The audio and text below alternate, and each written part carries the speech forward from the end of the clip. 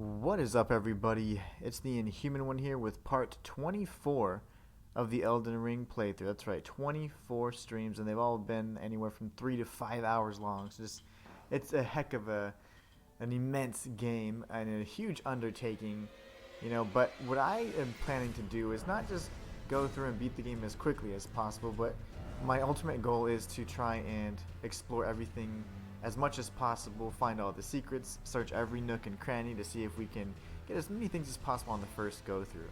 But anyways, we will be using the Inhuman one, which is our primary file, the file I've been using for the entire stream. These are my alternate files that you may be hearing me refer to throughout the stream. Sometimes I find different pathways or different outcomes, different items based on certain circumstances, and other times I find that I rewatch my playback and I can find even more different things that are happening. So, as we all know, as of I think March 17th, possibly even 16th, there was an update patch of V1.03, I believe. There are a handful of additions, including some changes to the map, where now you can see NPCs located on your map. So now you don't have to have a dedicated marker for those NPCs; they already will show up there.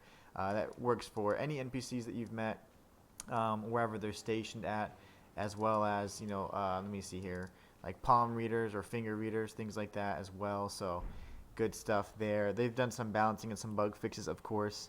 And in regards to additional content, Gostock, Kenneth Height, Nefeli Low, and Dialos all have additional quest lines now. So I'm going to try and interact with these people to see if we can progress their lines. I can do whatever takes my fancy. Can I, mate? So he didn't seem to have much different. He's been talking about that for a while still. So Nefeli Low was over in the round table hole. Let's go check on her real quick. And in the meantime, what we are going to plan on doing is we're going to do a little bit of cleanup just so that I can warm up a bit. There's a boss or an enemy that I'd like to defeat. It's mostly just for warm-up purposes. And then we're going to be heading to the Altus Plateau, because I just want to make sure I'm ready for anything there. I can only imagine that the enemies there are going to be even more powerful than what we faced before in Caelid and other areas. So I do want to ensure that I've warmed up just a bit, because I don't want to be on any given area for one boss for like an hour. Like yesterday. Okay. Nefeli Low was over here. She was actually over by Master Hugh, and she was over down the staircase here. We had actually given her the Stormhawk King Ash, which answered no summon whatsoever. Let's speak with her now. In this ash, I can smell the ancient storm. It reminds me of my first talk. Okay. Let me check something real quick, actually. I wonder if I can tell which version I'm running. It must be 1.03, only because the map change wouldn't have just taken place magically, right? Because I'm not playing online, but even so, I do have it to where my PlayStation 5 updates automatically, so we should be fine. Okay, let's talk with him and see if we can possibly upgrade anything. We saw him earlier complaining about not being able to make a weapon capable of slaying a god. So he's definitely got some inner turmoil going on for sure. Let's see here. We got strength and armament. Right now we don't really have the means to do that. Smithing stone 3s. We don't really need any of those. For this to come up to plus 10, we will need the Somber Ancient Dragon Smithing Stone, which we're at plus 9 right now. It's dealing a great amount of damage. And let's see. This is now have A scaling. This also has A scaling, so not bad. I mean, I'm happy with where they're at, but I would love to be able to bump them up just a bit for the sake of that increased damage we could get. Also, one thing I would consider is possibly changing the Ashes of War for the this rapier here. I don't often use that, like this right here, this Glint Blade Phalanx. What is up, Keppa? Hope you're doing great today. But I'm going to see if I can possibly change something, change it out. Because I don't mind it, but I also don't think it's very good. Something that I use often. I mean, it was nice whenever early on you could stagger enemies. But I don't think it's going to be that good anymore. So let's see here. We have... So I'm getting... Well, as long as I go keen, I can still get really high levels of scaling, which is really what I want to go for still. Even if I go to magic, let's see. So we're talking about, I suck at math, that's about 272.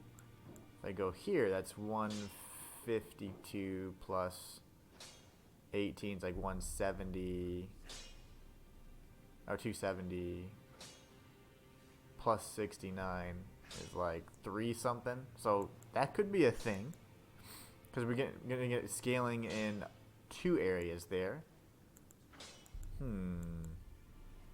So I could do more damage if I made it a magic blade, but I am reducing the physical damage significantly.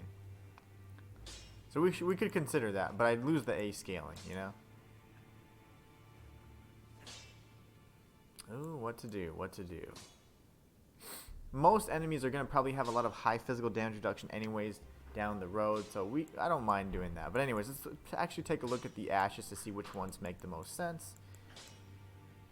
Flaming Strike.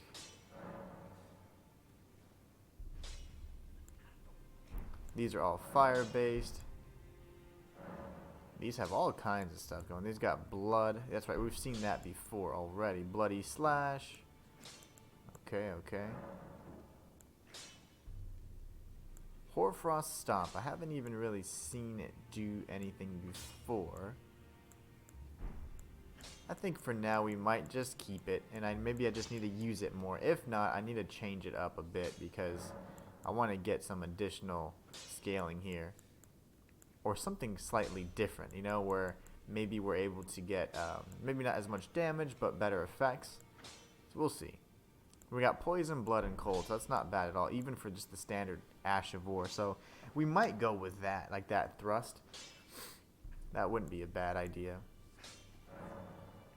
So Keen still keeps us there. Let's see here. Magic would put us right there. A little bit more damage. Flame, I'm not sure what that scales off of. Faith, okay. And then Cold also scales off of that. Okay, so that's Frost. So that'd be 122 plus 77. That's pretty much 200. Yeah, I like that. We could do that. Let's do this.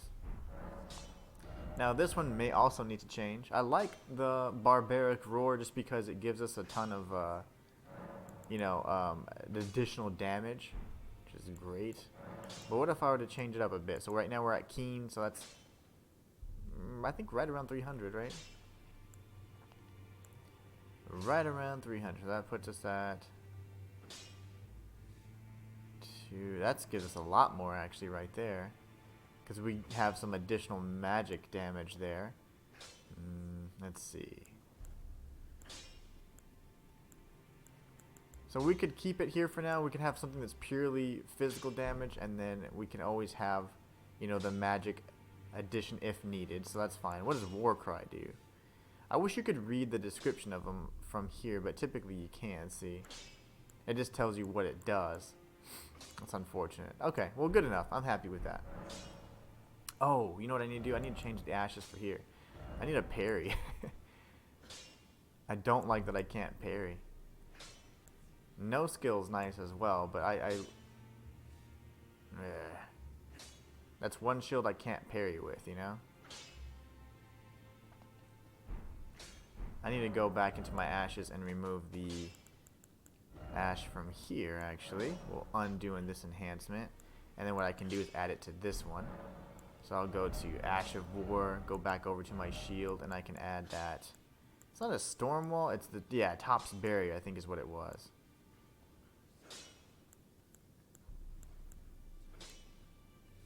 Right there. We're going to go with magic again. There you go. Now I should be able to have some sort of parry. I can test it out really quickly, but I think that'll work for now. Let me come up here real quick. Unfortunately, Nepheli Low didn't have any additional quest lines. What is up, baby? How you doing today? Hopefully you're having a great day. A good start to your day. Alright, let's come over here. We're going to jump off the balcony really quickly.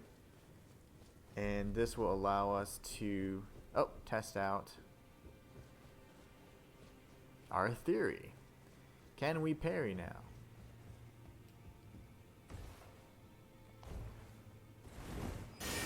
There you go. Very nice. And not only that, but we can deflect magic as well. So now I have a great shield that I can use. And the proper ashes so we can actually have a viable parry option. Perfect. Alright, cool. So now let's go see what Kenneth Hythe is doing. Kenneth Hythe. He was a bit of an odd character, thinking himself, I guess, something of a lord. So let's see. If we go over here, we can talk to Kenneth Hythe. I wonder why. Yeah, I was going to say, if he's there, we should have the means to talk with him. Who's this? Nomadic merchant. Okay, very nice. So all the merchants are now going to be marked. You no longer have to say, utilize markers for them. Again, you only have 100 markers, and you can easily use those if you're marking every which way, just because it can get a little hectic sometimes trying to find everything in this game. Alright, so now we can head over to, what does waypoint 1 even mean? Yeah, I have no clue. We'll get rid of those waypoints. The only waypoint I need to go is to go east right now and head up to the tower. This tower should have Kenneth Hythe there. We completed his dialogue last time, and he was pretty much saying, hey, sorry guys, I'm going to issue an apology because I don't have the means to, give you any kind of power or title. And he says only if there was a way to have a proper lord. So, of course, we have these geniuses over here. They're going to be relatively easy to dispatch, so we'll just take them out.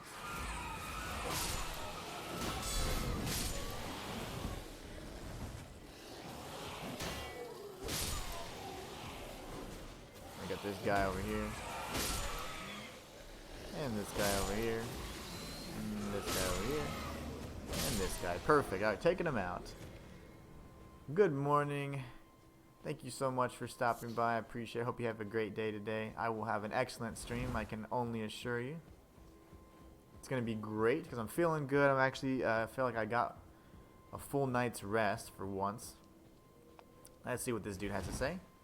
I must begin my search post-haste for a true and stalwart lord of the proper lineage to take the reins of Limgrave. I have a solution. I want to see what version it's running right now. So if I look at the bottom right of the screen, it should show us. It's typically what happens for any Souls game here. 1.03. Okay, yeah. We're good. Just wanted to make sure. Okay, so no one's progressing their quest lines, so I'm not really sure what to do there. Okay. And I went to see Gostock as well. The only one that I don't know where he's at is Kenneth Hythe. So, who's here? Nomadic Merchant. So even if I go to, let's see, Secluded, so Godric the Grafted, I think Gostock is this is the one where Gostock would be, and he's just stomping on his body, so nothing special there. Yeah, I don't know. Even if I rest. Yep, he's still just there. We've reloaded the world state and everything. So, he says, now I can do as I see fit. I imagine he's going to, like, sit on the throne or be like, hey, I'll be the new king or something. I don't know. I could imagine he would do something like that. Not that he's a bad person, but he is a bit of a trickster. I have a really fun theory I'd like to share with you guys on that. And this big empty room, I don't know. I don't know if any of the NPCs would then have moved. I figured Gostock would be moving to this area, but I suppose I must be mistaken. I do have the update installed, so also not so curious as to why nothing seems to be happening. Let's go on the other side of the stairwell, explore that really quickly, and then we'll go to one other thing that I thought was really interesting. It was really neat because I actually discovered it on my alternate file. And after I watched my playback, so I rewatched the instance that I was communicating with our little friend Iron Fist Alexander, and lo and behold, he had mentioned, oh, I was just I didn't want to return home, and I was going to, but blah blah blah, and this and that happened. And he said I was trying to look over my old home, and right when I was on the precipice, I fell through the floor. And I was like, well, where is his home? So I tried to actually replicate his steps and see where he had been walking. And it was so funny because I actually found an entirely new area. It was really neat. So I'm going to show you guys that as well on stream. If I can find it again, of course. And there you go. We got the distance. Very nice.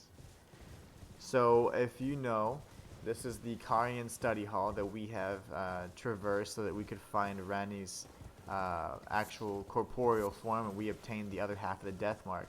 This is Alexander, and then if we come over here, we have to traverse very carefully though. There's going to be a series of pathways that we can drop down here too.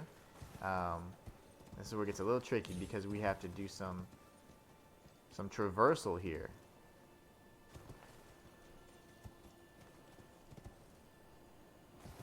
Alright, so far so good, and we even got a Sight of Grace down there just waiting for us. Oh gosh, that was close. That could have been bad. That could have been real bad.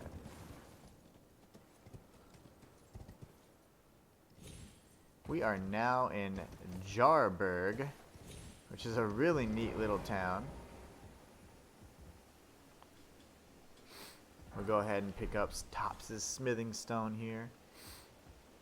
Can drop down this area. We'll grab the mushrooms, why not? Just in case we need them for any kind of pots, which now the cracked pots deal additional damage, whereas before they were a little underwhelming. Now they deal a lot more damage, which is great. They've been balanced a bit. Got another ritual pot, very nice. Gonna jump back over here.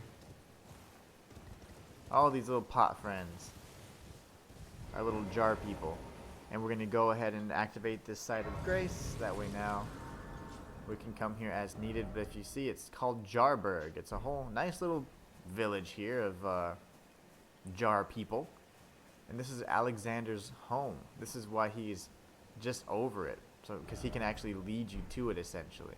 So it's really neat that he kind of pointed us in that direction, showing that, you know, he missed home, he longed to be home, but he vowed never to return. So it was really interesting that he actually was overlooking his old home, his old stomping grounds, and he got stuck. He's just a little bit of a clumsy guy. I imagine he's a decent fighter, but he is definitely a clumsy dude. Alright, so we've went ahead and searched these little tombs here. We're going to head up this little field up here, and then we're going to go to the actual village itself. Now, none of these areas, at least as far as I know, can be entered, so no worries there. But we can see who all we can interact with. Just got a bunch of these dudes just laying around.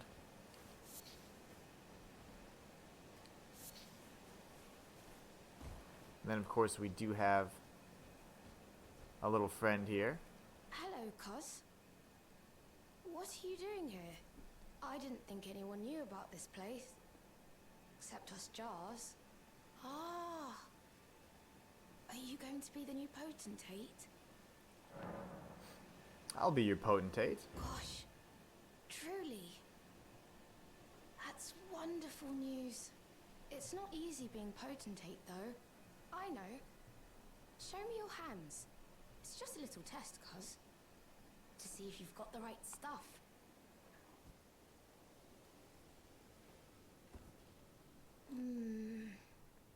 Your skin isn't so smooth, is it? You need slick, slidey hands to be potentate, you know? I'm sorry, cuz. But I don't think you've got what it takes. What a shame.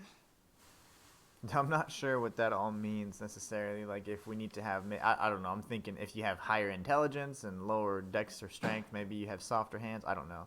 Don't look so calm, cuz. We can still chat. Potentate or not. Come back and visit me. When you can. Don't look so glum. We can still chat. Alright, so we will come back and visit you, little friend. Okay, so now we'll continue just searching around. We already dropped down from this rooftop. Looks like we got a few purple items over here. There's a lot of different materials. You got gold, tarnished golden sunflowers, row of fruits, poison blooms, erd flower leaves, all kinds of different crafting materials here. That's our second cracked pot in this area already, so we're just getting all kinds of goodies here. I do believe this is Blood Rose, or Eye of Yellow, my mistake. Another ritual pot, so we have 2 cracked pots and 1 ritual pot. And again, I'm going to show you guys the location of this area so you guys can visit Jarberg for yourselves and get all these awesome items here. Again, I think it'd be fantastic for you to go ahead and farm up some of these jar items. And they like their little flower, don't they? And use them for like maybe a consumables only run. That's what I plan on doing. I don't know the logistics of how feasible that's going to be, but I bet you I'm going to try it. I'm going to give it my best. Try and make it possible. Another cracked pot. That's our 3rd cracked pot with a living jar shard here on this corpse here. Gonna grab this. I wish they had some sacramental bud. That would make me just the happiest little boy. But it's I don't see it anywhere. I need that stuff so I can craft. That's our 4th cracked pot. So I can craft the preserving boluses to neutralize the scarlet rot. But you know, sometimes you just have to find a new farming spot, and I have no clue where it's at. So you can't speak with any of these other pots, and no, I have not tried to hit them. I feel like the whole village would go crazy on me if I hit one of these little jars, and why would I? They're very nice. Alright, perfect. So anyways, there are 4 cracked pots and 1 ritual pot that you can find here in Jarberg, which is just southeast of the Carian Study Hall, or east of Alexander the Warrior Jar's location after you defeat Star Scourge Radon. So it's a really nice area, very easy to get to. So if you're just defeating Godric, for example, and you're going and you've tagged the lake facing glyphs side of Grace, all you need to do is head up on this eastern half here, follow the path all the way. When it forks, just stay on the right side, go through the woods. You'll come out on the other side. There'll be some ruins there. And you need to drop off. There'll be some tombstones sticking out off the ledge side and the cliff side, actually. And you can go ahead and safely traverse down to Jarberg. But anyways, that is how you get to Jarberg. Hope you guys check that area out. And please don't kill those poor little jar people. They're so cute. Don't do that. Okay, perfect. So now that we've done that, pretty happy with that. We're going to go to the converted tower, which I can always... There it is. Okay, I always forget exactly where it's at. But I'm also going to show you guys how to open up this, I guess, the converted tower, using the erudition gesture. Now, one thing that I was doing wrong that I didn't know was I wasn't wearing the proper item. So if you go to your equipment, I forget exactly which stone we must wear, but let me find out. Let's see. Careless Conspectus, Olivinus. I believe it's this one, the Carolus Glintstone Crown. Methinks. And if you make your way to the converted tower, it'll say, Erudition, guide thee. Like, okay, what the heck does that mean, right? Well, normally, there's a seal. I might not be in the right tower. I'm already mixed up. But it's fine. It's fine. This is fine. Anyway, so let's go ahead and use one of our emotes here. I want to say that... see how my head glows? That's kind of activating that erudition. There you go. Then the ladder goes ahead and appears, right? So it's perfect. So now you have... this is another instance, I guess, where a gesture unlocks something. So now you have a pathway up. That's what I was looking for, the ladder. Because I was like, I knew there's a seal somewhere. So perfect. So you have to be wearing the Careless Glintstone mask. I'll show you guys exactly which one it is. There's many that look very similar. They can all be obtained in the Academy itself. So the Rey Lucaria Academy will have these items. And of course, once you reach the top, as always, any tower that you reach, you're going to obtain a memory stone. So now we have even more slots to use to memorize spells in. At this point, it's almost getting out of hand. I have too many. But it's not bad. So for equipment, you do need to have the Karalos Glintstone Crown. And once you equip it, then you can do the erudition gesture in front of that statue of Queen Merica. And then after that, you'll have the ability to pretty much just activate that invisible ladder. You can take the ladder up and get the glintstone for yourself. Now, a lot of people said, well, where is the converted tower? Well, the converted tower is actually on the western side of the Liurnia of the Lakes area. So once you come up from the lake-facing cliffs, which is pretty much the first side of Grace you'll ever see there, you can make your way east. You're going to have to, west, which is left. You're going to have to get into the lake itself. And then once you cross the lake, there's going to be some geysers that you can actually use to boost yourself up. But if for whatever reason you're having a difficult time getting up there, then you'll find pathways all along the way that you can actually boost up from. And if you cannot find those geysers, there's a guaranteed path up to the western side. All you have to do is find the Sorcerer's Isle, which is just north of the Academy of Rea Lucaria, and then you come up here, and this is just an easy little hill you can climb up. There is no platforming required. Then you just head south, all the way to the south. You're going to pass the Minor Urge Tree and the Revenger's Shack, and then lo and behold, the converted tower will be off to the southeastern tip here, and so that's where it's at. So a lot of people say they have a tough time finding it, but I just want to make sure you guys knew, as opposed to just saying, hey, it's over here, guys, and you never know where it's at. Well, now you know. Alright, perfect. So that's that. Let's go ahead and memorize a new spell, even though at this point we have so many.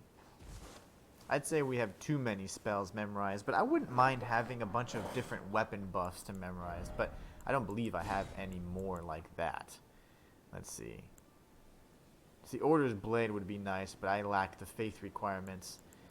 This would also be pretty neat too, the Blood Flame Blade, but I also lack the attributes for that. So, we're a bit limited. Meteorite's kind of huge, that's one of those bigger ones. They said that Crystal Barrage now does more damage, so I would be interested to see how much. It was pretty trash, I'm not gonna lie, early on, so maybe we can do something like this. This also does a little bit less damage, so we can get Frozen and this. Okay, I'm going to go ahead and equip my Crystal Barrage and then re-equip my Frozen Armament, which is right here. And then also re-equip my Scholar's Armament so we can deal any types of damage as needed. So there you go. I would like to see how much more damage the Crystal Barrage does. I have a feeling it's not a ton more, but even so. So now we've knocked that out as well. Erudition. We checked on Nepheli. They didn't really seem to do much. We checked on new characters there. Jar Village. Alright, so now for when it comes to a little bit of cleanup and warm up, because so far we've just done navigational type things. We're going to head over here. Going to get rid of this waypoint. I'm looking for a Geel Lake North, which is right in the middle of Limgrave, next to where Bach is first sighted. Also next to the telescope thing that I didn't know was a telescope for, like, I don't know, probably 40 hours. But now we know. Anyway, so I think it is nighttime, which is perfect. So I'm going to actually move over here. I wasn't actually intending it to be night, but now that it is night, it's perfect. It actually saves us some trouble here. Not sure what the heck this is. Arteria Leaf. Very good, very good. Now I'm looking for a Night Rider. You know how those guys just pop out of nowhere. There he is. I see him already.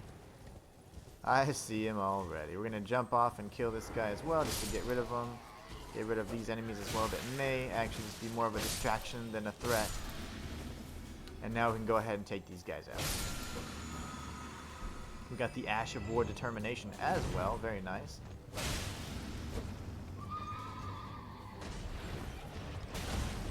I see what you're doing, sir. Alright, let's see if we can get a guard counter on him. He is not liking this damage I'm doing. I'm telling you, this weapon's amazing.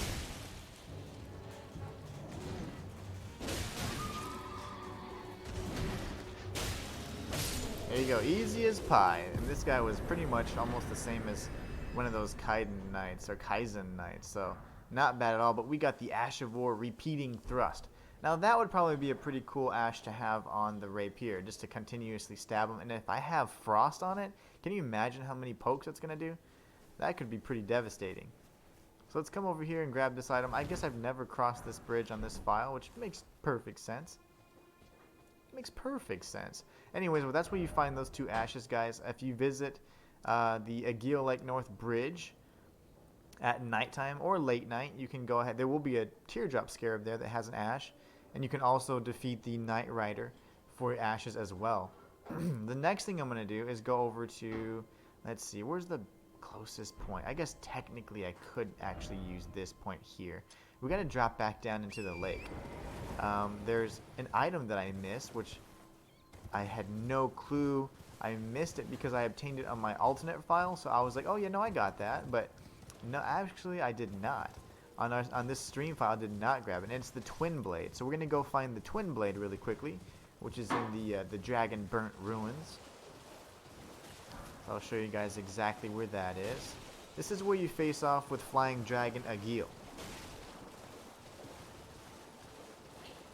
And apparently, I know we had searched this area, but I had such low health, and I also got teleported away to Celia Crystal Tunnel, so it makes a lot of sense why I would have missed it. Because I just got so sidetracked with the new area that we had discovered. Look at that big shaggy dog.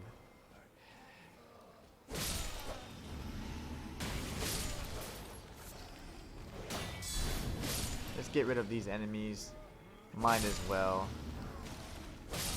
Not that they can drop anything, but just so they can get out of the way and I'm not having to deal with them. Alright, perfect. Got some smoldering butterflies. Thank you so much. Alright, so one of these buildings should have either a chest or something that has the Twin Blade. I remember getting it earlier in my other file, but I can't recall exactly what form it takes. Like, is it in a chest or not? But it's very doable. You just have to jump in here. Let's see. There you go. I thought. Maybe not. I could be mistaken.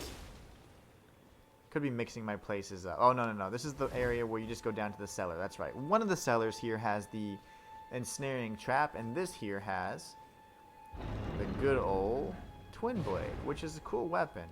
One that I haven't used, but one that I would consider using on a different file for sure.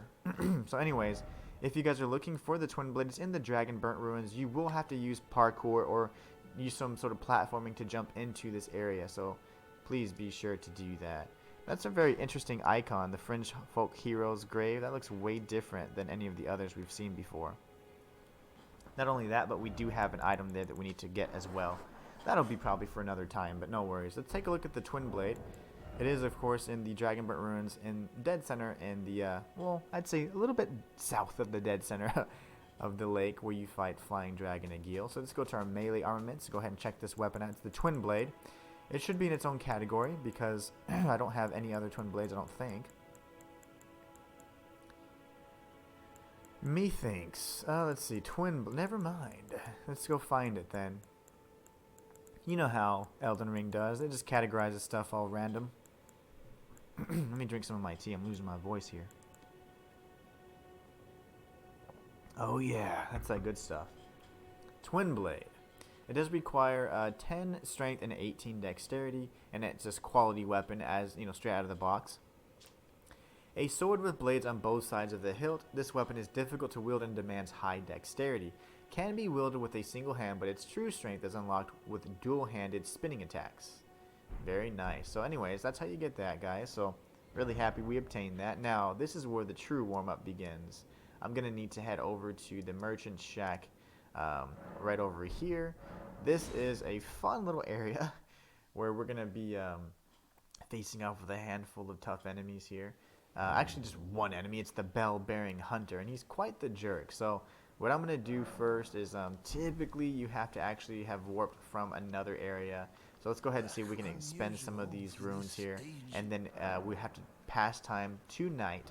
And then when it's nighttime, we can go ahead and, you know, circle back and come back to this area.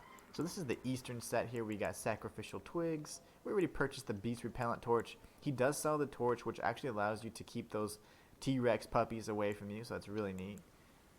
Let's see. Grab some Ashes of War. Why not? We're just giving this guy all kinds of business.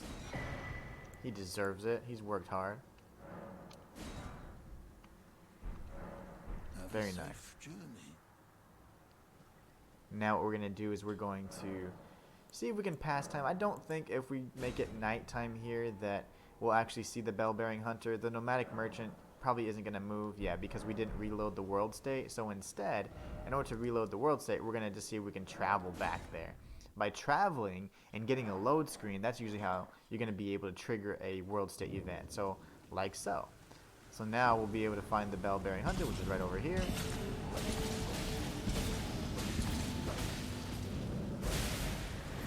This guy hits so hard, but I need to warm up, so this is a great fight to warm up here.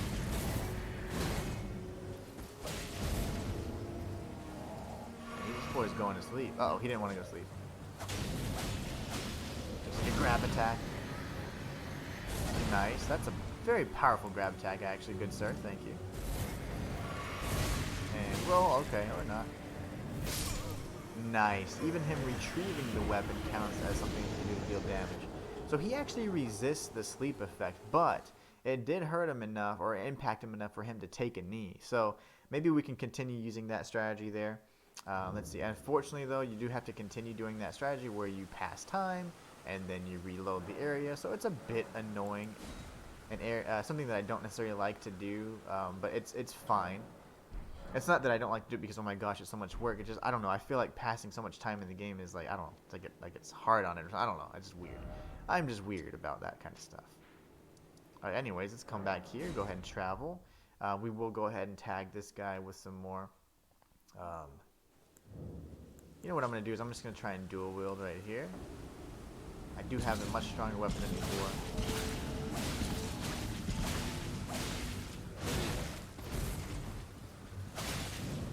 His range attacks are incredible. The damage that he does is just insane. I would say he's more difficult than many other of the bosses that we've even faced off with. And he looks amazing to boot. The bell-bearing hunter is quite the warrior.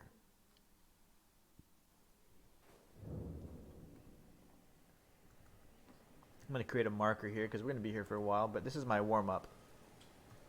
This is my warm-up. So we're going to pass time tonight. It's so funny because I'm going to pass time so much so that they're going to be like, the Elden Lord has died of old age.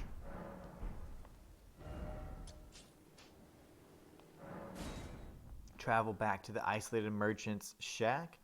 And we're just triggering this encounter so we can beat this dude. It's quite annoying.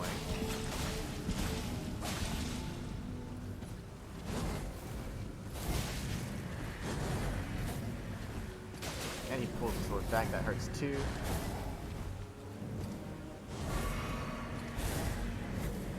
Pull the sword back. Very nice. This guy's got all kinds of weapons in his arsenal.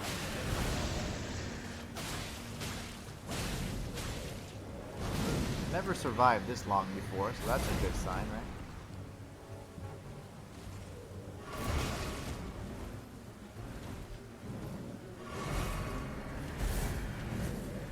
He's gonna bring it back.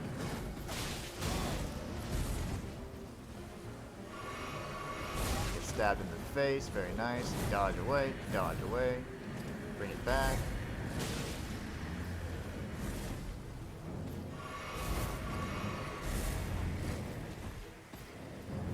There you go. He tries to position himself so strategically. I love that.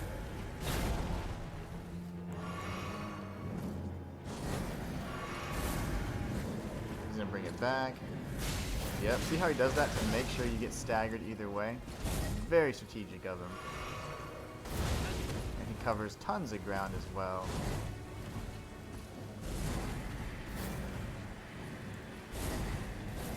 Gonna use our ranged weapons now.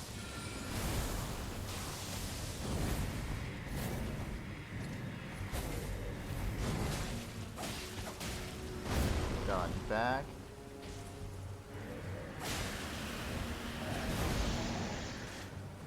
See if we can proc bleed again. We had him really close that time, so I'm not It's not undoable. The only thing is I did have to use a lot of heals unnecessarily because I kept getting heal punished.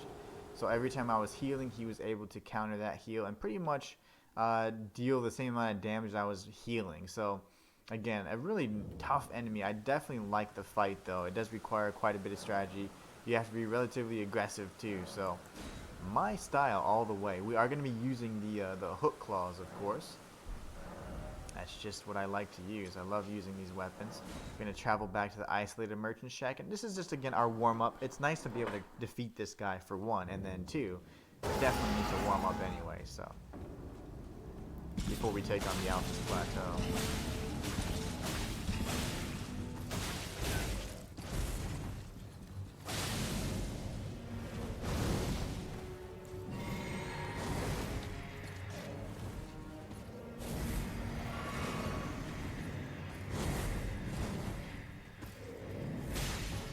Man, what a jerk.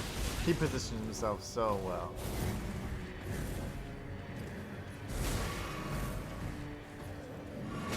Yep, every time. Healing is going to be tough with this guy.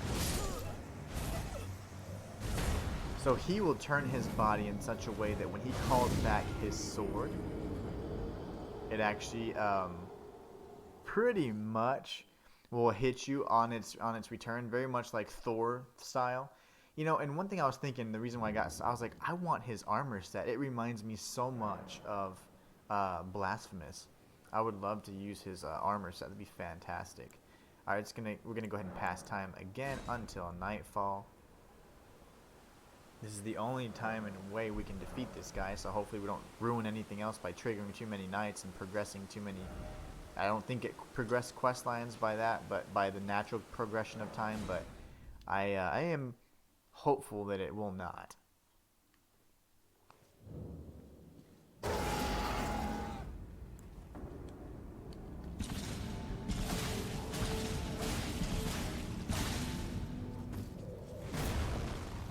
Let's punish that real quick. Nice.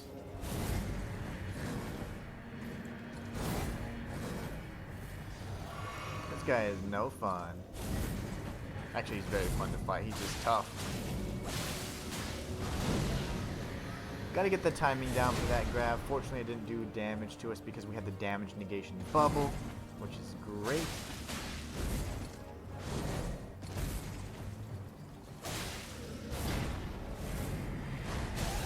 He gets us every time with that one.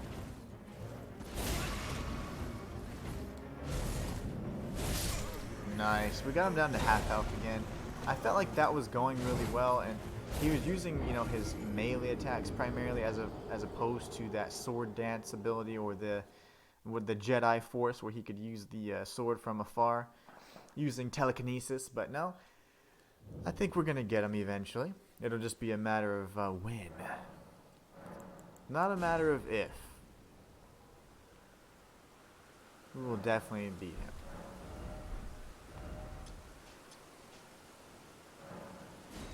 I don't know why that slight, you know, if you're slightly off, even by like a millimeter of the icon, you will trigger not just getting the, traveling to the area, but you'll actually trigger just placing a waypoint instead.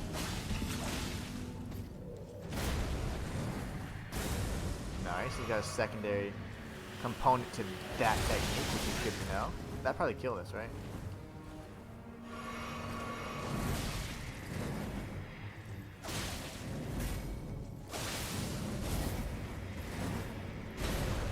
We're gonna heal instead of attack.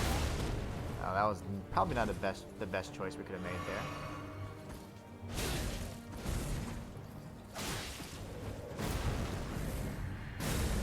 He's got some pretty good range to that, so we got to be very careful. 2 and 3. Okay, that's fine. He got us there. 2. He always gets into that attack because there's a slight delay on it, but now we got that time at least. 2. Oh no. I panic rolled and it actually upset my timing just enough. Yeah, this guy's pretty tough, but again, I love his armor. I need that armor in my life. Look at that. It's probably really heavy too, and it's covered in briars and those like those thorns. which are typically symbolic of sin. So I wonder what all is happening there with the bell-bearing hunter. He's very interesting. I didn't pass time, so my mistake. Let me go ahead and go to the pastime menu here. Go to Nightfall. I wish there was a way to, you know, not have to do this, but there is. Unfortunately, not one that I can discover, or not one that I found out yet. So go ahead and get our damage boost here.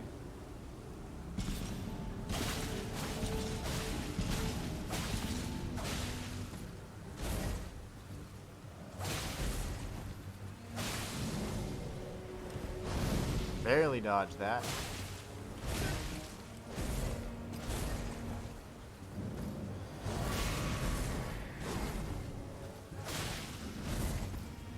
Go, and 3. Very good, very good. I was waiting for the shield bash. We got it. Oh, he can attack through the walls. That's lovely. I was gonna test that, but now we know. This guy is ready for anything, isn't he? He can't grab me through the walls, though, I'm pretty sure. Nice. I couldn't tell what the hell he's doing. We're not going to be fighting in the shack. That was a coward strategy, and I got punished as one. He looks great. I just love that set. Not even mad at you because he looks so cool. But anyways, this is good practice. We did a lot of cleanup anyways in the first part of the stream, so we'll do this little practice here and warm up to get the bell-bearing hunter's rewards, and then we can go ahead and move on to the Altus Plateau, which is the primary purpose of today's stream and the primary goal of today's stream. So we can do this.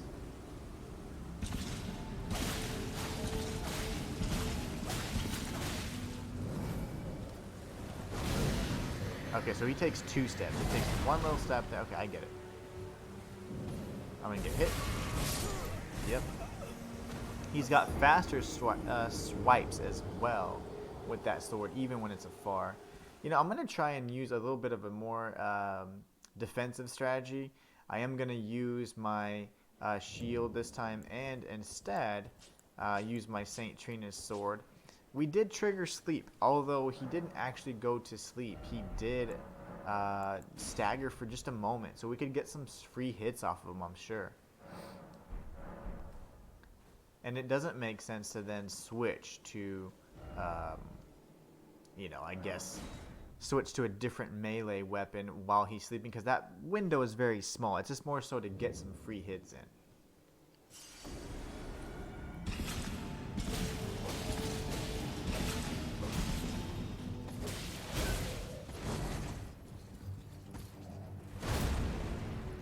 He didn't follow up that secondary strike there. Very nice. Oh, he's swinging around like crazy. He just shook off that sleep like it wasn't anything at all. Nice. So he has a little pause there before he actually dashes in. He'll kind of posture, and then he pauses, and then dashes in for that shoulder ram. Yeah, he shook that sleep off like it wasn't anything at all. Well, we're going to find out. If you pass enough time, do you break the game? Because this is probably, what, attempt 15? 10? I don't know. We fought him several times. But again, I don't know how else you could, if you can't beat him on the first try, I don't know how else you'd do it. And there's no way I'd ever fight him on Torrent.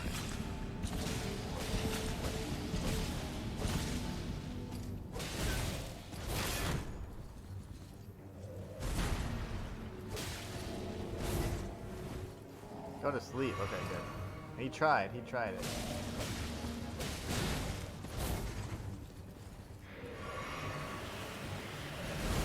Nice. Okay, so it's one more step then. One more step. Ooh, I thought I dodge rolled through that, but nope. I was mid-animation. I got tagged right in the face. I'm going to try using my weapon ability as well. So this means I do have to switch over to the two-handed. So I'll do this real quick. Pass time. And I'm going to activate my unique skill that I have for my weapon. It's actually really cool. It looks amazing. Alright, we're going to load in. Thank goodness for the PlayStation 5 load times.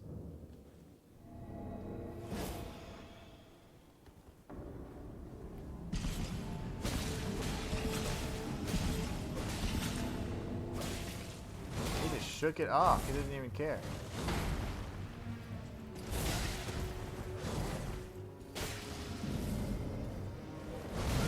Nice. Every time that grab gets me. It's a pretty tough thing to dodge because of all the delays. They have so many extra steps in this game. And just like in Dark Souls 3, they have weird animations that really can throw you off.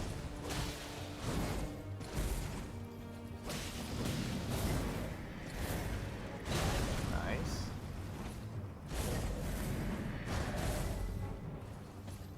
Ooh, I was waiting for a shoulder ram, but that didn't work.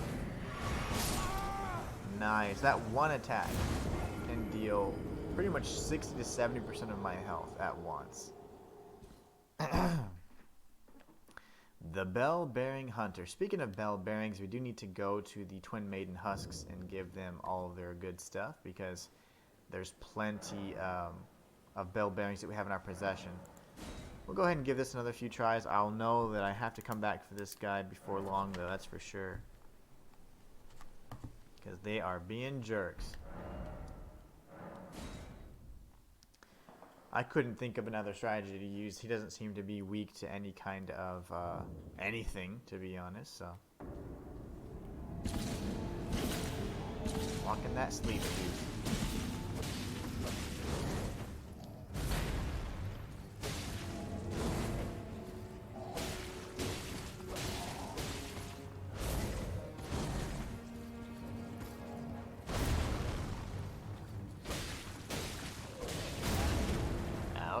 Go to sleep, please, so I can heal.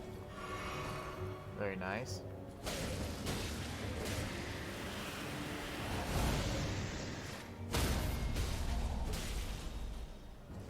Get a back. So that's the first time I've ever stunned this dude.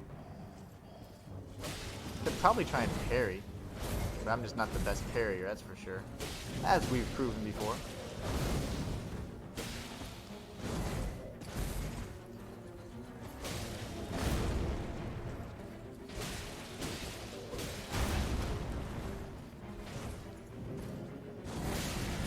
So it begins. The cheapness. He got real spammy at the end, so we did pretty good there. We stunned him several times, we got a lot of damage in there as well, and we staggered him with the sleep effect, I think maybe 3 times, so that wasn't bad at all. I was two-handing it, so I didn't know that it actually gave me an enhanced effect, but it seems like it did. Alright, this will be the last try. Unless we die in like seconds, this will be the last try for now. Until we head over to the Altus Plateau. I'm not sure what else. Oh, there is one other thing I want to get. I forgot to fast travel, so we're going to go right back here.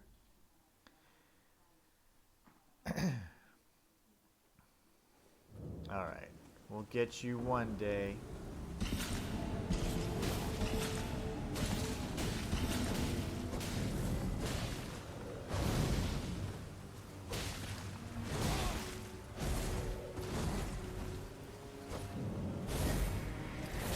Jerk.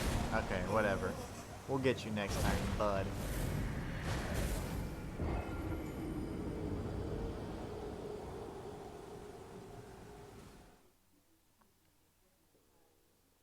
Alright, so another good warm-up we could do just before we circle back to that is, I think it's these guys right over here. Yeah. How do I think from the deep sea for a well, we'll travel northwest. That way we can go down that ravine. There's going to be 2 golems there, and there's 3 summon signs. And I want to defeat those enemies, actually. So here we're going to go. I guess technically you got to go a little bit south first, and then you circle back up and around. Rune Bear.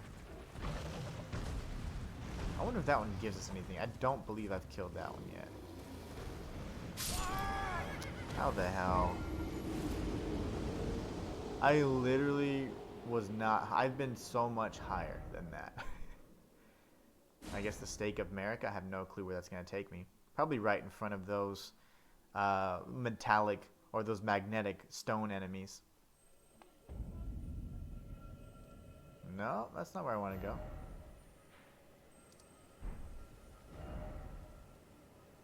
How did I died here, yet it wants to take me over here. Yeah, it's crazy. We're going to go back to the Deep Sea for well instead. I see what happened. I did go south. I should have just gone straight. And so I realize now that this, although they typically indicate wherever goals are located, this is an area where just very powerful warriors are located. So not necessarily an Evergoal where they're usually imprisoned, but this is one where they're just kind of posted up here behind these golems, next to that giant shard, which you can't even speak to, but maybe we'll make friends with him.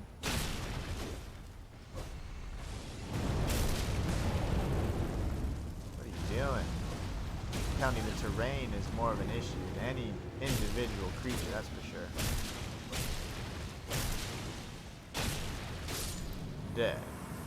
Perfect. Alright, so he's out of the way. Now we can avoid getting shot by this dude here. Very nice. We're going to continue moving forward. This golem has protective greaves, so his ankles will not be nearly as accessible. Very nice. We're going to dodge around here, get our stamina back up at some point.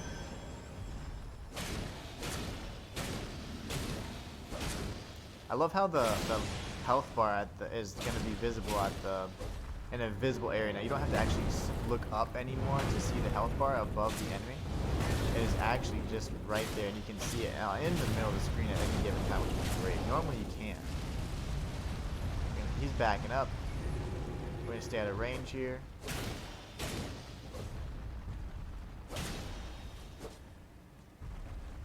There you go. He's continuing to pivot. It's really annoying. I'm going to hit this foot then instead.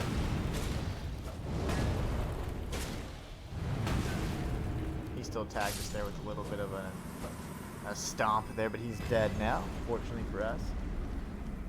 That was getting quite annoying, my friend. Okay, so the only bad part about this area is like there's no stake or America or no save point, so we pretty much have to defeat all three of these enemies here in one go, which is going to be pretty tough because these guys are not easy.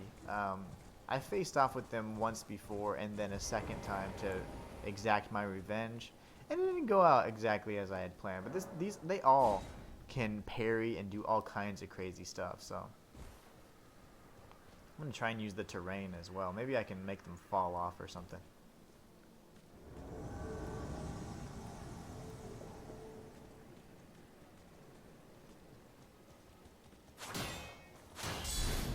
Gotcha. Fortunately, you only have to fight one at any given time, but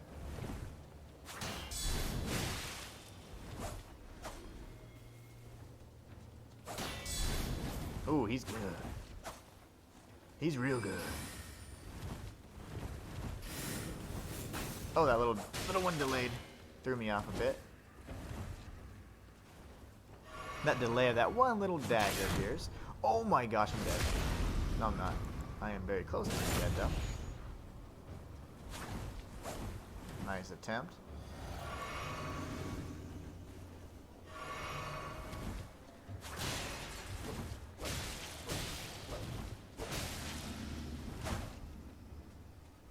These guys are tough, I tell you. Oh, come on. He can also, I guess, shake out of that sleepy state. Any powerful enemy can, I suppose. Alright, let's see if we can get over here. I'm going to use the cliffs. Alright, come on, big boy. Let's fight up here. I have the high ground. No! This guy will constantly pierce through your shield like it's nothing. They all do that very well, actually. They all parry very good. He goes for those crits, for sure. Excellent dodge. a nice slow one that we can dodge there. This one's gonna try and break our guard.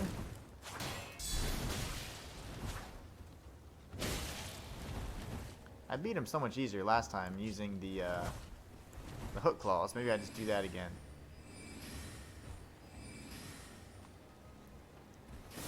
They pretty much have infinite FP, so you cannot rely on like, oh, I'll just wait until they run out of stamina. That'll never happen.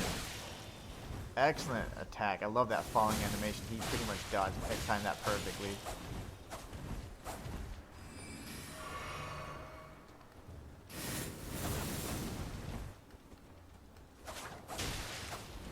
Oh my goodness. If they're all this hard.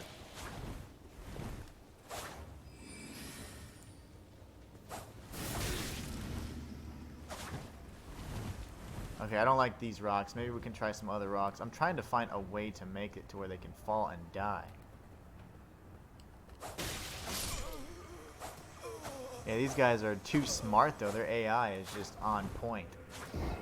And I'm pretty much locked in between. This guy's killed me a handful of times before. Actually, this is the second time, but I love his armor, one, and then two, there's another guy that's much more simple looking, but he's just as skilled. Unfortunately, we have to kill the golems. I'll do it one more time. I'm going to go ahead and give it one more attempt, and then I feel like we're fine. It's just something that we need to know to come back to do at some point. But these enemies are so highly leveled. They're very skilled warriors. I just don't know how to necessarily face off with them and win 3 matches. I was trying to use the St. Trina sword. It seems like it wasn't the best option for this particular enemy, though.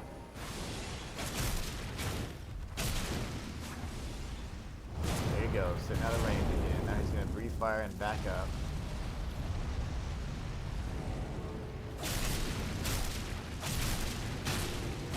Okay, he's dead.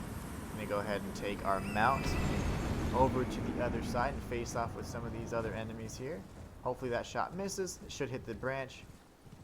If he lets loose his arrow, and he did.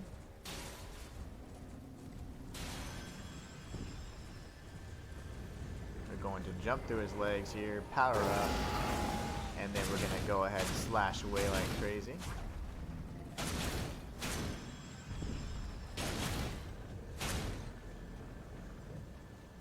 He's just kind of sitting there. I'm not sure what he's doing. I guess he was going for another arrow shot, but he should be switching to melee here very shortly.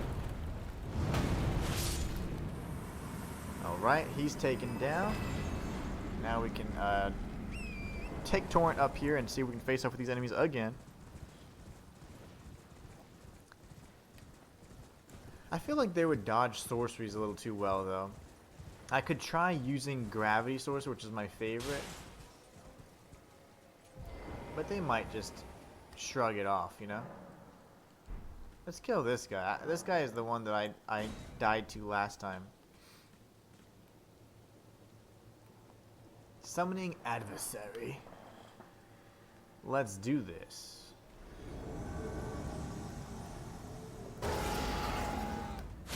Lovely.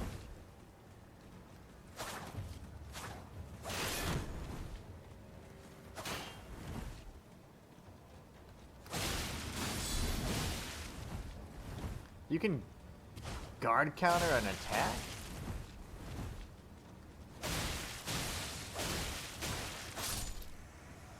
See, my aggressive nature is just gonna always make me be much more effective. If I try any other kinds of strategies, it just doesn't seem to work. I've never fought this guy before. I don't even know who this is. Ooh, a shield user.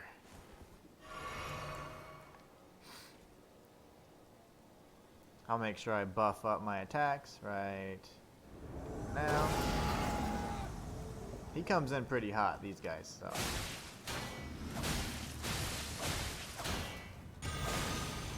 Balls! Okay, that was scary.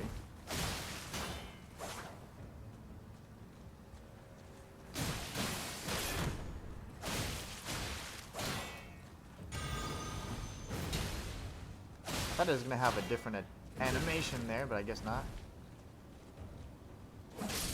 Okay, good. Second one down already.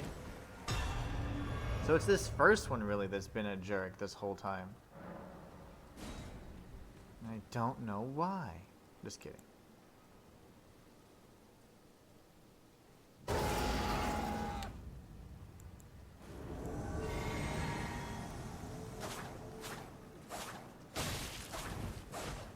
Moves around a lot is why.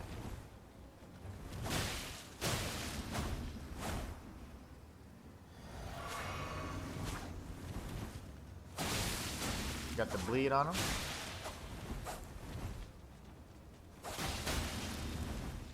You got the strangest poise too.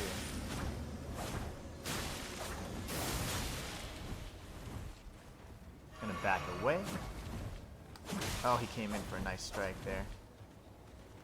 This guy is very smart with his jumping attacks, any kind of guard counters as well. We can die here if we're not careful.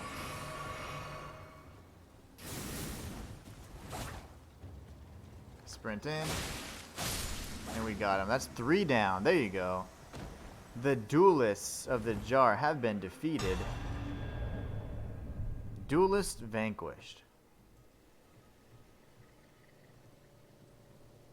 Very nice. I created a quick marker. Let's go talk to this dude now, see if he says anything now. He still doesn't say anything to us. Never mind. We just got the Great Jar's Arsenal. Very cool. Let me see what that does. That looks like a charm. I wonder if it's like the Arsenal charm where it will actually increase our weapon loadout. Because Arsenal charm is what we got from Nefeli Low after defeating Godric. Let's check and see. Arsenal charm. Oh, Great Jar's Arsenal. Yep. This says raises maximum equipment load, and this vastly raises maximum equipment load. That is insane. So I wonder by how much. Let's just give it a quick test right here and see. Let's see what we got. Where is the Arsenal charm here? So that gives us 66.4, but this would give us 68. So a good chunk for sure. That's fantastic. That's from 57 too, so that's like plus 9. This is probably like 57.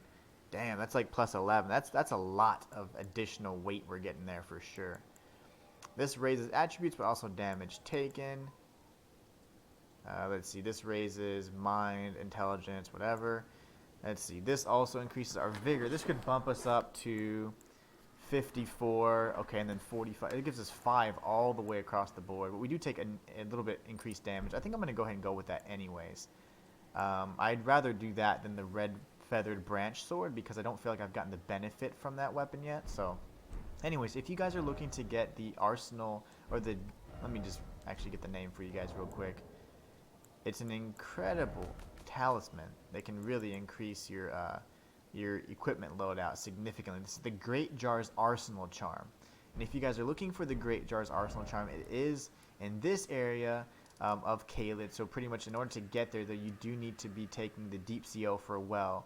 And from the well, you just want to head where the magnetic stone creatures are with the purple eyes. You head over here, you summon the 3 enemies that are there, and once you defeat them, you'll be able to get the Great Arsenal's Jar, or the Great Jar's Arsenal, or the Arsenal's Great Jar, or whatever the hell it's called. Anyways, that's awesome. Cool, well, that was a good warm-up. Okay, now, let's go ahead and see if we can't make some friends here. We're going to go to the Altus Plateau. Now, I would like to go my path. Like, I have the Grand Lift of Dectus, but I did also reach it through the ruin-strewn precipice after defeating a magma worm. So, I would like to see if we can go from this side of Grace. This is where we first reached the Altus Plateau area, and I thought it was really neat. So, I want to go ahead and start from this area first because when we reached here, it was just really amazing. Let me just confirm kind of where I would have come from. I do believe this is the shack where Latena was at. No, that was where we entered. Okay, understood. This is where we came from the lift down below, where we were in the ruin-strewn precipice area. Okay, very nice. There's a monument over here, or a map fragment we definitely want to tag. So let's go grab that really quickly, and then we'll come back and search the rest of these areas. So first thing we're going to do before we start searching around or doing anything like that is we're going to avoid any enemies, and we're going to take a beeline, as they say, straight to the map fragment. This is going to be the most beneficial. This area is very beautiful, by the way. We're going to grab all the items and stuff on the way back. I don't want to miss anything, and I want it to be very nice and clear what we're trying to do here. Oh my gosh. But we kill dragons. We slay those.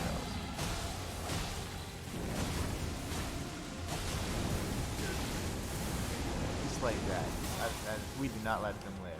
Not because we don't like them, but I just want their powers. That was it? That was it, huh? Another half-dragon fight. That's annoying. I would have loved to defeat him. Elena redeemed hydrate. I shall. Thank you very much, madam. Oh, that's some good tea. So he just disappeared? Like, what the heck was that about?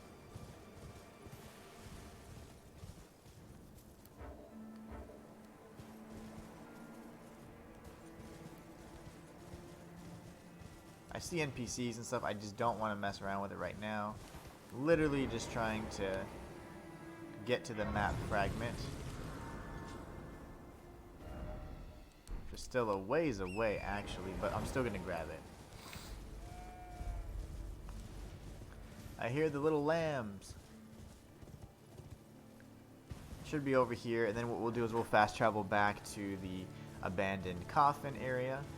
That dragon was really neat. Probably one of the... it was much like the Lich Dragon Fortisax that I fought in the Deathroot and the... I guess it was Deeproot Depths area. Alright, we're over here looking for something in particular. Looks like there's a bunch of those Omen creatures around as well. The ones that we found and we saw first in Stormvale Castle. I'm not actually looking at them very closely, but it does look like that's who they are.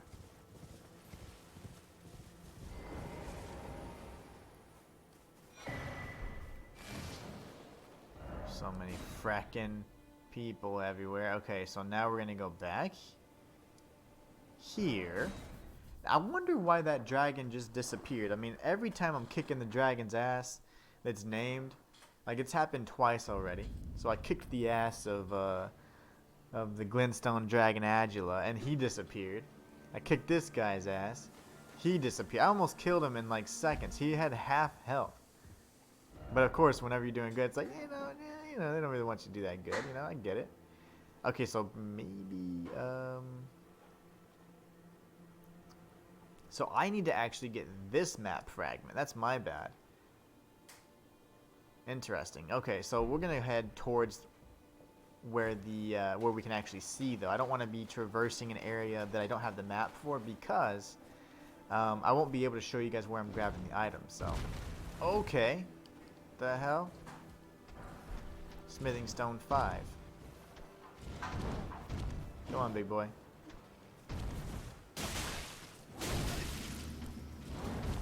They're no more upgraded than they were in the previous area, so we should be fine.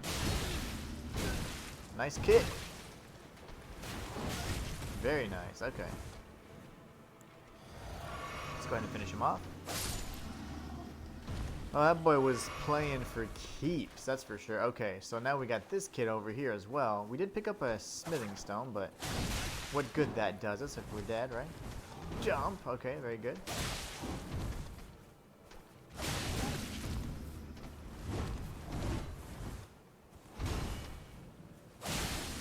Got the bleed to proc, and we went ahead and finished him off. So there's a lot of enemies here that seem to have that effect on them. I'm not sure what's going on lore-wise. I thought the Altus Plateau was going to be really a beautiful, and it is a very, very nice looking area, but I didn't realize there would be enemies that would be looking like that. I thought it would be like, I don't know, more graceful type of enemies, but here we have enemies that have been pretty much impacted by that bad omen or that curse they talk about. So if you're born with those features and stuff, then that's a bad thing. Like those horns that Margit has, those are all bad things, you know? Those are bad omens. We got some Furliger Bloom times 5. This guy's taking a nap. Let's go ahead and wake him up. The only way we know how. We'll take him out as well. Let's see. He's good to go. We've got some more enemies off in the distance. We're going to keep traversing the tops of these coffins here in these carriages. I wonder if there's anything important in these. Normally there are chests, but I'm not sure if we're going to be able to get loot from all of these because they don't seem to be like intact. I bet there will be a handful though that are actually items you can interact with. So let's just be thorough and make sure we check these carts to make sure we don't miss any cool loot. Because every single time we've seen these carts, they have had something that we can use, you know, or some sort of loot, like weapons and things like that. Alright, we're going to come up here and see if there's anything on this side. Most likely not. But it's fine. Taking it nice and easy so we can be thorough. I don't want to miss anything. This game is way too awesome. And it's way too big, too. If you miss stuff, you have to go back for one little item. Wouldn't that be a bummer?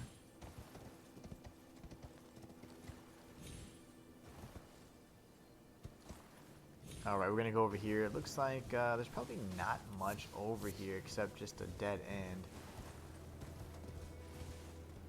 But it's never a bad thing to check just in case to see if there's maybe a platform that you can drop down from or a teardrop scarab that's hiding nearby. You never really know, so it's always good to check. Alright, it's going to go ahead and we'll make our way up here. Now, I did see an item just right off the main path. There was a purple item, very likely just a crafting material or an ingredient. But still useful, right?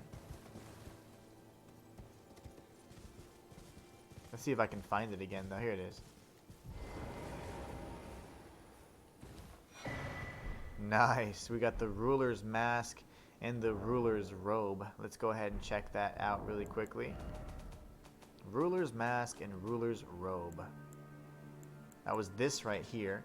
This is a mask in the image of a wizened sage. Customary dress among lords in a smaller nation. This increases faith. Such a mask illustrates the qualities of an ideal lord, chiefly wise and possessing a certain defanged geniality.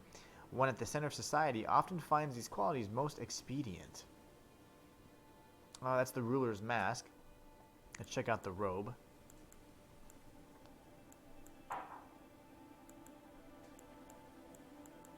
If I can find it. The ruler's robe is a luxurious robe worn by lords in a smaller nation. Its fine blue mantle serves to prove its wearer's status.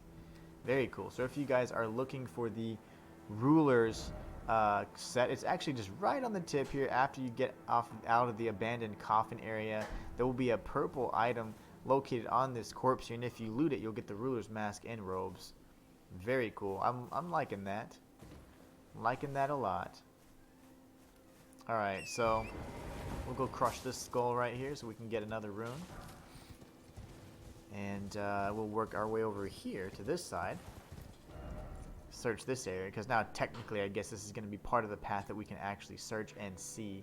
It's unfortunate that, you know, I guess we'll have to come up here and then circle back to this area to get the map fragment for it, but it is very difficult to see kind of what the heck's going on there. This is where we got ambushed by that dragon as well, so it was another ancient dragon, so probably a very powerful one.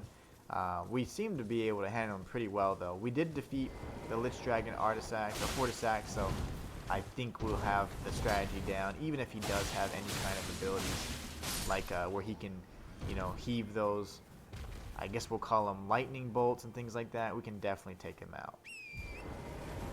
Is this Fulgur Bloom? Altus Bloom.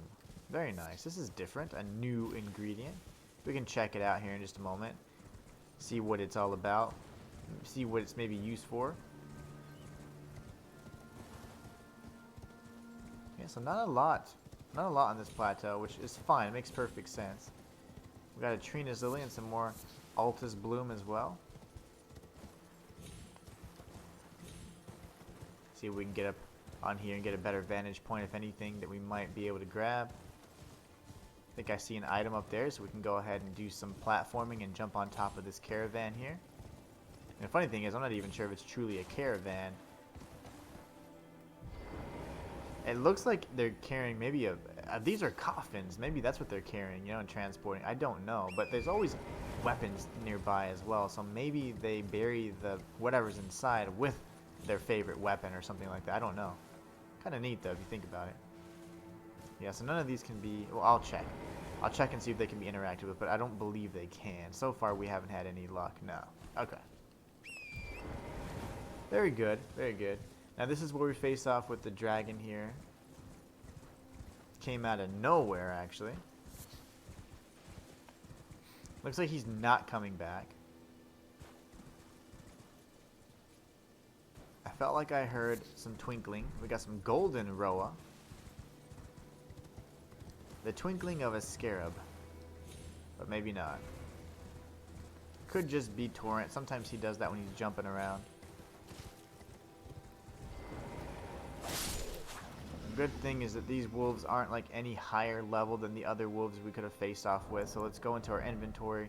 We're able to search our crafting materials and look at the golden Roa as well as the Altus bloom that we've been picking up. This is a golden tinged flower from a succulent plant that blooms on the Altus Plateau. Material used for crafting items. Said to be a funereal flower in an area long past before the Erd tree grew. Funereal? Is that like a word? Funeral maybe is what they meant to say? Who knows? And then we also got the golden Roa, which is right here. A Roa fruit tinted with gold, material used for crafting items, easily found near the Erd tree. So we were actually on the same realm as the Erd tree. Very cool. We got some thin beast bones for that. Is that not something I can grab? That looks really special, and somehow I can't grab it. Okay.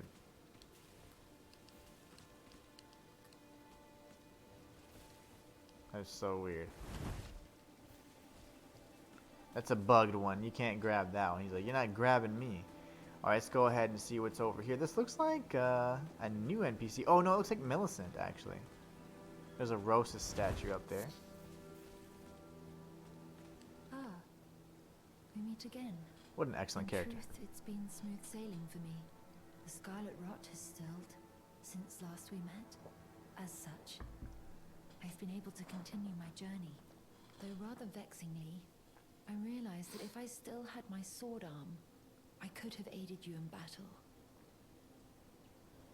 Now I'm tracing the path Melania took, after unleashing the power of the Scarlet Rot during her battle with General Radahn in the Caelid Wilds.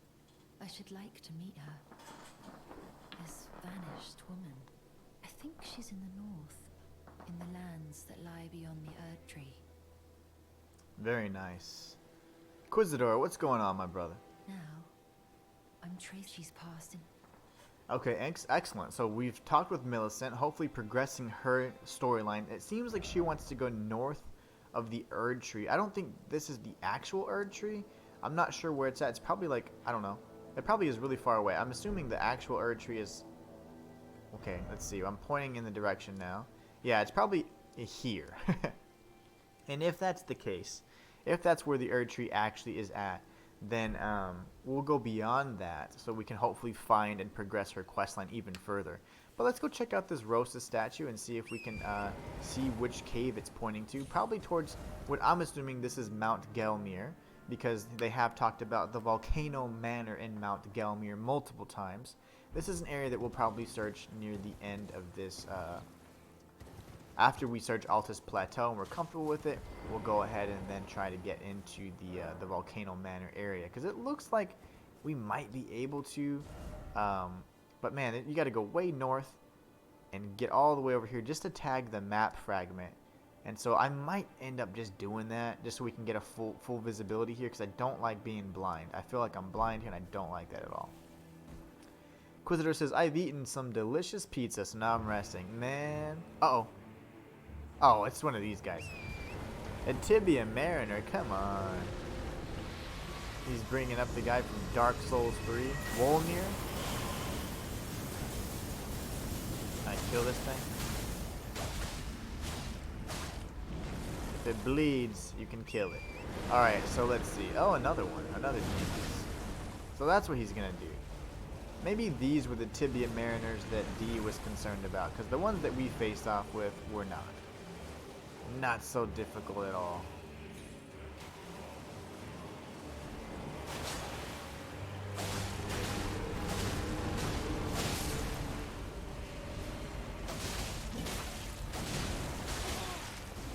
Alright, I guess we actually need to not take damage unnecessarily here. That looks like an AoE. It probably buffs the enemies nearby. Could, anyway. These guys have crazy range with their spears, so we're going to go ahead and take them out.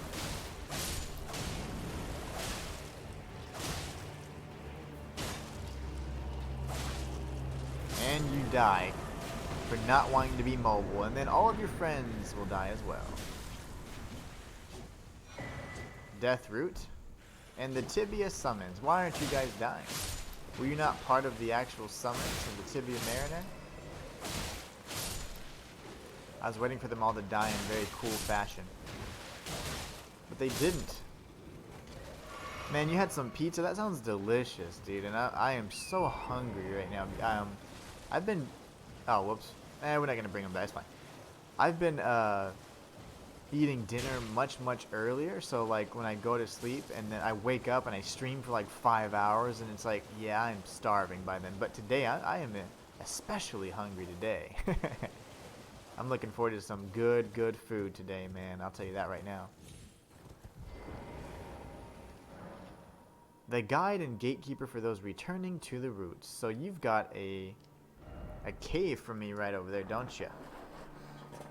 So I'm gonna not pretend that I've searched this area. Instead, I'm gonna go right here towards this path, see if there's actually... Oh, there's a bridge? Let me see. Yeah, I don't want to get... What I refuse to do is search an area that I don't have the map for, because I won't be able to show you guys where I'm obtaining the items. You know, I'd just be like, well, in this general area.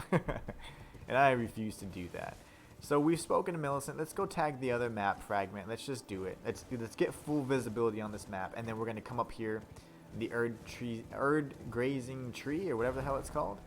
Erd Tree Grazing Hill, and then we're going to return there. But I will pick up this golden seed. I would like to have 10 heal or crimson flasks, and then the remainder be cerulean flasks. So let's try and shoot for that. Inquisitor says, the only bad thing that happened is that after the update of the Elden Ring, my save corrupted and I must go for... Oh my gosh. Are you serious? Are you playing on PC, bro? Or what are you playing on? If that happened to me, I would cry. Because I've put in hundreds of hours. Like at least 100+ hours. On multiple files. I'm on PS4. Oh my gosh. I'm sorry to hear that, man. Because I know that you, like me, are something of a completionist. So...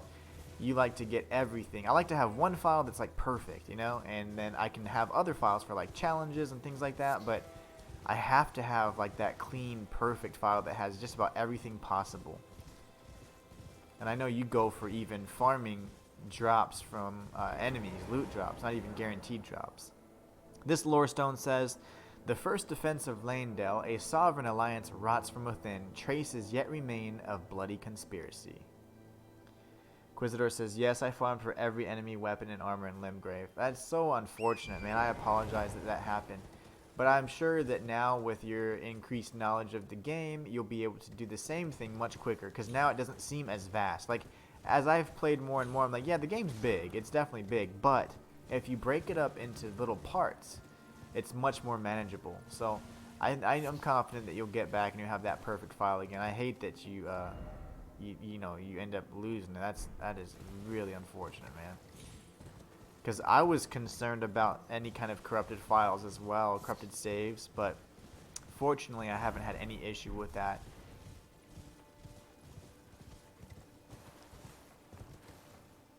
Another thing I should do now that you reminded me is I purchased a USB, so I'm probably gonna export those saves and have them on a USB just in case as well, you know, just in the event that something like that were to happen. Alright, how the heck? Okay, I think I'm getting too ahead of myself, because if you look at this, we'll probably have to actually go this way,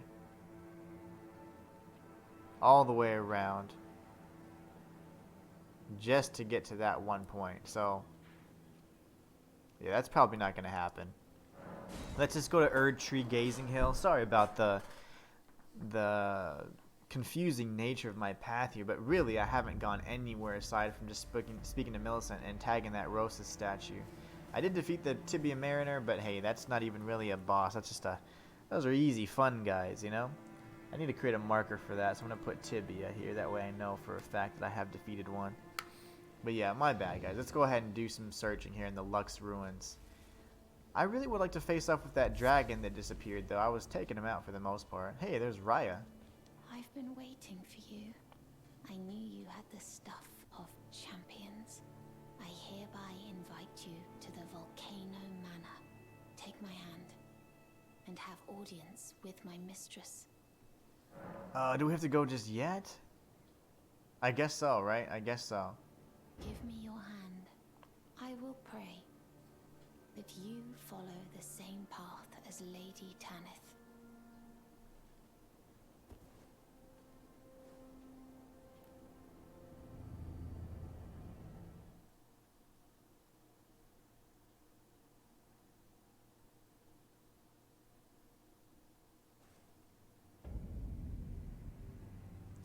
Off we go. Okay, so we're in the Volcano Manor again. Now maybe from here I can leave the manor and tag this map fragment here. Because I don't plan on doing a bunch of quests and stuff, but man, I think I might be committed. Alright, so I see the people from the loading screen, which is fantastic. We also have tagged this site of grace, so we know that's also a good sign. Let me see here. So on the map, this is, yeah, literally just the Volcano Manor site of grace. Very good. Okay.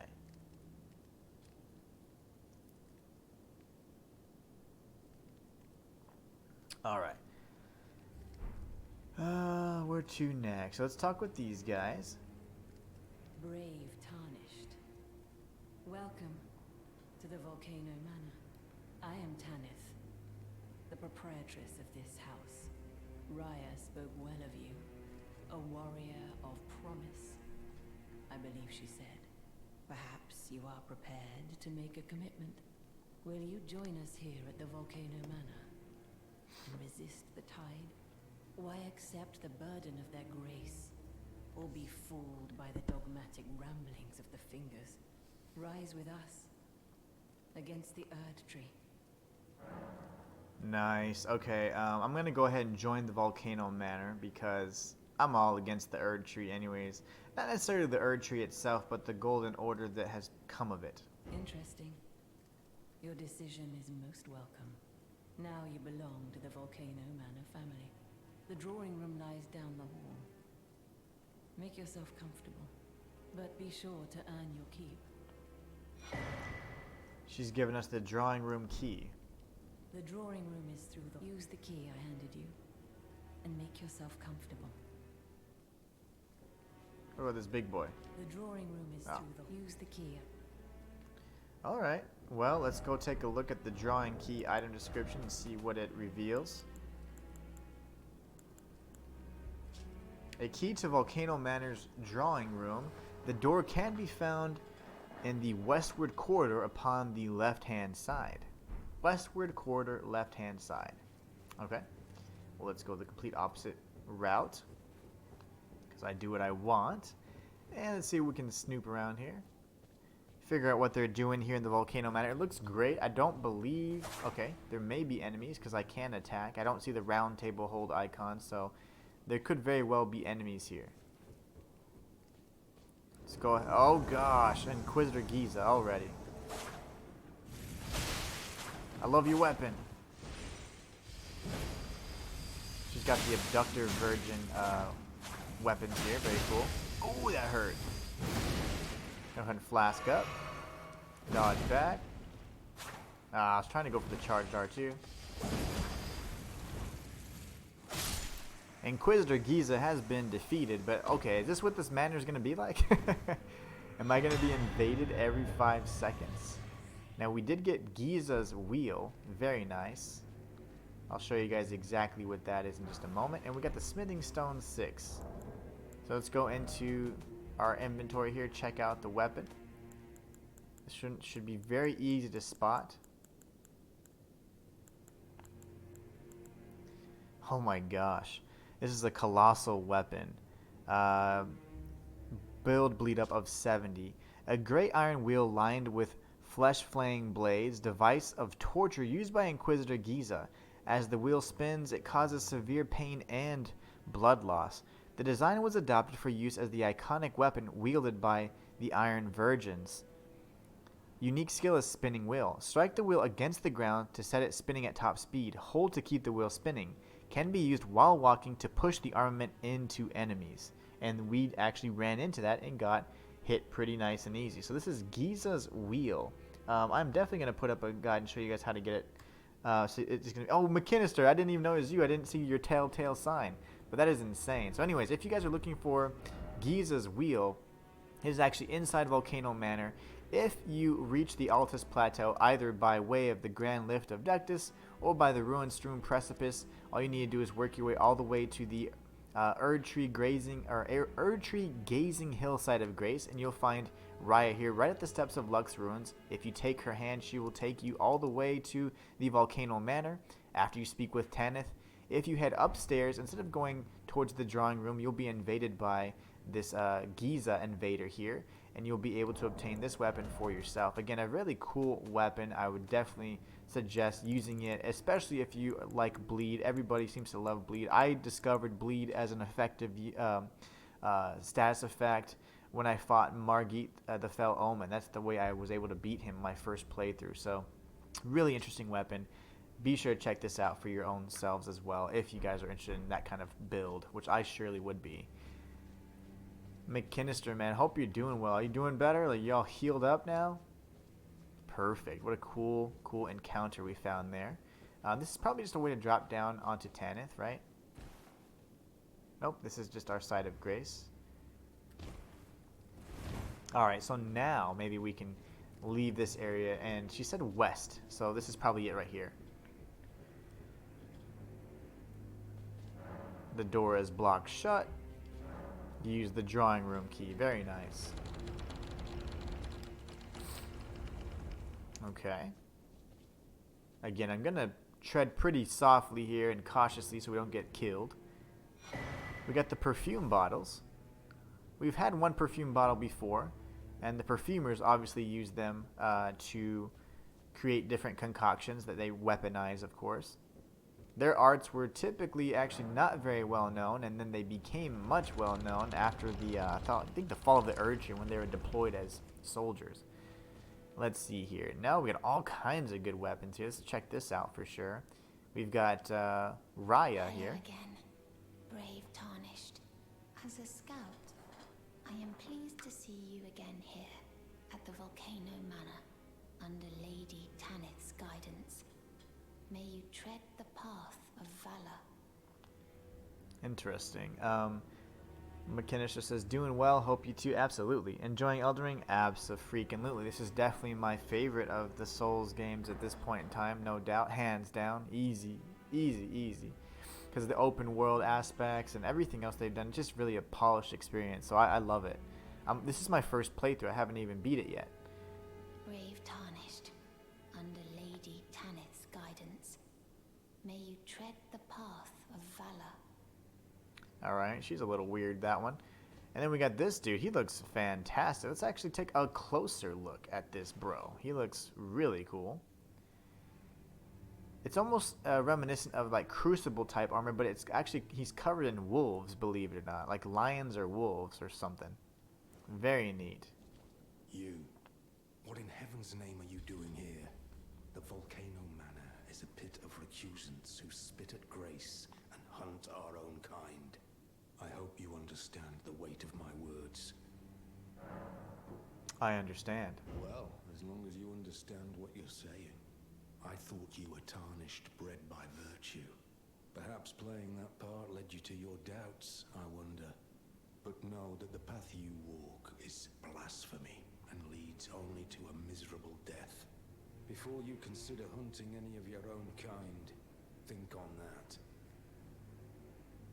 This blasphemous path leads only to a pitiful death. Before you consider hunting any of your own kind, think on that. Okay. He's all peachy today. We got the letter from Volcano Manor, and we also have the recusant finger.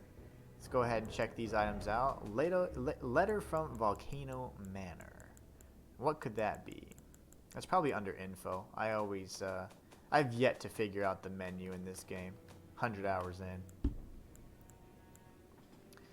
Here's what the letter says. A written request from Volcano Manor disclosing the name of a tarnished to be hunted. Old Knight Eastfun. He actually assisted us in the west coast in Limgrave, actually. I remember that name. He can be found in Limgrave. Find the red mark on your map for the exact location. Oh my gosh. So I'm now an assassin. This is great.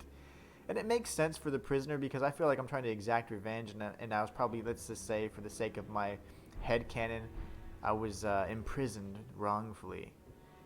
Accused of being a heretic. Here's Diallos. He also now, due to version 1.3 or 1.03, the patch, has some additional quest lines. So let's check it out. Oh, it's you, is it? Well, nice to see you again. So you've been invited as well, I see. Then we're comrades in arms henceforth. You watch my back, and I'll watch yours. Yes? I can tell. You're wondering about Lanya. Well, you see, after much internal debate, I've come to realize revenge is not the answer. According to Lady Tanith, I've got the stuff of champions. And champions, ironic as it is, are oft forced to walk a tainted path. It hit me like a bolt from the blue, that my former thoughts were simple naivety. Of course my heart weeps for Lanya. That unfortunate incident was a cruel twist of fate indeed. But succumbing to the pain and sadness caused won't make me a champion, will it? Lanya knows this, I'm certain. Fate has laid hard roads for us both, but such is true of any road trod by champions. I always resented these hands, their pale complexion, a far cry from any warriors. The shame of House Hoslow, but that won't be the case for long. They'll be darkened by grit once I've set out on the path of champions. The tale of House Hoslow is told in blood, after all. I always resent the pale. Nice. Okay, so essentially he's embraced his invitation and probably sort of been, I wouldn't say brainwashed, but led astray by Lady Tanith's words. And he now feels that he's in the presence of champions. He walks the path of champions and with this new, purpose he has. So very interesting. I like it. I like the story aspect of it for sure. Okay, I can't actually do anything in this room. Okay, I can't attack in this room. I can't attack anymore now that I've opened up the drawing room. The round table icon has presented itself now. We're going to use the drawing room key again. And we're going to slowly open this door, all dramatic like. This is just the other side. Okay, lovely. Just a big hall. Okay, cool. So now that we have searched this area, let's see if we can find a way out. Should be one to the left. And if we can leave the manor, then we'll be able to tag that side of grace. So let's see if we can check it out. The round table icon's still present, so I can't attack. That means I can't be attacked either. This door can't open from this side. Of course it can't. This is FromSoft. You guys don't make doors that are push and pull. Now we can, we're freed up to attack and be attacked. Man, I can't see donk. It's very difficult. Low light visibility. Nothing back this way. You never know. Just checking for that little illusory wall under the staircase that we all hope for. We're in Mount Gelmi. That's a big boy. I don't know what's going on with that dude. Yes. And then we need to grab this. Okay, lovely. Well, it looks like a troll, so I should definitely be able to take him out. What am I locking onto? Okay, there's enemies there. That's an enemy as well. And that's an enemy. Okay.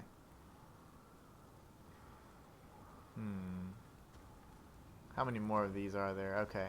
Let's take these guys out first, actually.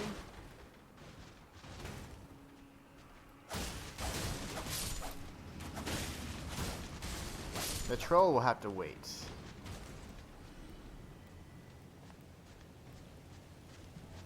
There you go. I was wondering where you went, my little friend. I can scream too, fool. Nice, he's using frenzied flames an attack that I use on my alternate file. Really cool looking. Does quite a bit of damage, has really good range as well. Oh, lovely. Just miss all those attacks. Dodge. Hit these big calves of yours, and then you can go down. We'll go ahead and get a... I was going to say sneak attack, but nah. We'll just kill them the old-fashioned way. Those guys don't need a... They're not worth sneak attacks. Alright, so let's see. Is there anybody else that wants to ambush us? Because that was a cheap little tactic. Those guys that were hanging from these, this makeshift crucifixes. See, we got an enemy posted up over here and one back here. Wonder what he's guarding. These mannequins are incredibly annoying. We got some volcanic stone and a golden rune 7, and we got stabbed in the back. Very nice. I didn't know I had aggroed his little friend yet, but looks like we did. We'll go ahead and work our way around here, and then we'll find the map fragment, and then we can teleport back, and everyone will be happy. I would like to see what's up here if I can. Nice little vantage point.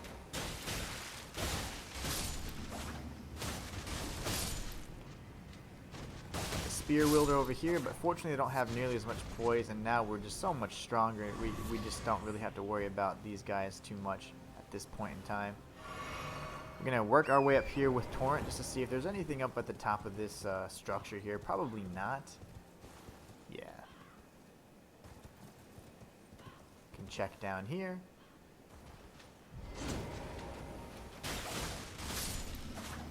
I'm going to dodge these arrows here, and then we're going to sprint in, do a running attack, get shot in the face, and finish him off. So far, so good. They're regarding a little item back here. Just a golden rune 3. Nothing too special, but hey, I'll take anything at this point. I love the golden runes. I love collecting everything anyway, so I'm down with that. Hold on, did it say collect something or did it say to do something? I wasn't sure what that said. Oh, that's just a volcanic stone. It's a black stone with, I guess, red speckles on it. Okay, makes sense. Let's go ahead and work our way down here safely so we don't take any unnecessary fall damage. And then we're going to work our way around this pathway here before we tag the map fragment. And yeah, we're going to kill all these enemies along the way. Why not? There might be some items here that we can grab. Smoldering butterfly. Very nice. And here are these, I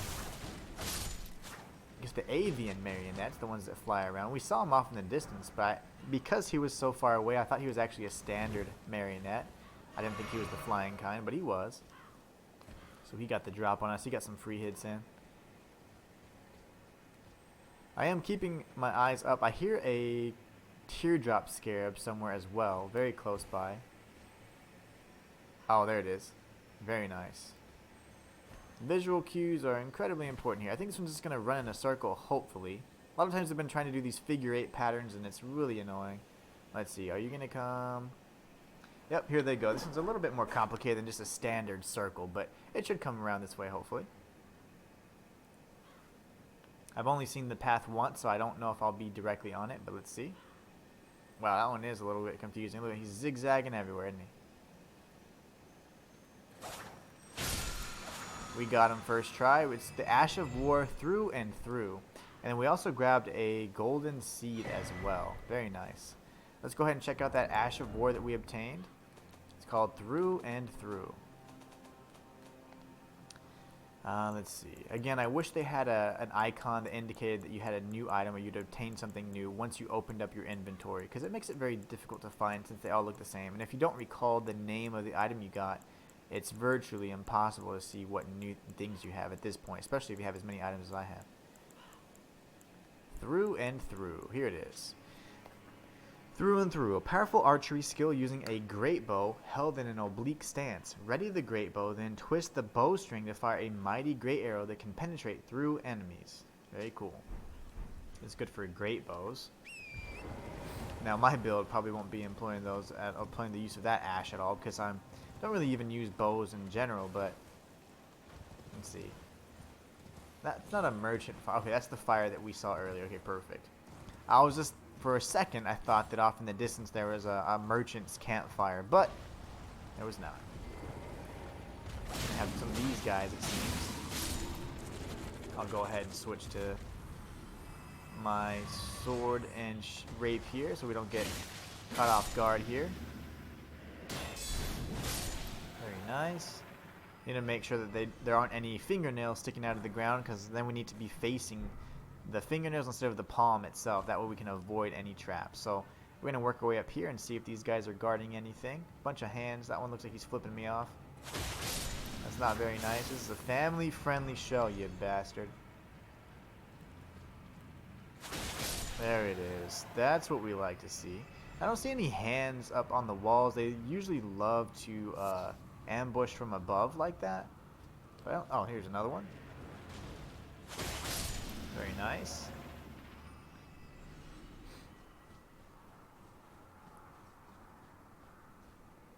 Alright, so let's see if we can get a good example. So there's nothing ambushing us here. Very nice.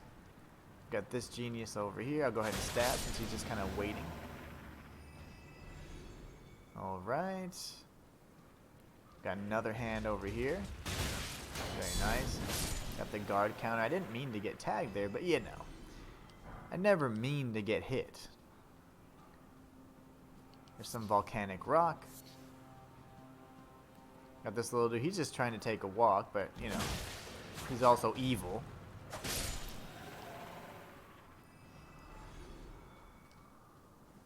We've got another hand over here.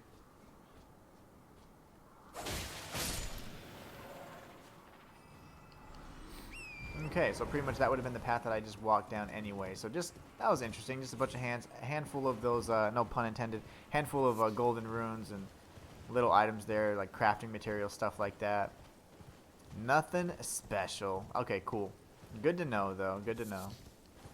We'll grab the volcanic rock. No need to continue destroying all these enemies, but there is an item up here I just saw. Must have been a drop from that enemy. Oh, no, it wasn't. Okay. Ah, I missed all this, huh? Go ahead and shield up.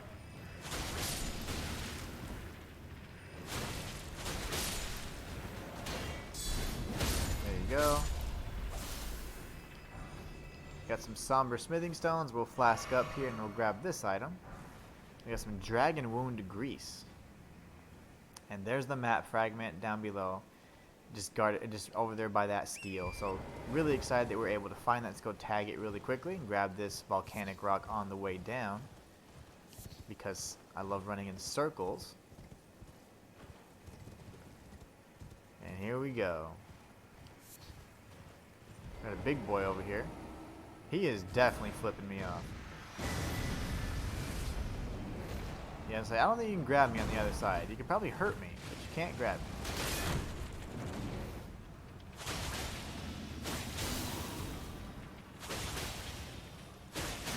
Ah, he got frosted. I love that I'm inflicting frost now. I completely forgot about that. But because of that, we'll be able to get even more status effects. So, very nice. So, we got our map fragment, which I am quite pleased with. We'll go ahead and see what that side of grace is, and also talk to that apparition over there. A new map has been found, Mount Gelmir. Very, very good. I was actually a little worried that we weren't going to be able to see everything, but now we should be just fine. Okay, perfect. So, I say we talk to this apparition, and then after we tag the side of grace, we will actually go back to the western part of the ruin-strewn precipice. Lord Rykard, if this putrid field of death is what your blasphemy would bring, then I can no longer abide. No one can. Well, what can I say, bud? You win some, you lose some. Alright, so now we have this side of grace called the Rona of Iniquity. Very good. So now I say we go back to the, not the Abductor Virgin, Abandoned Coffin. And then we're going to be heading westward instead, so northwest. And we're going to explore that little piece, little sliver of land beneath Mount Gelmir, now that we have the map intact. And that'll allow us to kind of search a few things. It looks like these might be ruins, so this could be ruins. These might also be ruins as well. Let's go ahead and search those. Let's let's see, 1, 2, and 3. Okay, very nice. I got my waypoints. Let's head towards those beacons now and see if we can find some good stuff.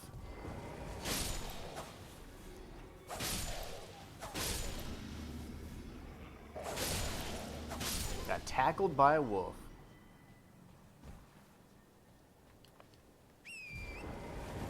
Alright, so we have a Miranda flower in here, and also I see that we have some jellyfish off in the distance. Now, in the past, the jellyfish have always guarded something or always have been hiding something, so we're definitely going to check it out. But I want to go ahead and use some fire grease really quickly. I'm going to go into my inventory. I'm not going to equip it, I'm just going to use it. Just so that I can go ahead and burn some of these flowers up real quick. Like so. Take out these little bastards first, because they're pretty annoying.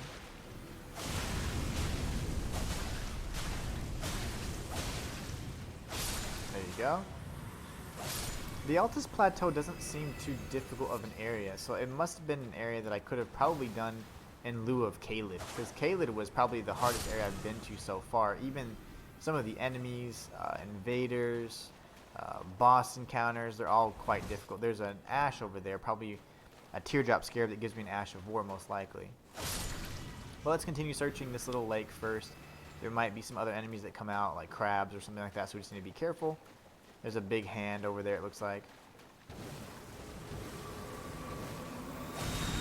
Doing the hyper beam, love it. Dodge this attack here, very nice.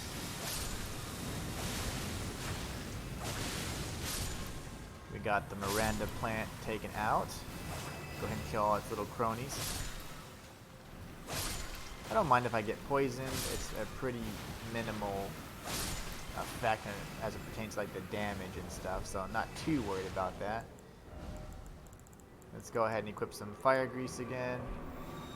And then dodge these little Kamehamehas. That can be actually pretty devastating if we get hit by too many of them. Reminds me a lot of the Winged Knights from Dark Souls 3, which was an amazing game. I would say gameplay-wise, Dark Souls 3 is just right behind this one, you know. Because you have the dedicated jump button, because, you know, you got the open world and stuff, I think gameplay-wise this one's just a bit better. That is a big hand over there. Okay, very nice. Neutralizing bolus. We can always craft a few more if we need to, but we should be fine. What is that exactly? That might be a little bit different from what I thought initially. It's a trap!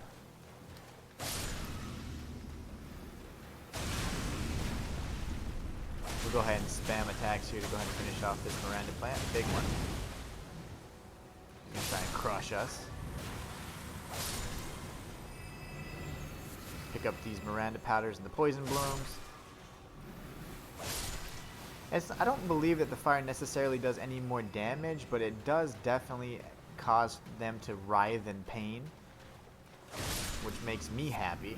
And also, it keeps them from attacking, so I like that. There's a little turtle friend over there, very nice.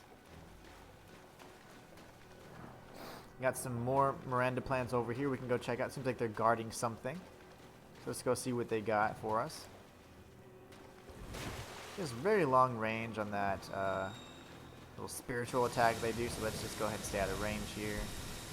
At this point, because there's so many, I will equip it. I didn't realize there was going to be so many plants everywhere, so my mistake. But now we can just remedy that really quickly. Go ahead and equip it, and we'll go take these guys out. Or these girls out. Miranda.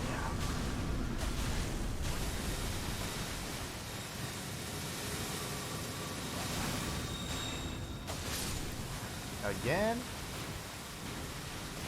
Spamming your magic, I see. Desperate measures, I guess. Fortunately, their poison clouds do dissipate pretty quickly, so if you just are patient, unlike myself, you can just wait out those poison clouds there. I refuse. We got a gold Firefly, just one. Now those are different. I don't think I've seen the golden ones before, but I'm assuming that they're going to be found in the Altus Plateau pretty commonly. Alright, so here we go. Nothing special back there. Just a bunch of enemies. We got a gold Firefly. We're going to pick up this golden rune from that skull there. We're going to crush. Got some Altus bloom off to the side and some mushrooms that I'm not too worried about. We have plenty of mushrooms. We'll go ahead and pop a fire grease. Take out these little bastards. Just going to do our spiritual attack here. Go ahead and cause a fire. Get rid of these.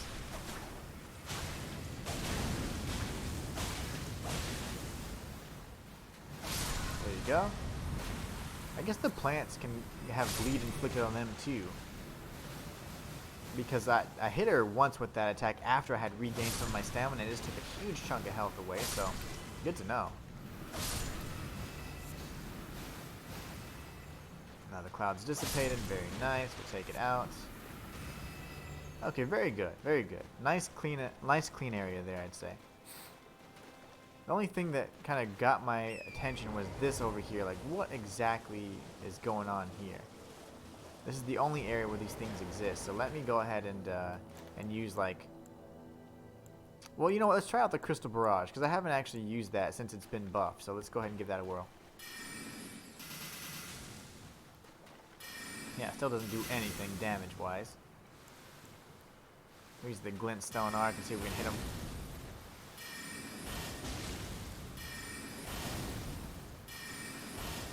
There it is. Go ahead and pop another FP flask or the Cerulean Tears.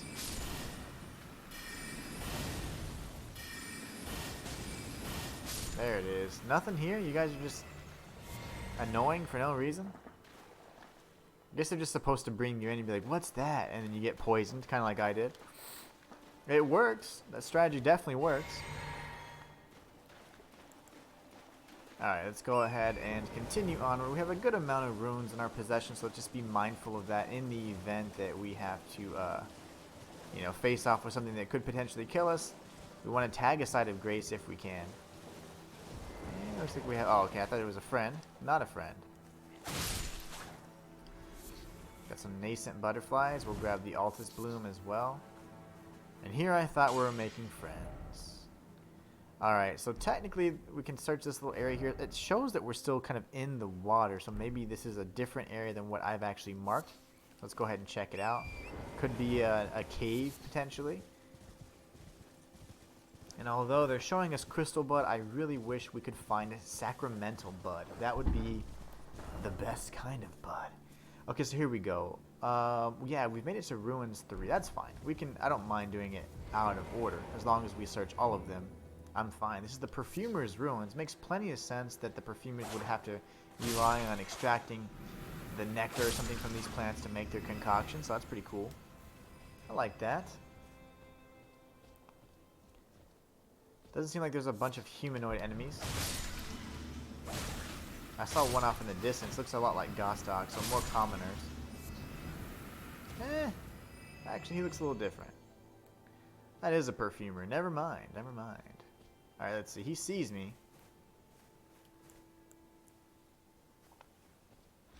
Might as well, since we have it. Oh, okay. He's dead. Never mind. Thought you were going to be hard, bub. We'll grab this right here.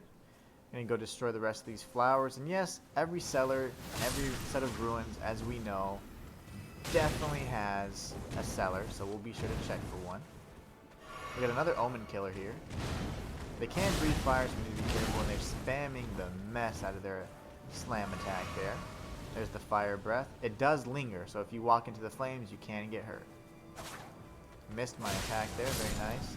We went ahead and finished him off before he could get too much damage on us. And we got the Omen Killer robes, gloves, and boots. We already have the mask, believe it or not, so what an excellent find there.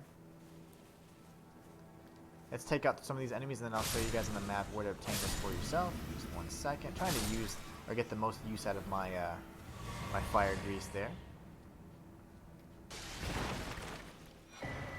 Another perfume bottle. And then we got this over here as well. Perfumer's Cookbook.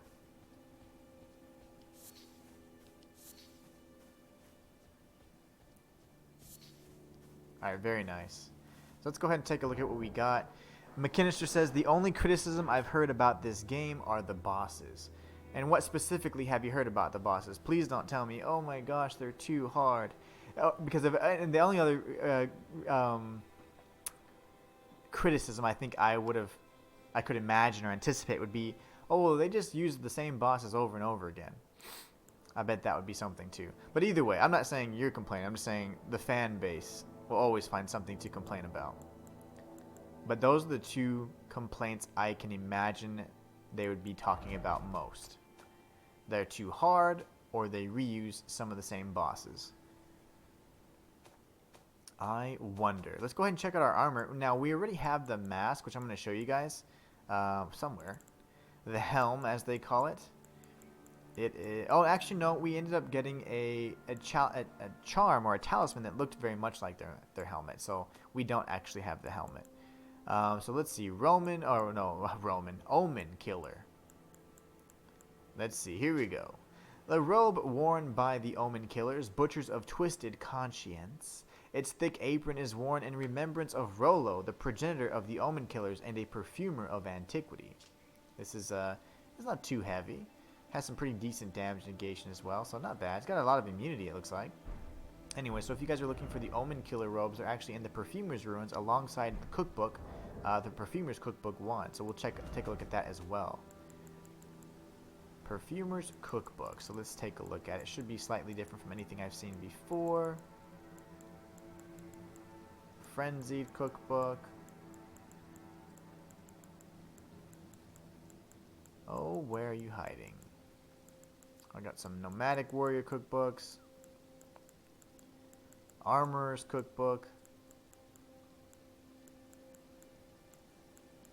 Missionary Cookbook. Perfumer's Cookbook 1, I think is what I just got.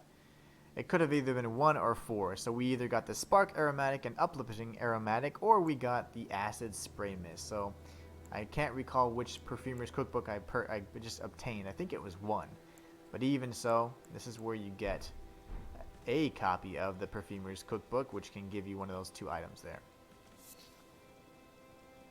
Alright, so now we can work our way up these stairs here. Get some more of these geniuses. We get a sprinting jump maybe? There you go.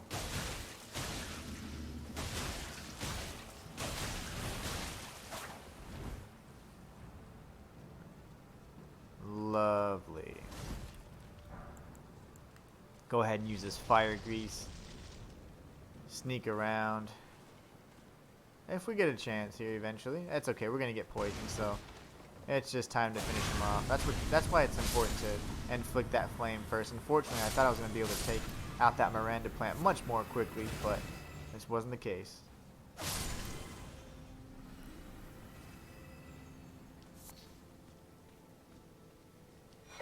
Got another perfume bottle. That's our 3rd in this area.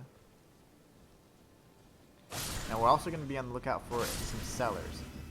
A cellar or a set of ruins that we can possibly find something inside. Almost every single set of ruins has something like that, so let's be sure to check that out.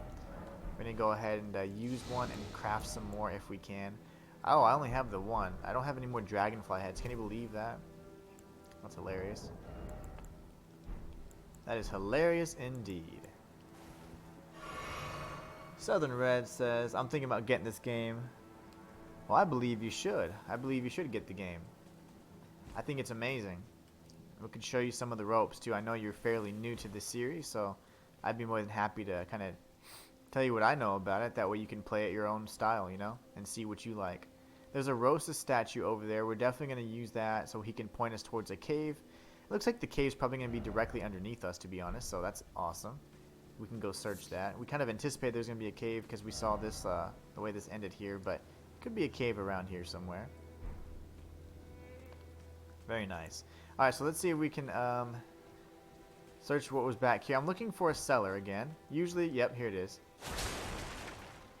I would say it's usually either going to be under an illusory wall or under some like slats of wood. So there you go. We got this over here, probably a stone sword key. Oh, a nascent butterfly. Okay, very nice. Let's move onward. Once we get to a site of grace, we're definitely going to need to heal up. I'm sorry, level up, because I have about 60,000 runes I don't want to lose. We've lost plenty more, trust me, but it's fine. I want to make sure I'm leveling. Alright, so down we go into this cellar. So far, 100% of the ruins have had some sort of cellar or area just like this. And then we got the Perfumer's Talisman. Let's go ahead and check that out. That's definitely new. Perfumer's Talisman. It looks so nice, too. They're so intricate. I like the way they've done the designs for each of the talismans and charms as well. Here it is. This raises the potency of perfume items. There are gardens known only to the perfumers, whether hidden on the fringes of the highlands or obscured by shadows inside caves. The flowers blossom in secret, waiting to impart their scent. Very cool. Very cool. If you guys are looking for the Perfumer's Talismans in the Perfumer's Ruins, once you find your way inside of the cellar, which is just covered by some, like a, pretty much a, whatchamacallit, just wooden slats, essentially. Alright, cool. So there's a Rosa statue over here we're going to check out, but we also have these two ruins as well. So let's go ahead and check those 2 points out before we do anything else. And I'm glad we found the Map Fragment. So I would advise probably going towards, you know, with Raya to the Volcano Manor so that you can have that back path outside of this area and just make your way to the good old Map Fragment or that map steel so you can obtain the map for that area. Because if not, it makes it kind of hard to be searching and exploring without a map. So I suggest that any opportunity you can, you definitely unlock those map fragments or tag those map steals, you know? Yeah, these guys are incredibly weak, which is great. I'm not complaining. I think I'm just really high leveled for this area, maybe. I don't know. I did go to Caelid first, which was probably not advisable because it was very difficult, but I think we got prepared for the worst after that area, that's for sure. Let's go ahead and kill this little bub right here. Very nice, very nice. Let's go tag this Rosa's statue. We got one of Michaela's lilies, a slightly different variant from Trina's lily. Oh gosh, almost fell off the cliff there and died. Very nice. Yep, there's a cave right down there. It looks like it requires a stone sword key, so we can definitely check that out. Let's just see what else we have over here first. The good thing about those the catacombs is that they are going to have a site of grace. Almost all of them have sites of grace, so we can level up there. I don't want to get poisoned. Okay. Just because it's annoying. Not be. Oh, I got poisoned. Yep. I knew that was going to happen because this little bastard right here. Now all of you have to die. I was going to let you guys live. I was going to run right past. I guess because I'm taking damage, I can't look at my map anymore. That's unfortunate. Alright.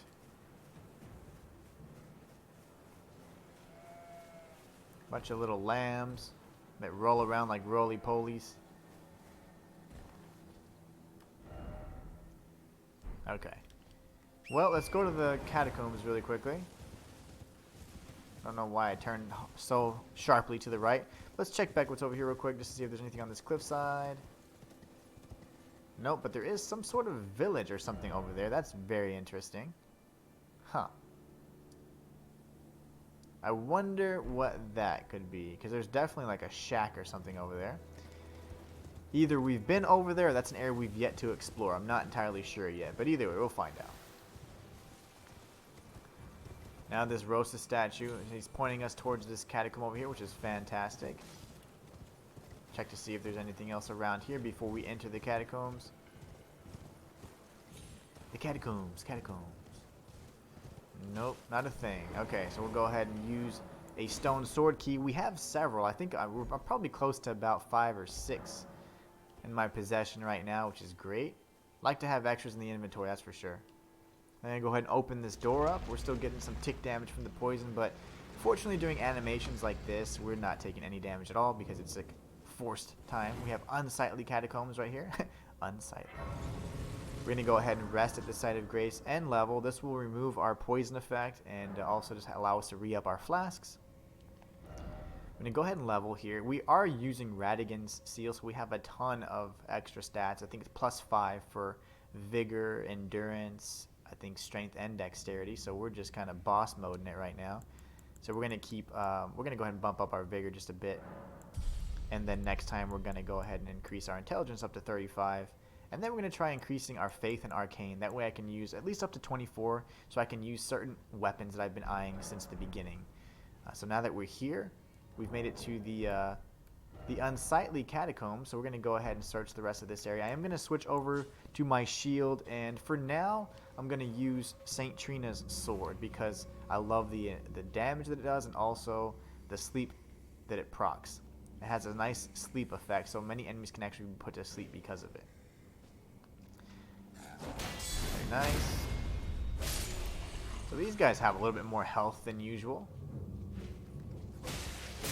So the trick was you're supposed to go for the one that was sleeping and you would have been attacked by the one that was behind you. So a bunch of ambushes in these catacombs. You can expect that for sure.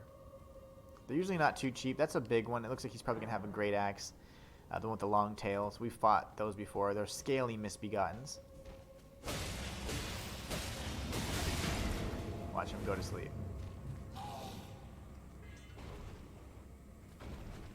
And then we do this.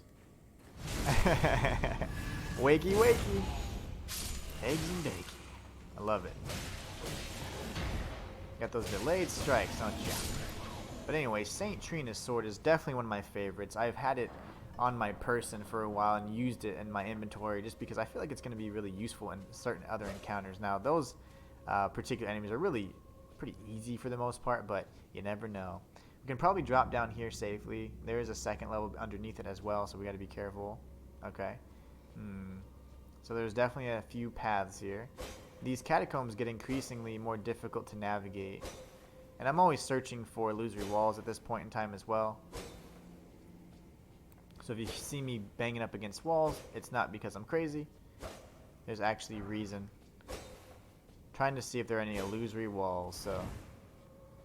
And they're not going to be placed everywhere or anywhere, you know, like they're typically going to be relatively easy to spot, but sometimes they're a little tricky, so.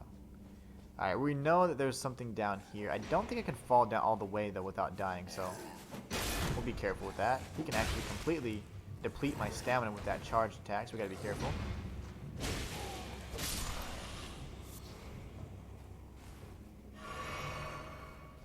There's gonna have to be a way for us to come down below, probably an illusory wall, to get to that little platform there. That is how we're gonna open up the heavy doors and face off with the boss, but there's probably many more secrets to this area than just that. Okay, I'm looking around because, again, I don't want to get ambushed. There's a dog behind us. Looks like a scarlet rot dog. No, it's just a regular one. Go ahead and finish that dog off. That dude's asleep. We can take our time with him. Stab him in the belly for the good old abs. And he's done. I love that. St. Trina's sword is amazing. Absolutely amazing. And it's very easy to get. And the requirements to use it are super, super attainable. Nothing that it asks for is too much in terms of attributes or anything like that. So it is amazing. Alright. So we got this pathway down here. We can definitely search in just a moment. But let's go off the, I'd say, on the intended path first. And then we'll start exploring and deviating from the path here before long. Very nice. We'll go ahead and repost and get our health back with this critical hit here. So far, just mowing through this area. I don't believe these enemies are going to be too tough. I think we're properly leveled for this area, which is really exciting. Because Caelid was a disaster. Okay, so there's the heavy doors right there, as you can see. Make sure there aren't any enemies. Very nice. We can grab this violet, a gray violet over here. So this is the heavy doors. Once we pull the lever, these doors will open and we'll be able to face off with the boss, I guess the field boss in these catacombs. Got a big boy over here.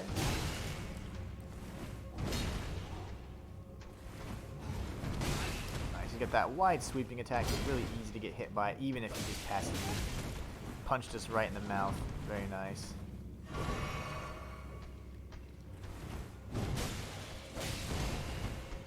Gonna back away here. Gonna run in with a R2. go to sleep. Hopefully. I wonder if he actually goes to sleep. Nope, he's fighting the effect. But that staggered him enough for us to take advantage and finish him off. So I'll take that. That'll work for me. So we did get ambushed there. That's the switch that we need to get to. So let's go ahead and come up one level. We're probably going to have to drop down from the very first bridge where there was a floor on the sides. But I have a talisman I could equip that could potentially reduce that fall damage. But let's drop down here first. Oh, these are all dead? They're all dead. Okay, very nice. We got the winged misbegotten ashes. The thing is, I hear stuff. And it's creepy. So that means there's probably an illusory wall nearby. So before we check out the winged misbegotten ashes, we gotta make sure there's not just something really close behind an illusory wall, because it's happened before. Especially if you can hear something breathing like that, there is definitely an enemy nearby. Okay, let's check out our ashes really quickly then. We got the winged misbegotten ashes. The misbegottens are really interesting. They're used as kind of, they're something like demi-humans, but they're not. Probably belong to the same family, but they actually interact with humans as well. But these are ashen remains in which spirits yet dwell, used to summon the spirit of a winged misbegotten. A spirit with the aspect of wings, which takes flight to loose arrows from its bow. The misbegotten are held to be a punishment for making contact with the crucible. And from birth they are treated as slaves or worse. So the misbegotten are held to be a punishment. For making contact with the crucible, which we know is the primordial crucible, which is pretty much the age before the golden order and God. So very interesting lore wise. What is up, Dave? Hope you're doing well today. Thank you so much for joining. I wonder what is breathing so loudly there. That's kind of creepy, but there's definitely something in there or up there. I don't know. We'll go ahead and pull this. If we were just trying to get right through this, we would just go straight down and we could jump into the boss area, but we're not going to do that. We're going to still search around. There's clearly more secrets to be found here, so we're going to be doing a little bit more exploration and see if we can find anything, illusory walls or what have you. There's all kinds of things we could potentially find here. We also know that there's some other enemy nearby that's breathing like that. We got the prattling pate apologies. That's so funny because now we have, I think, the full set. So there's 5, I think, prattling pates. Let me see here. It's a tool item, actually. It's super funny, though. It's just like the carved wood from the earlier games. Let's see here. There it is. So now we have apologies. Emits a voice that says apologies. A wistful fetish that imparts voices and words on an eternal journey. So we have hello. Thank you. Apologies. Wonderful. And please help. I like how sad they get at the end. It's like, damn, that guy doesn't look too good. How are you today? Asked Game & Watch Bros Dave. I'm doing fine, man. I'm doing absolutely wonderful, really, and super happy. I got like so much rest last night, even though I didn't necessarily go to sleep any earlier. But I feel so rested, and it just, man, I'm just like in a really good mood.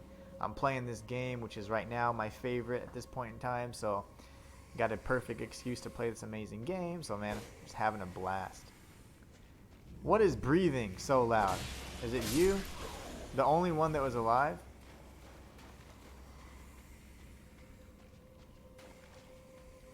There's more living ones. You're alive, too. Well, you were. Hold on. There it is. There it is. So the ones that are curled up in the fetal position versus the ones that are just, you know, dead. Splayed out. Okay, so now we are going to have to drop down here instead. We can circle back around, and then I would like to try one more thing. I can't really see. Let's see. Up above. So this is that bridge up above is where we would have fallen down. So, okay, I see now. So there isn't any more to this catacomb, actually. It's going to end right here. Perfect. That's good to hear, says Dave. Thank you so much, man. Yeah, it's just been a really great day. I just, it's so much different when you get a full night's rest, you know? I have so much more energy. Nice. We got this homie over here. Lovely. Okay, we're going to have to switch to my aggressive style here in just a second. I might need to go hook claws, because that's what I usually run, but that's fine. Dodge this. We're going to go ahead and get some heals in before we get this dodge in right here. Very nice. This guy's got excellent melee attacks. I love fighting the Misbegottens.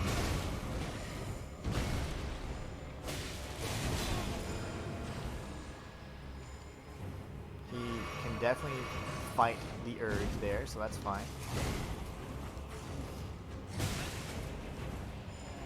There you go. Trying to reposition right here. Dodge back if I can. I'm going to switch over to our hook claws. I'm going to dodge this attack here from the side. Heal up once again. Get tagged in the face. It's okay. Got heal punish there. I'm going to see if I can heal off again. Dodge. Okay, we took a hit there, but we didn't get full damage because we had that damage negation bubble. We're taking out the Perfume Warrior here. We got killed, unfortunately. But that's fine. I'm going to take out the Perfumer Trisha first. And I'm also going to remove the fire grease from my equipment loadout because that kind of threw me off. When I'm running around getting stabbed in the back by like a lion enemy, you know, I like having a clean hotbar. And just so you guys know, I am taking some additional damage because of Radigan's Source Heal, but trust me, I am not going to remove that. I'd much rather take more damage at the cost of, you know, me being able to have higher attributes any day.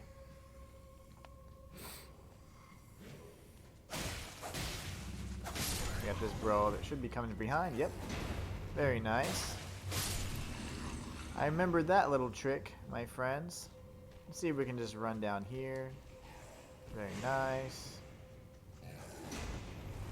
Almost stabbed me in the back there. That's not very nice at all. There's got to be a faster way to this area. So if we go here, I can dodge. I don't think they'll pursue me from there, so that's fine. Yeah, maybe, man, there's got to be a faster way, right? It's a little too slow. I'm going to go ahead and use a lantern because I have 0 visibility here. And I'm already blind as it is, so. I'm going to try and drop down. I think I'll probably die if I do that, though, but it's fine. We'll just win. How's that? That way we don't have to come back here again. Let's just win. That's my strategy. Alright, we're going to kill a Perfumer.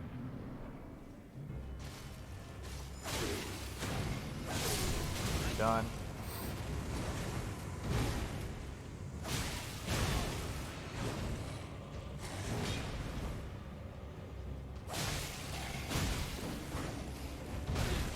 Very nice. He's pretty relentless, so we gotta be careful here. Dodge. Dodge. Gotta time it just right, and now he's dead. Oh, goody. We got the Perfumer Trisha. Very nice. We actually got her ashes and we just defeated her. Whoops. Sorry about that, Trish.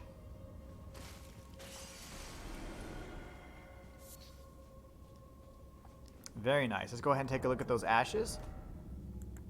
They're probably legendary, or at least in the level of any named ashes here. So let's see here.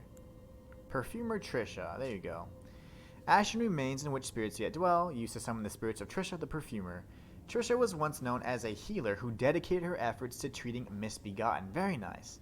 Omen and all those seen as impure. When her efforts failed, she was their companion as they died, watching over them to ensure that they could pass peacefully free of pain. A tale akin to the origins of the deathbed companions. That is very interesting because Fia was my favorite deathbed companion, and we just completed her questline in the previous stream. So Perfumer Trisha was actually very nice, and I actually feel like a jerk for killing her now. Thank you, game. Dave says, GG's indeed. GG's indeed. We made quick work of them after I changed up my strategy. That's usually what I do. The build is essentially like bulletproof. Like this build can pretty much accomplish anything. It's just a matter of what am I willing to adjust. And that goes for any build, to be honest. But this build is so versatile. It's got the sorceries, it's got the melees. I love the weapon choice that I have. It's just been a really fun playthrough because unlike my challenge runs where I'm imposing all these challenges upon myself, I'm actually able to just focus on just, you know, being able to optimize my damage and all that. The only thing I haven't done to help myself is I haven't changed my armor, and I will not. I'm going to beat the game wearing this starting armor, so that's going to be the only self-imposed challenge I put upon myself for this. And also, I'm not using any, Eastern weapons, like any kind of katanas or anything like that, or uchigatana, nothing like that, because I used it in my previous Dark Souls 3 run. So I'm just trying to change it up a bit. But other than that, those are my only self-imposed challenges, if you will. And I think that we'll be able to pretty much explore through most of it relatively easily. I mean, we have gotten killed a handful of times. There's been some areas where we've been on a boss for like an hour, but it's mostly just because I'm learning the attack patterns and just kind of getting everything, figuring things out, that whole thing. So very good. I think we searched, let's see, a handful of areas here. We got the Perfumer's Ruins, Unsightly Catacombs. Oh, did I check this already? Oh, this is just, it looks like it was ruins, but it was actually just like a mountain area, so there's not much to it. But we did see a village or some sort of little outcropping off to this side here, which I'd like to visit. I'm not sure if that's an area I've already been to, or just a kind of a sneak peek of what's to come, but I definitely haven't been there yet. At least to my knowledge. I don't remember seeing such a nice little plateau. It could very well be where we started off, though, so let me just check. Yeah, it is. It is. I'm so silly. So we're going to see that's the site, the lift over there. That's what it is. Well, no wonder why it looks so cool. Yeah, it's just the lift. Well, good to know. Good to know. Okay, so now we can go ahead and move forward through the abandoned coffins area. We're going to run past these enemies. We defeated them before. We've got nothing to prove here. Nothing at all. The Archdragon that was there, I think it was Archdragon or something similar to the Lich Dragon that we faced off with previous stream. We almost defeated him, but he just disappeared after we got him to half health, similar to Glintstone Dragon Agila. So it's probably not a, that's probably a scripted encounter and probably a boss that you can't kill until, the second go round. We spoke with Millicent, and we also spoke with Raya here in this area. Let's go ahead and kill these dudes if they're searching for rainbow stones or whatever they do. There's a lamb or something over there just chilling. Okay, now we can go up to these Lux ruins. This is where we're at previously before we were teleported off or whisked away to the Volcano Manor by Raya up on these stairs. So let's see what we got. Is there anything to these ruins here? Anything at all? Or is that just simply where we met with Raya? Like I said before, so far we've had, a place where we can get into a cellar in virtually every single area that we've been to, every single ruins we've been to. So it'd be odd if this one didn't have it. However, it would make some sort of sense because Raya did take us to Volcano Manor. So in essence, there was a reason for this area here. But I'm just curious, like if you didn't complete Raya's questline, what is there for you here, And I'm so curious, so all the time I'm always asking those questions and trying to figure out where the secrets are. So at this point, you guys are used to it. Yeah, so there's probably nothing much there other than just that the means to meet Raya, I suppose. Alright, so now we can work our way down this pathway. Really cool. We already grabbed the golden seed from that area. Now, I'm curious. I think I'm going to take about 4 golden seeds to start leveling now. Or start increasing my flasks. And I would love to have at least one more. So I can have, the 10 flasks with crimson tears. And then at least 2 to 3 for my cerulean tears. Oh, we got us a sword mage, boys and girls.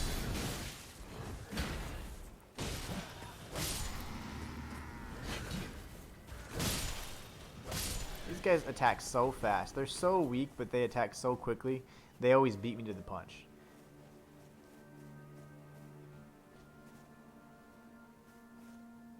Now, I remember pointing out a scarab.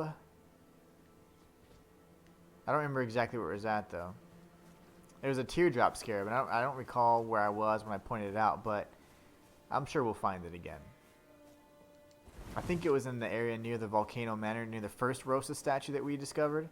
So that's probably why I don't quite remember. But it was a flat area, and it was just off in the distance, too. So we might need to circle back to it at some point. But I do remember there being a teardrop scarab that could award us with probably a new skill, an Ash of War or something, so it'd be worth checking out.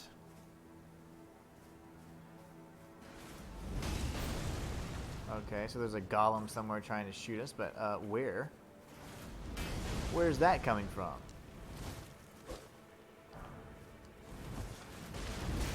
See if we can get a better... So those explode. So those are the ones that actually... Let's see, I got it. Okay, there, it's a ballista. Very nice. So we've actually faced off one of these before as we were crossing over to the Weeping Peninsula, so nothing crazy here. Let's just use Torrent here to cover some ground a little bit more quickly, and so we can destroy that ballista.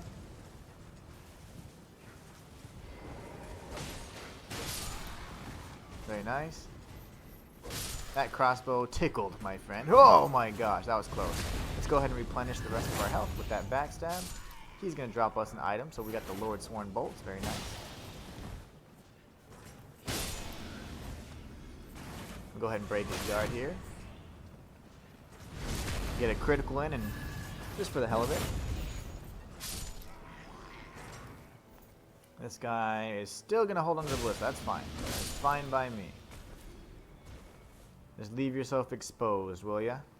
We'll go ahead and take out this one as well. This guy on the way there. He's over here like, what's that? What's going on? You dork. Very nice. Okay, cool. So now we can comfortably explore this area. There's a handful of these little caravans, so let's see if they have anything in them. I don't think they do. I don't see anything, a chest that I can even interact with here.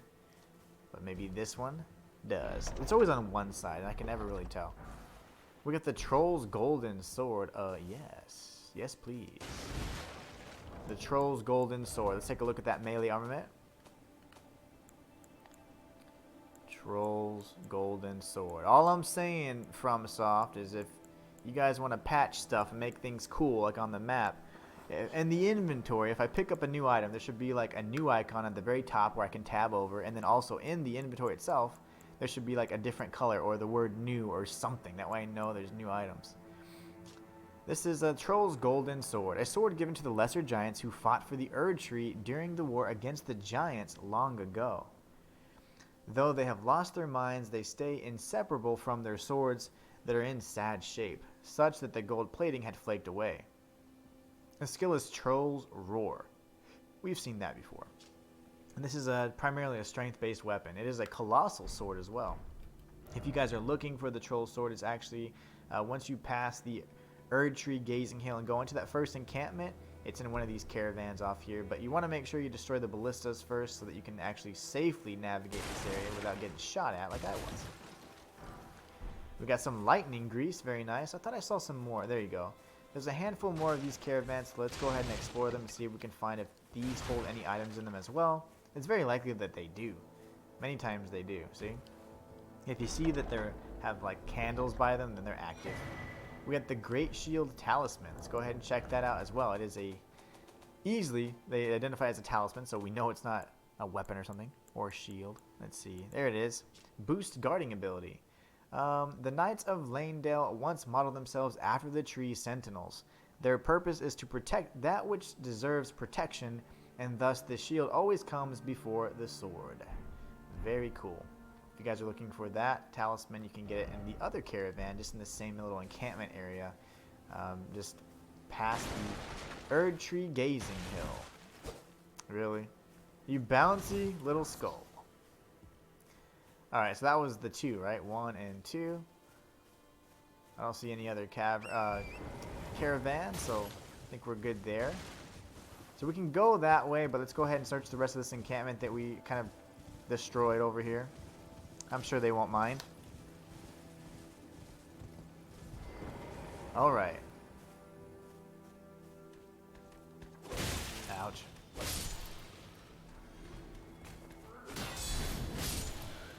Dave says, Inhuman, I'm so happy for you. You have taken off since I met you. Thank you so much, man. I appreciate it.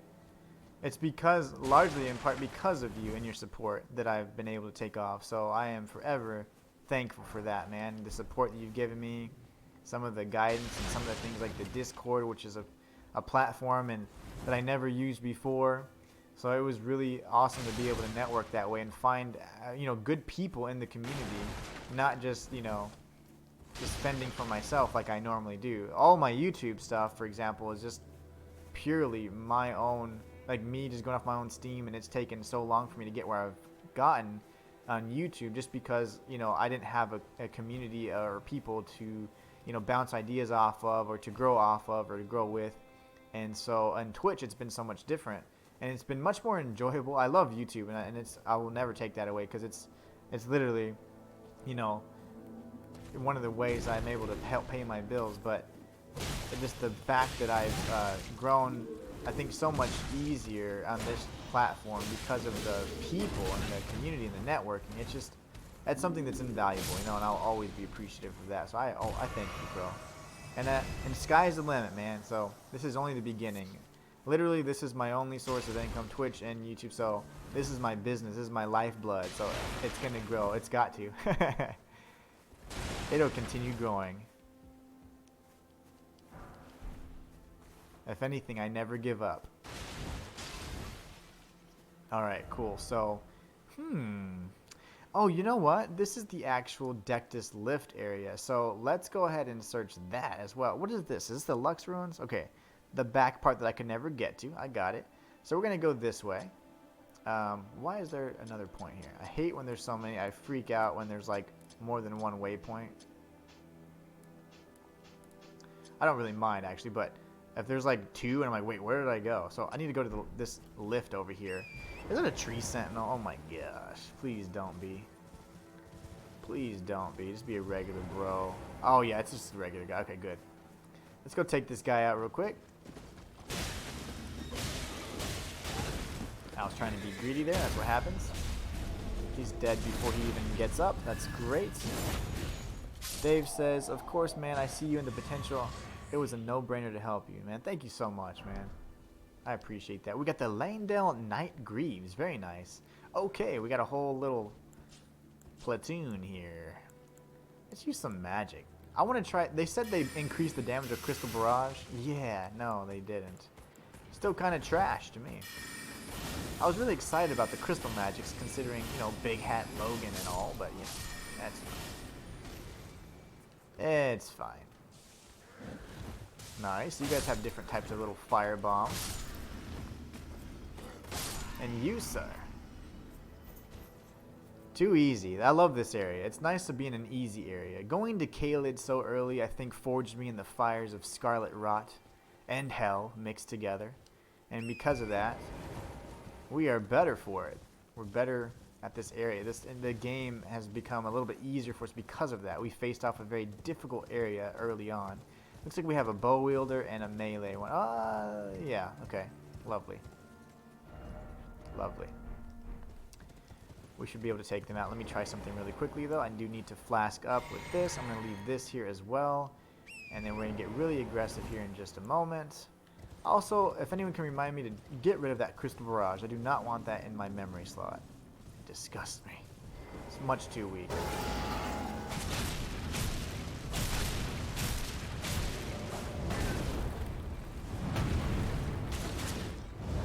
I timed that really poorly. That's okay, but he's dead. After this, we'll go ahead and flask up. This guy's not even paying attention. I figure we're going to have to fight two at the same time, but because it's just 1v1, this is going to be a pretty easy victory here as long as we don't mess up. I just don't make any big mistakes.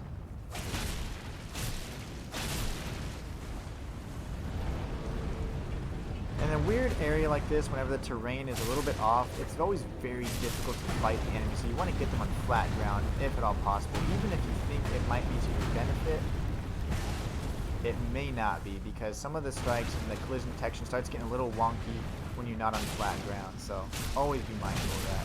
I'm going to breathe fire, but I'm going to try and kill him beforehand. There you go.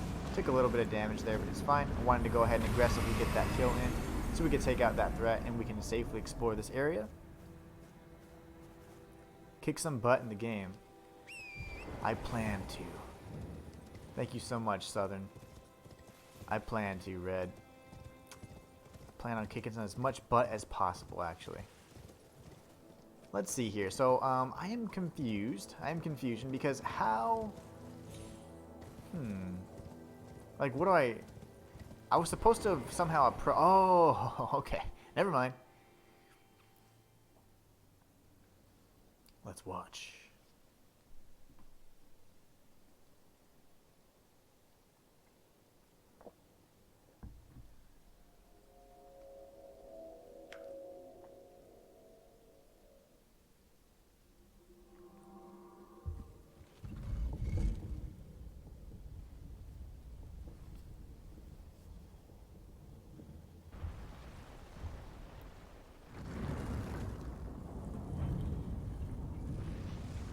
Oh my gosh, that's a lift. That's beautiful. Okay. Very nice. Okay, so we did have both halves of the medallion. One was found in Fort Height and the other in Fort Feroth. Fort Height is the southeastern part of Limgrave. Fort Feroth is the eastern part of Caelid. So with those two halves, we can... essentially, this is just an alternative method to approach the Altus Plateau. I went through the ruin-strewn precipice and killed the magma worm because I just found that on, you know, just searching everywhere. So, okay, that's what that is. Very cool. Well, it's good to know because I would like to be here anyways to see, because I don't remember exactly what was around here anyways. I've never approached this area, so at least we can tag the sites of grace and all that. That way we can always teleport back. As a matter of fact, I was here. I remember now. Yeah. This is where there was a huge, huge bridge area, and there's a bunch of enemies. Yep, I remember this. I do.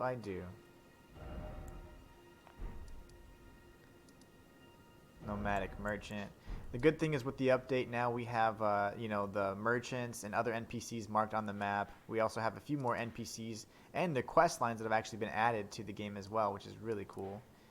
Let's see. Celavis is still there. I'm going to keep him there. I don't know why I wouldn't have Celavis here because he is technically a merchant.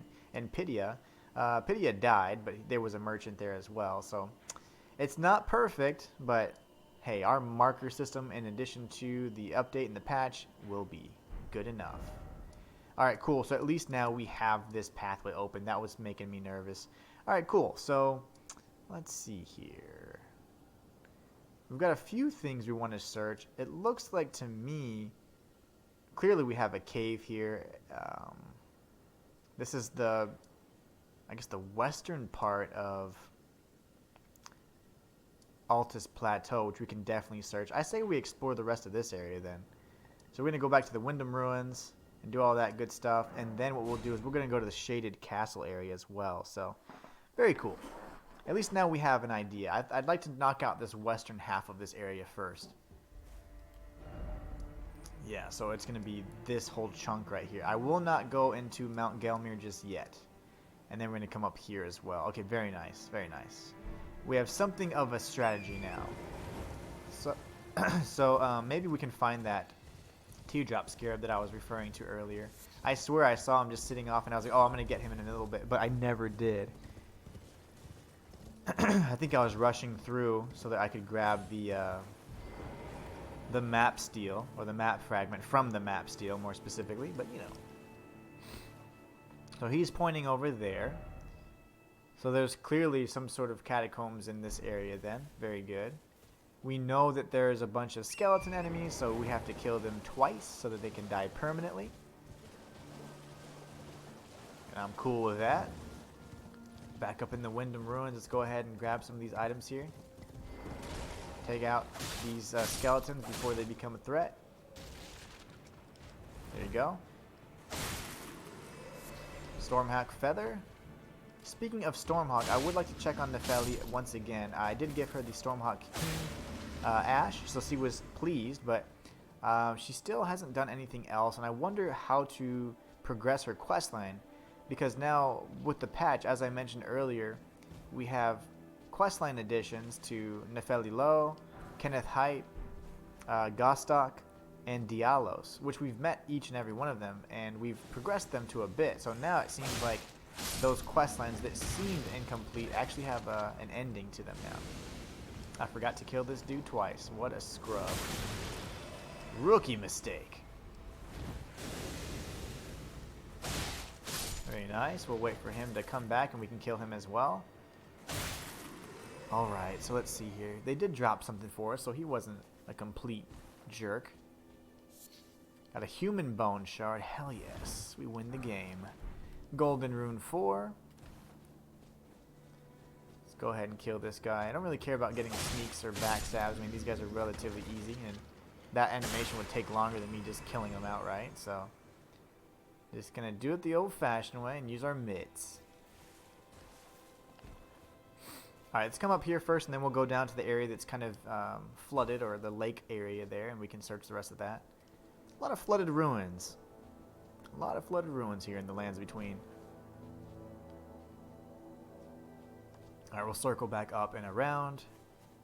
I'm anticipating more bros. More Skella bros.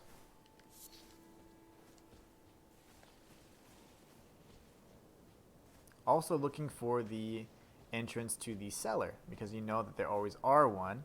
There always is one, actually. There's always a cellar entrance in the ruins, as we've just kind of proven in the previous streams, and we've kind of put that together. Even in the last set of ruins we went to, there was still a cellar. Let's see here. This guy's waking up. These dual wielders, they seem more difficult, but they don't have a lot of health. The ones that are the hardest are the ones that wield the great axe. Those guys are a little bit more tough. Nothing there. You can usually see it because it's gonna be like a rectangular hole as well, like the entrance, so it's usually not so bad. We've got the dappled white cured meat. Yummy. Everything sounds tasty to me right now because I'm starving. So yes. I was born hungry. Alright, so we got Catacombs. So this is what our boy was pointing to. I think Rosis was pointing directly to this, so we'll go ahead and place that there. Oh gosh, I'm going to actually remove it on accident. My bad. This is what we'll do instead. Put that there. Okay, we'll come back to that in a second.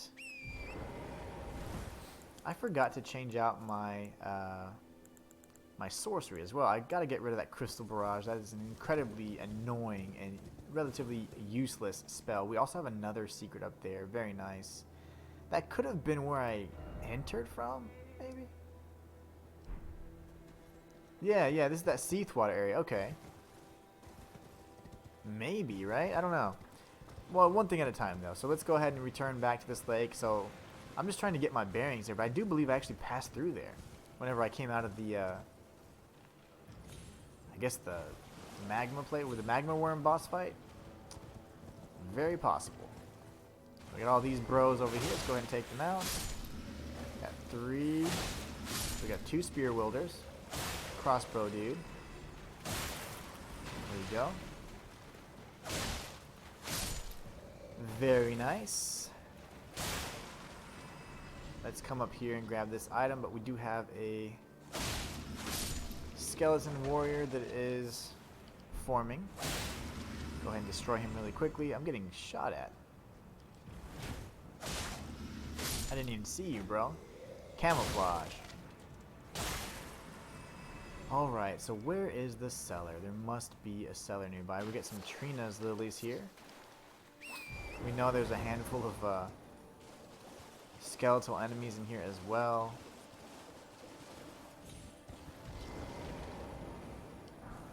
Golden Rune 3. Yeah, even the items are a little bit lower level than what I would be expecting at this point. So I do believe this is probably something you should have explored before Caelid. Because we're getting Golden Rune 3s and stuff. I was getting like 5s to 8s in Caelid pretty regularly, so I don't know. I love Caelid though. That's probably my favorite area so far, despite the fact that, you know, I die the most there. Okay, so where the heck are you hiding these cellars? There's a genius over there. He can come to me, that's fine. I didn't see you, bub. Running attack. Let's finish this one off. Destroy this one before he resurrects, and then now you can take this one out as well. Nice and easy. Alright, so maybe...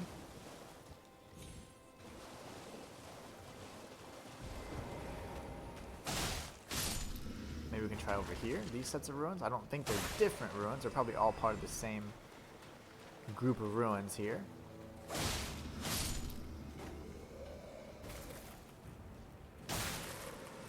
And I'm assuming the Rosa statue was pointing towards that catacomb that we found, so which is really good actually, because I wasn't sure if it was going to be pointing to this particular area, but it actually was pointing past it. Let's see, what? Can I get in there?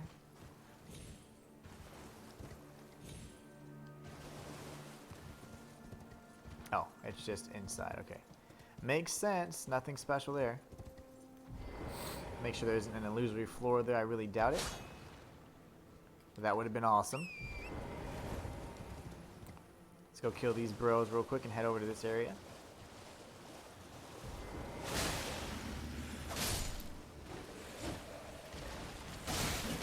Nice, stabbed in the back, very nice.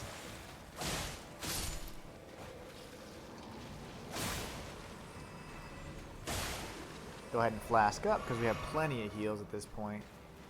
I do believe that we're also going to need 4 golden seeds so that we can increase the number of flasks we have. Smithing stone 5, very nice. These boys, let me see, I think they have a little bit more health, right? No, these guys are easy too. I just got hit by them. The ones with the great swords are the worst. We'll go ahead and dodge this. There you go. Finish off this dead body. I don't know why you're locked onto him. There you go. Dodge. I was locked onto this guy even though I was trying to hit the remains of the other enemy. The auto lock-on's really nice, except in that particular encounter I did not want to lock onto him just yet. Alright. You gotta take out the ranged guys, and if you don't take them out first, I like to prioritize them as quickly as I can to just knock them out. Well, where the hell is the cellar?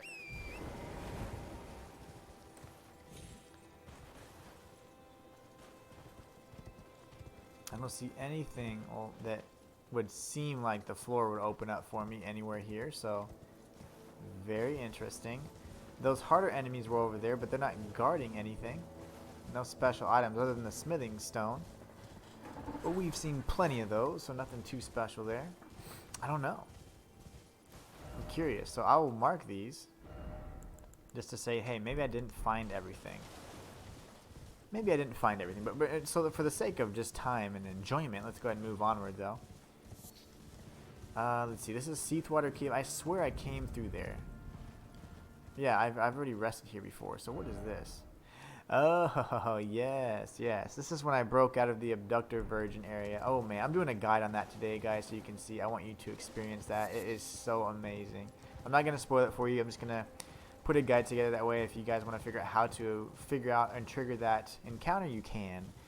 But I'm working on a handful of guides, actually, so you guys are more than welcome to check those out at your leisure on my YouTube channel. Let's see here. Yeah, I don't see any. No flat ground or anything that would have a rectangular opening. Nothing like that. Nothing. That's fine. Ooh, I missed this whole area though. Here it is. Here's the cellar. Very nice. What the heck is that? Oh gosh, that's what happened. It was one of his little fragments I had knocked out. Okay, very nice. So now I can remove this because I actually did find him. Very good. Now I don't have to go back to this area later. We do have plenty of stone sword keys. We'll go ahead and use this one to go into the cellar and see what see what awaits us. See what goodies it has down there. Oh, lovely. Friends.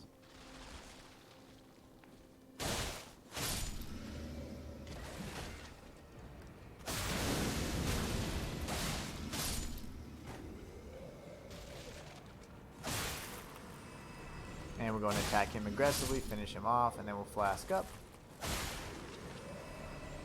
Very nice.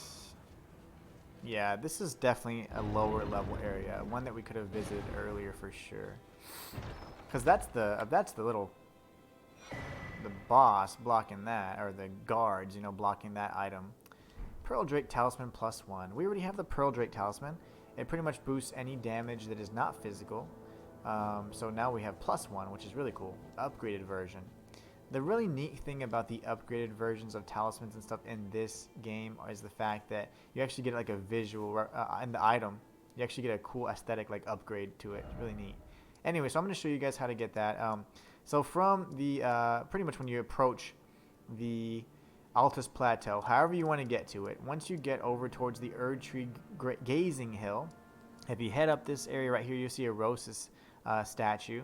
You go to Windham Ruins, and on the northern side of it, you're going to see a mist gate you can dispel with the stone sword key. If you go down inside, you can get the Pearl Drake Talisman +1 for yourself. So there you have it. Alright, let's go ahead and search the rest of this area really quickly right here before we go to the Catacombs.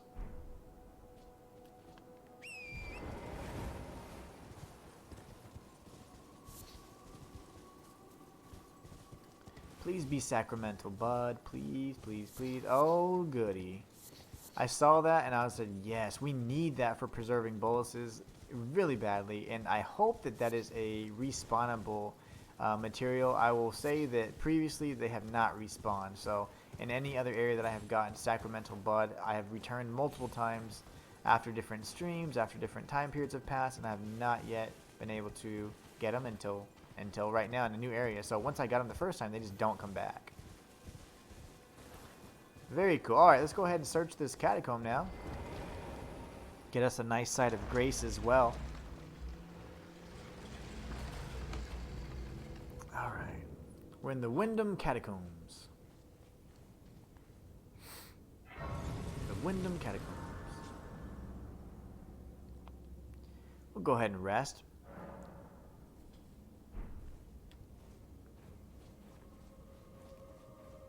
We're going to switch over to our shield. So really nice that the boss door is just right in the beginning here. We're going to activate the summoning pool, even though we'll probably never use co-op ever. But it's fine. Trap, very nice. Very nice. We got this over here in case we need to drop down. Let's see. There's probably going to be a few other pathways. So I looked down to see if there's any way we can jump early or there's other levels we can explore. I didn't see anything like that there, so that's good. Now there could be a secret under here though, so this is what we're going to do. We're going to take the lift back up and see if we can drop down. So nope, that definitely looks like insta-death to me as well, so we're not going to fuss around with that either. We'll bring it down just in case. I don't know if we ever need to take it back up, especially if we're going to be facing off with the boss upstairs. We might need it back up, so that's fine. These little bastards, they're not alive because they're usually discolored if they are. No need to take a ride on those blades because there aren't any other platforms up here, so this is different than the Black Knife Catacombs. So they're like using lightning up here.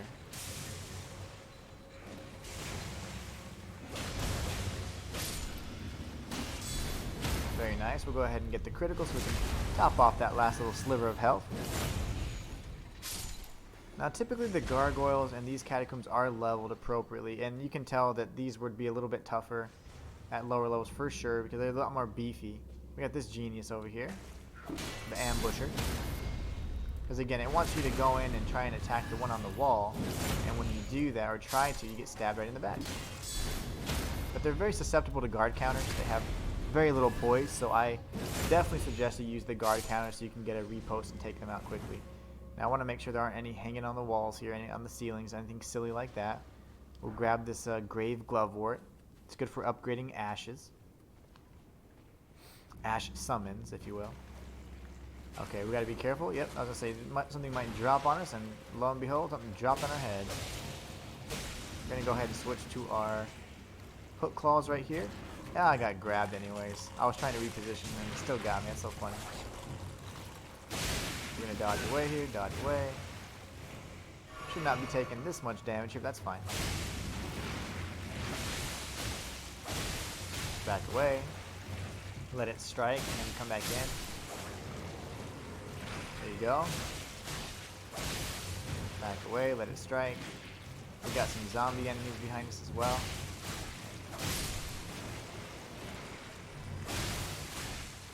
Very similar to the ones in Kaled and other areas we've faced off with before, but these are incredibly easy. Just slow-moving enemies. I want to take these guys out just in case something does ambush us, because if we have to face off with a tougher enemy and we have these lesser enemies nearby, they can be very distracting and they can pretty much upset our rhythm and take us out or contribute to us dying, and I don't want that. Let's go ahead and grab this Grave Violet. Kristen says, beware of the blob. Man, I love that blob movie. I think, isn't that, like, it makes us sound so old, but is that not from the 70s? The one that we like? I mean, obviously they had a bunch of remakes and stuff too, but I swear that's from the 70s. You know what else is from the 70s? Alien. The very first Alien movie is literally from the 70s. Who'd have thought? Who'd have thought? Enemies with golden eyes often reward you with more runes. Well, I say often, it's 100% guaranteed. So if you see any enemies with golden eyes, that means that they are blessed with the Erd Tree, and they have more runes to give you upon killing them. So we have to find a way inside here. I'm surprised there wasn't a blob that fell on my head, but fortunately we avoided it. We have this genius over here. We'll take him out as well. We're going to stay aggressive here and just fight him with our hook claws.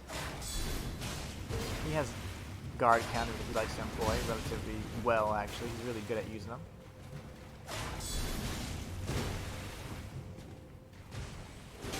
Nice. He covered some huge distance there, unfortunately. I was not prepared for him to cover that much ground. This guy's good. And he's got, if he uses lightning, that could harm us even from afar because we are in the water. So again, an excellent area for him to fight in. Not so much a good arena for us. But we're going to go ahead and stab the mess out of him here. We caused him to bleed and we finished him off. Goodbye, my friend. He was guarding something. But what? But what, I wonder? Okay, let's go ahead and finish him off here. We're going to back away, let him strike, and then come in, finish him off. Very nice. Some of these enemies do require a bit of patience, and it's just understanding their movement patterns, because they can be incredibly annoying if you just try and burn through all of your stamina and attack them. It's just not the way to go about that. Not at all. And equip our sword and shield again so we can be a little bit more cautious. So this is where we came from, so I just wanted to make sure. I realized I was backtracking, I didn't mean to, so we need to go back up here and to the right. Our little encounter with the knight kind of shook us up a bit and took us off our path here, but we have a ladder that we can take up here, so we'll go ahead and take it up and see where it leads us to.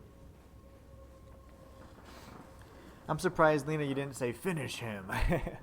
That's your thing, you always say that. It's so fun. I'm like, what?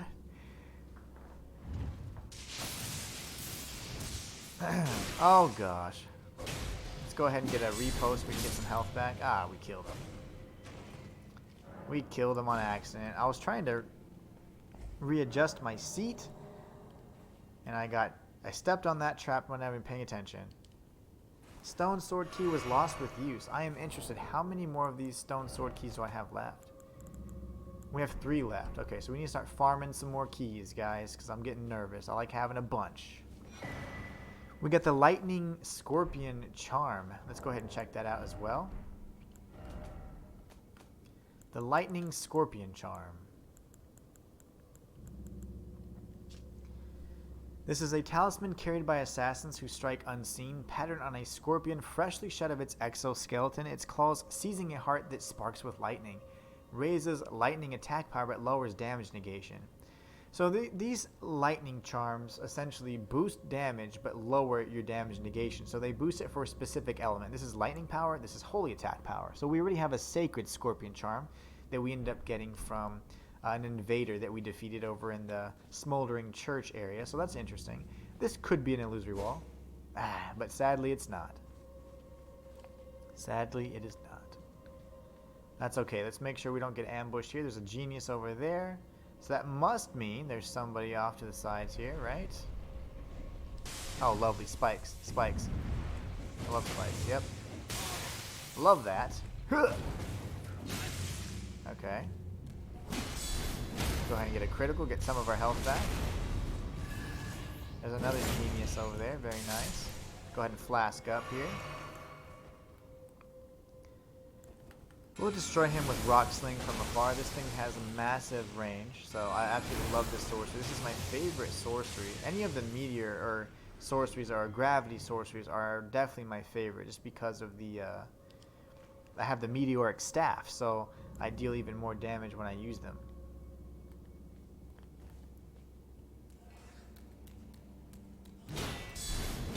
I figured because his back was turned that this genius would be trying to attack me, which made perfect sense. A brilliant strategy for the uninitiated.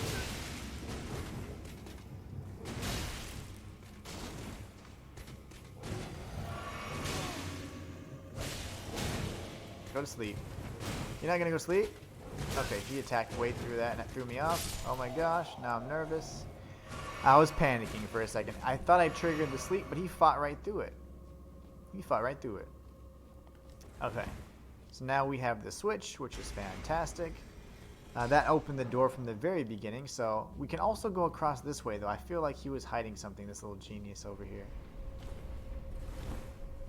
Nope, he was just guarding a glove wort. What a jerk. Okay, now the only other thing would be to check to see if we can somehow take this up and then go down below. Nope, actually yes. Looks like another pathway here. Hell yeah. Secrets. No illusory wall. I'm disappointed. I will hit every wall that looks illusory in nature. Just you frackin' wait. Alright, here goes. No blobs? Let's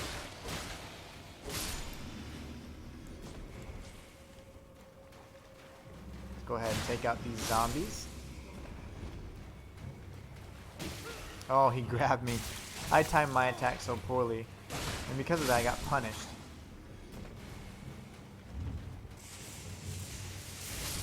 Nice. It worked as intended. We triggered the trap and caused the lightning damage to go ahead and destroy those enemies. I'm going to look off to the sides. I don't want to get ambushed here. Typically it's like, ooh, goodies, and then you would get attacked. But, yep, goodies, see?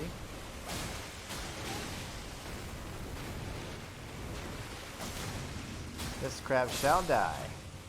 I was wondering when my little crab friend would come up, though. We got some crab eggs. Yeah, yummy.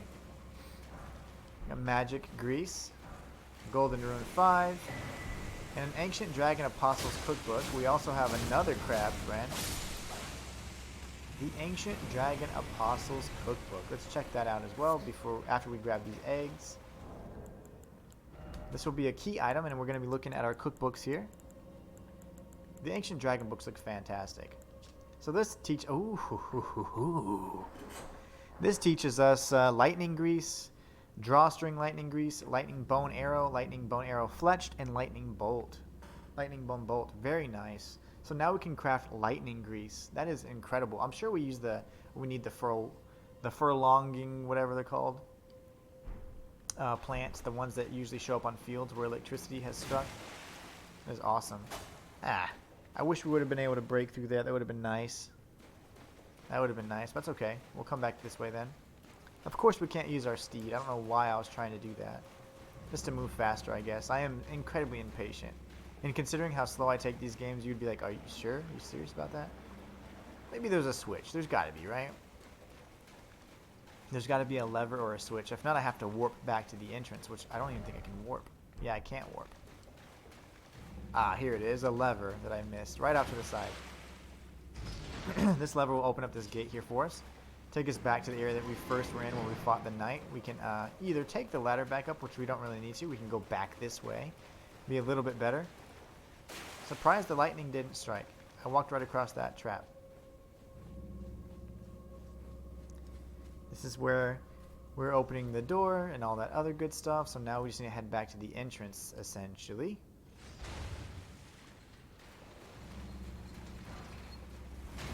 There you go. All good. Now there's literally nothing. You can typically actually ride on these blades. I'll show you. There is an area where you'll need to do that. This is not that area.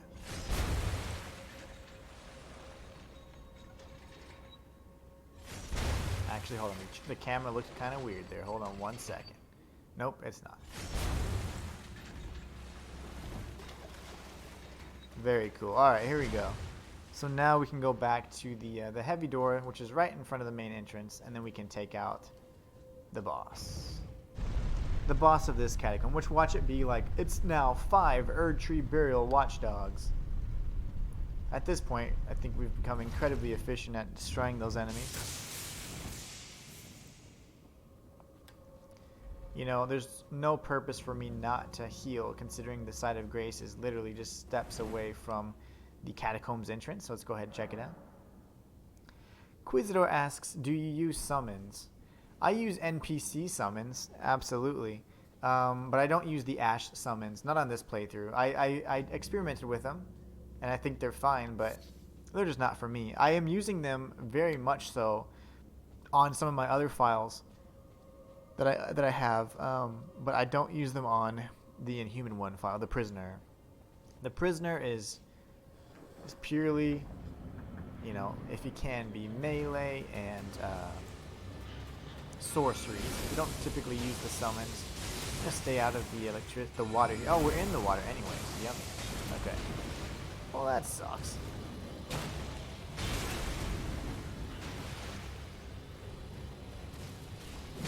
Nice.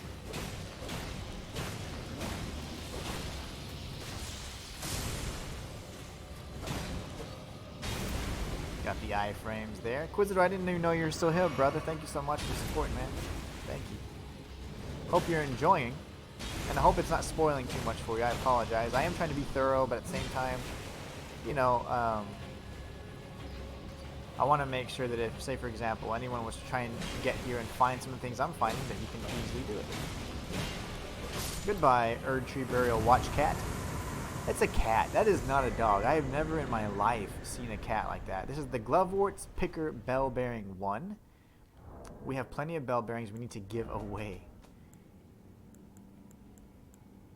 Bell Bearing 1, right here. We can get Ghost Glovewort 1, 2, and 3. Oh, this is the one we got. Grave Glovewort. Okay, so there's probably another catacomb where we can grab the standard. So we were definitely in an area that was, I say, over-leveled, because it would make more sense to be able to obtain the items that can enhance your standard ashes before your, I'd say, named ashes, because the named ashes require Ghost Glovewort, which is a more valuable resource, as opposed to the Grave Glovewort, which is much more common. It only enhances your standard ashes. So, interesting. Quizador says, yep, I'm lurking. Oh, thanks, brother. Pookie says, the Burial Watchdogs are so annoying. Their delay attacks are timed just right to be annoying. After you fight like 50 of them, you kind of get used to it, though. And you start kicking ass, and it feels really good. Because you can take them out just like I did. Quizador says, I don't care really much for spoilers. I'm anyways looking for stuff online so I don't miss anything. Okay, cool, cool. Maybe if we get to any quest lines or anything like that that I need help with, then you can help me with that too. Because I don't want to miss anything either. Like my first playthrough, I want to do, I always call it my 99% playthrough. And a 99% playthrough is pretty much me doing everything I can without knowledge of the game beforehand. And it allows me to pretty much do everything I can that doesn't include, like, of course, any kind of quest lines that overlap or anything like that. You know, it's like pretty much doing everything you can that you can do in one possible playthrough. Oh, lovely. The hell did you come from? You jerk. And your friend, too, huh? Dead.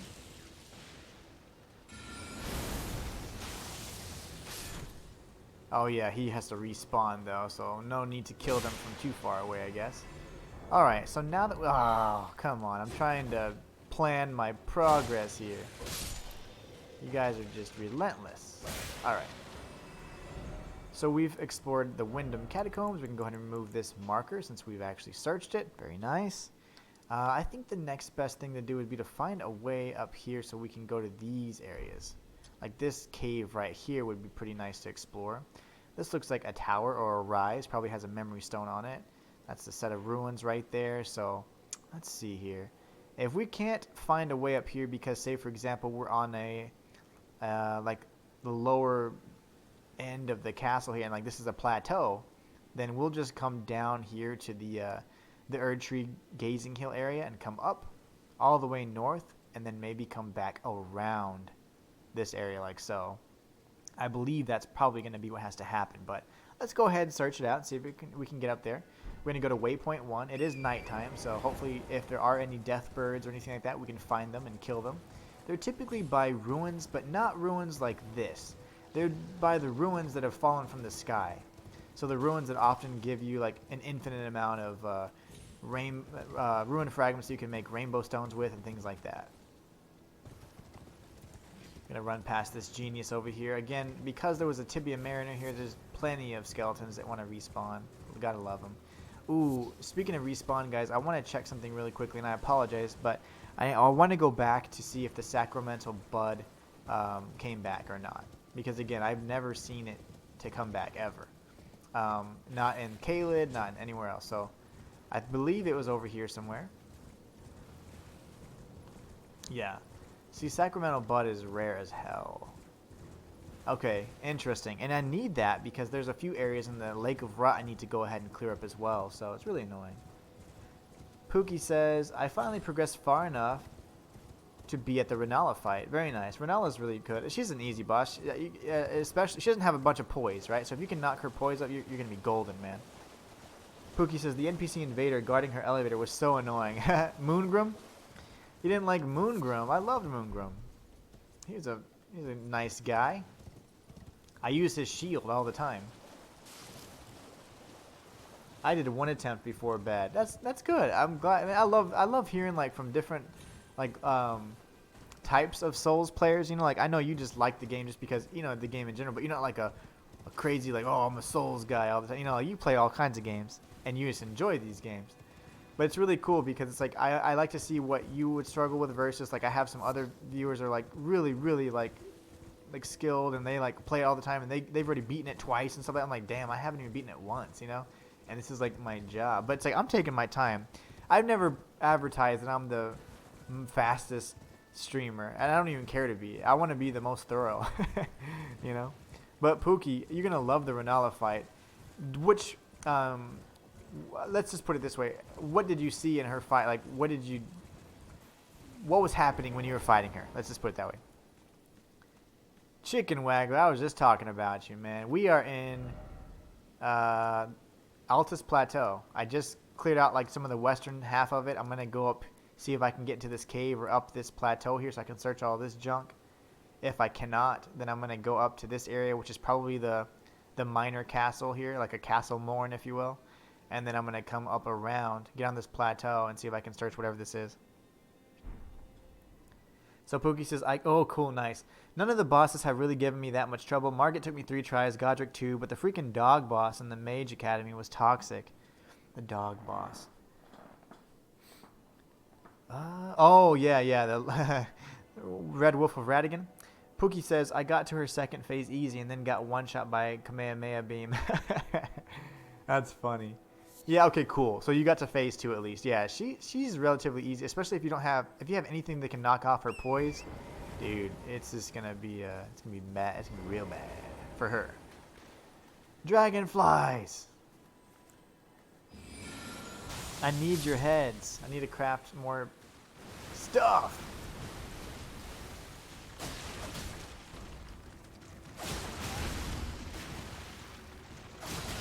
Nice. Very nice. So there's going to be crabs here, I see. And what is this over here? Oh, just one of those ugly little riders that we found in Liurnia of the Lakes. Nothing special. I guess he got tired of holding the... oh, little baby crabs. He got tired of flying around and holding this. Oh, we got the Ash of War Blood Blade. Ooh. Let's check that out. Anything blood related I really like. Probably going to be down here with my blood stuff. Blood Blade. Wound self to coat the armament with blood, then unleash an airborne blood blade that causes hemorrhaging. Can be fired in rapid succession. Usable on small and medium swords. Ooh. I want to try that. Try that out.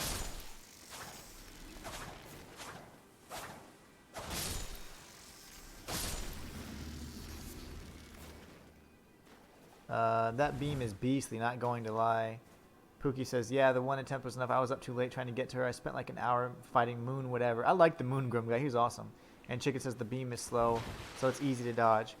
Yeah, you know, I'm going to be honest. If you see my fight, if you ever look at my boss fight with her, I beat her before she could even get off any attacks. Like, she tried one attack, I dodged it, and I just kept attacking her, and then she was stunned. She summoned the dragon, and she died before the dragon even materialized. And then the dragon stomped on me once, and it was like, fight over. So I was like, okay, cool. But it was pretty awesome, though. So I just was like, that's when I was like, yep, I did my build right. But yeah, I don't even know her attacks, is what I'm trying to say. But she was, I bet, a really fun boss fight. I've seen a lot of people struggle with her, but I think if you can just do anything to knock off her poise, you can prevent her from attacking. And then that's how you deal with a lot of these enemies, actually. You gotta test their poise out. What's up, bud? The rider and the mount have been defeated. Alright. Yep, so we're just going off this long path. Typically on a forked path you would see some other stuff, but so far nothing. We're going to go to this cave hopefully and see if there's anything over here. I like overkill. A little bit of overkill is always a good thing. The moment she summons, she dies. Yeah, exactly. Because whenever she summons, if you can get her poise, I mean, if you can have any weapon that inflicts or attacks her poise or gets her staggered, you are golden in that fight. It's a really fun fight. But Pookie, you done really. I'm actually impressed. The fact that like Margit and stuff like that's just really cool. I'm actually really impressed that you were able to just take care of those bosses so easily. That's really cool. You're using all your tools, which is just, that's the way to go, man.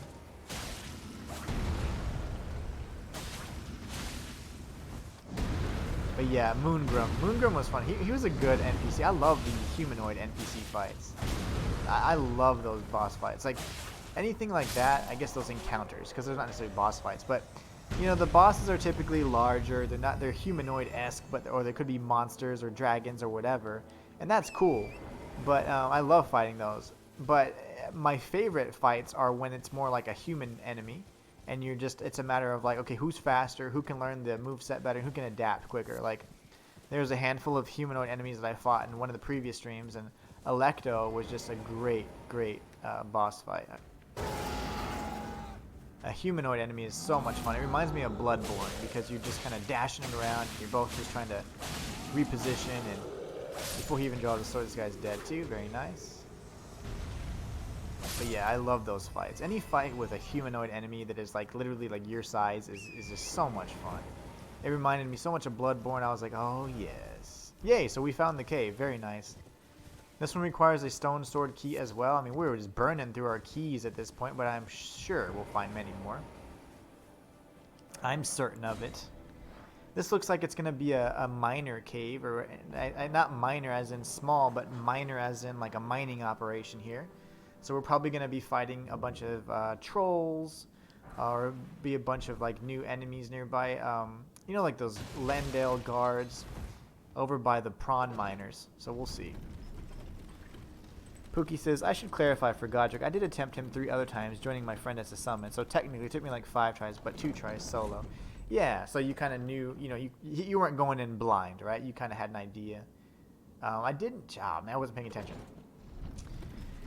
Let me see if there's any other levels here that I can search. I like to just see if there's any, platforms I can drop off. Looks like there's one over there.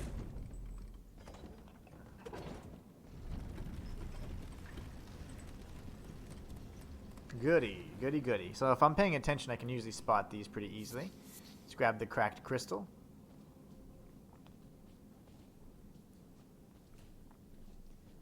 And I didn't mean to do that. I did not mean to do that. I was doing a lazy jump, and that's what happens when you do lazy jumps. So now, because I didn't tag a site of grace, we have to go back. That's fine. We can ride Torrent all the way through there pretty quickly. My bad, guys. My bad. Whoops. I am going to teleport here, though. Rest in peace. Pookie says, as the duo fights, we keep attempting a second phase and getting wrecked, but it was fun fight for sure. No doubt, man. All of the boss fights have been enjoyable so far to me. There haven't been any that are like so gimmicky. I'm like, nah, this is terrible. Unlike in some other Souls games, you have those gimmicky boss fights that just make you want to cry because you can't do it any other way except the way the developers intended. I like freedom of choice in these kinds of games.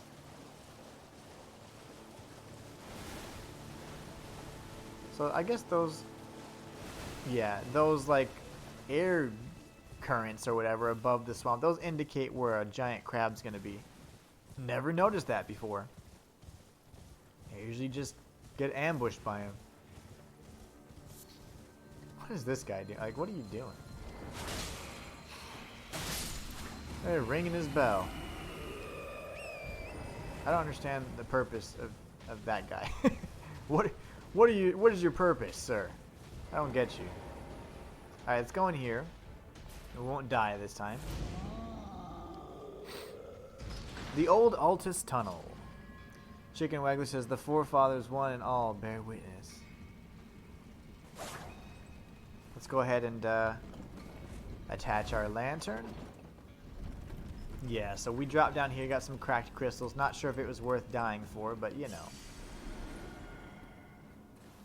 What can we do? What is one to do? Can drop down here safely. Tag the site of grace. Can't believe it was right there. So funny that I missed that. We'll rest at it. That way we can actually come back here if we die. As opposed to having to go back through all that mess. Many of these tunnels have that same mechanic where the lifts can take you to different levels. So always be sure to check and see where they go.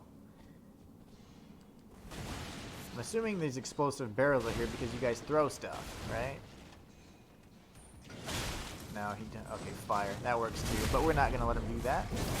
Maybe we can finish him off here. Very nice. Those dogs are so annoying. They're like equivalent to Bloodborne dogs. In terms of how annoying they are anyways.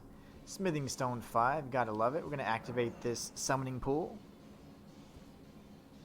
Go ahead and grab some cracked crystals as well. Let's get a good vantage point here of what all we're looking at. Alright, so we got some stuff over there. We can go up here as well. Let's go up this pathway, go all the way around. We can drop down, see what all that is. Lovely. Alright, we got all kinds of stuff to look at. Cracked crystals.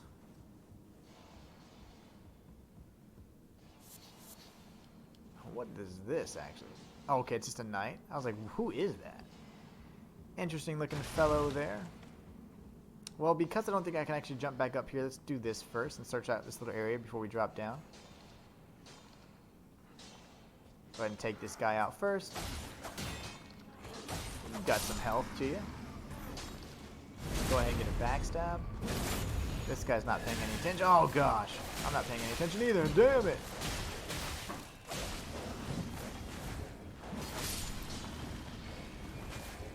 These dogs are so annoying. There you go. A little double guard counter action to take out a handful of those dudes at once. Go ahead and backstab this bro right here. Have you been in... Chicken Waggler says, have you been in the snowy area yet? Oh gosh, hold on, sorry. Snowy area yet? Consecrated snowfield? I have not. I have not been in that area yet. Sounds pretty awesome though. I just barely reached the beginning of the Altus Plateau, and I've only searched the western side. So, we got the Bolt Drake Talisman +1. That's an upgrade from the Bolt Drake Talisman that we've obtained earlier. Very cool. So now we can drop down here. Actually, I'm going to keep my shield out just in case there's more of those damn dogs. Chicken says, alright, I got to remind you what the one little thing there is once you get there. Okay, I'll remember. So it's called Consecrated Snowfield. I will make sure we talk before then. Very nice. We're going to go ahead and get a charged R2, finish him off. Grab these cracked crystals. Take this bro out as well. We'll backstab and then charged R2. Again, if you're ever having trouble with those guys, if you use, if you two-hand your weapon, or if your weapon automatically dual wields, that's fine too. As long as you hit them with that, you'll be able to pretty much avoid your weapon deflecting off of their hard skin. So, Something I learned in the first mine I went to. Alright, so there's this pathway over here. I feel like there's little dogs. There's always dogs in these stupid places right here. No dogs. Interesting.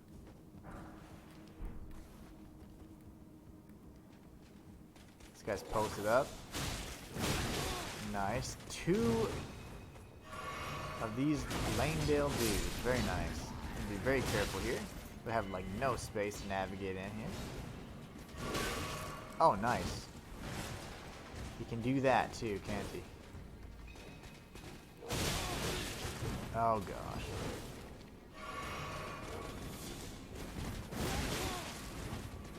Getting destroyed. Okay. See if we can reposition here.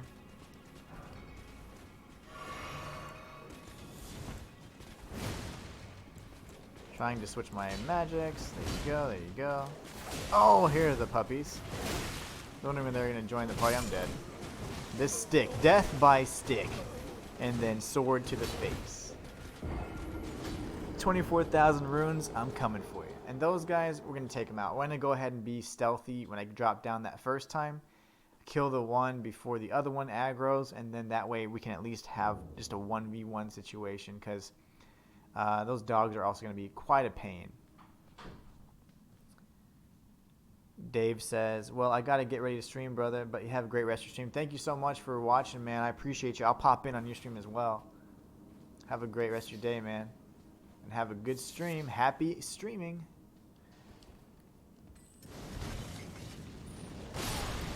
Oh, what? Well, he killed himself. That's fine. That's what happens when you play with, you know, fire next to explosive materials. Alright, here we go. So now we can just drop down this way. We'll grab this smithing stone. Alright, where's this genius at? They're both right there. There's one over there. Okay. I see. That's probably where the dogs are, the bastards. Yep.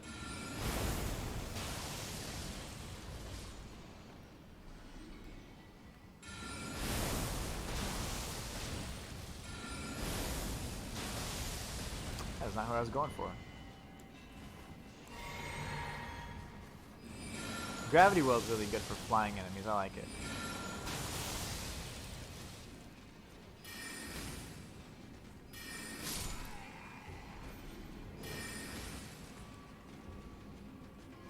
Let's see. You know what I can do? I'm gonna try something I haven't done before. I've never used the fire pots before. Let's equip those and throw them right at these guys' feet, because they are being so annoying.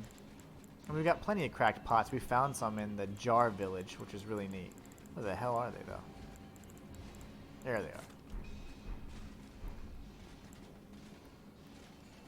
Let's see if I can... Nope. Let's see if I can angle this the old-fashioned way. Okay, that didn't quite work. As he's doing that, I'll go ahead and drop down here. Kill this dude. Or die. You got too much poise, bruh. Heal punish, that's okay. We need to heal anyway, just to back away. You guys are annoying.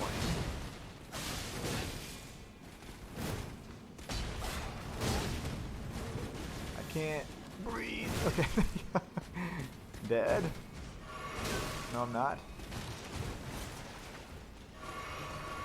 Okay, now we're good. Jeez, now it's my turn, boy.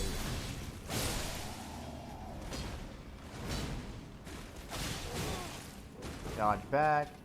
Dodge forward. Oh, okay, missed that time. That's okay, though.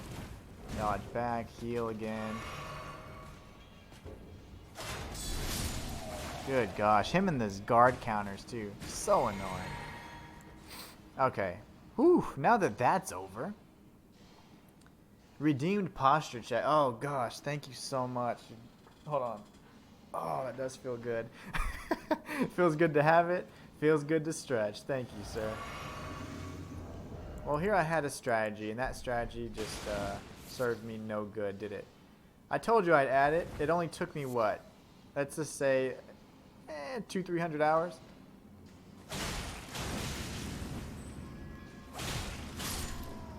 200-300 hours of streaming to figure out, hey, that might help.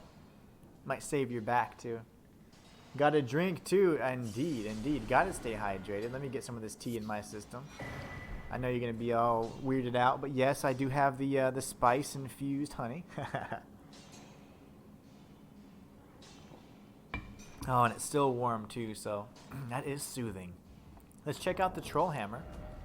The troll hammer is clearly going to be a melee arm. It looks really cool, at least from the item description. I think this is it right here. This is a mining tool of stone digger trolls used to crack bedrock.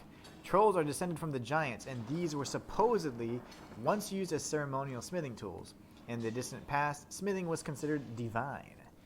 The skills is Troll's Roar, which you've seen before. This is primarily a strength-based weapon, but it does have some faith requirements as well. Chicken says, it's not weird, I just don't understand who comes up with stuff like that. Wait, what? What? What were we talking about? I got distracted. We were talking about what's weird? I said something was weird, my bad. Wasn't trying to be hurtful. Alright, let's see what's over here. My bad, guys. I didn't mean to say anything mean. I was distracted. I get mean when I'm distracted. Okay, let's see. This guy's over here. We searched this area as well. Very good. I guess we have to go here and be behind this little structure as well. Which I thought there was something, but this is where I got chased to death, right? Yep, it is. So let's go here in just a moment. Instead, we'll go over here first. Oh, the honey. I don't understand who comes up with stuff like that either, especially the, oh, there's a boss fog right there. Okay, perfect. The thing is, remember we talked about the guy that, not invented milk, but the dude that, will come up here as well. This is a different level we haven't reached yet. The milk guy, like, who would have thought, yep, those make milk. Let me go ahead and squeeze those things real quick. Like, who would have thought of that? You have to be a very special kind of person. Dead. And I can get the backstabs. You don't kill us all. Okay, or not. That's fine. Trying to get the backstab, but you know. Couldn't quite nail it. Alright, let's grab these somber smithing stones and smithing stones. This is perfect because the smithing stone 5s are exactly what I was needing. And then I can get my other weapon to pretty much almost plus 20, I think. So we're definitely going to upgrade that. Okay, so that was that path. Did it just circle around?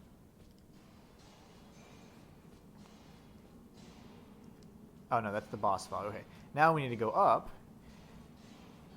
Up this ladder here.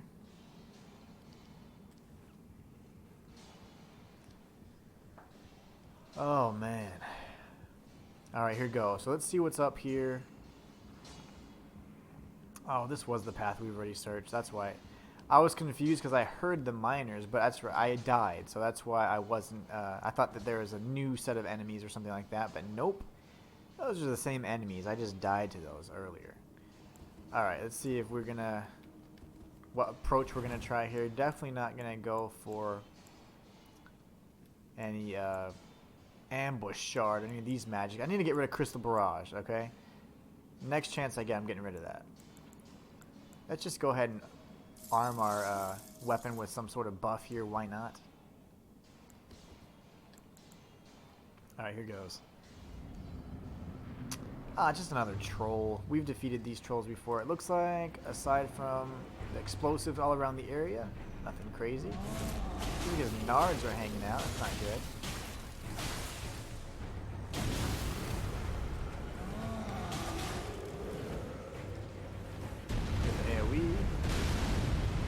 Big stride, and one more. There you go. That step kind of threw me off, unfortunately, but he's dead, so that's fine. Good job, Stone Digger Troll. You tried. You certainly tried. Go ahead and make a marker for that as well. We got the Great Club. Very nice. Just making a marker here. 1 second, guys. Marker. Troll. Very nice. Let's go ahead and check out the Great Club. I'm telling you, I think we went to Caelid a bit early, but I'm okay with that. because now we're just completely over leveled for this area. Let's see. It looks like a club. Is it? No, not that one. Great club. Okay. An enormous club of hard wood. Wildly hammering foes with this striking weapon requires no dexterity, only brute force. While it may seem sacrilegious, this weapon is said to be a withered branch of the Erd tree. Imbued with holy power, this weapon will never sap. The skill is Golden Land. Thrust the armament into the ground, then gather strength to unleash a blast of sacred... oh, these are neat. Energy that coalesces into golden darts. The Erd trees actually do this. And it only requires 35 strength. But I wonder if it does... I guess because of that ability, it can use... And it's oddly not a unique ability, but it can, I guess, attack with holy power as well. But it's only purely a strength weapon, so... Interesting. Alright, cool. Let's go to the entrance. That was easy enough. Very nice and easy, very smooth. You saw the damage we were doing to that troll was just insane. And I'm not sure if he's weak to frost or what, but we were just ripping through him. So, very nice. Alright, so I don't believe there are any other secrets in there. Why is that guy just riding around? That makes me laugh. Like, what are you doing? Alright, we're going to come up here to the entrance of this area, so we're going to make a hard left here. Try not to piss off these trolls. I like the trolls. I definitely like EG. EG is my favorite. It's my dude. Let's see. So there is a way up on this plateau. I see. Okay. Very nice. There's a geyser there. Okay. But that's not really where I'm trying to go. Golden Rune 3. Very nice. We'll keep making our way through here.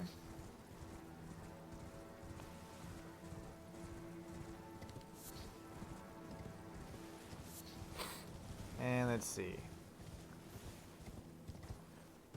Arteria Leaf. I was just trying to go around and see if there could have been any teardrop scarabs, anything like that, but I don't hear anything like it. It's just a poison swamp. Definitely seems like a poison swamp.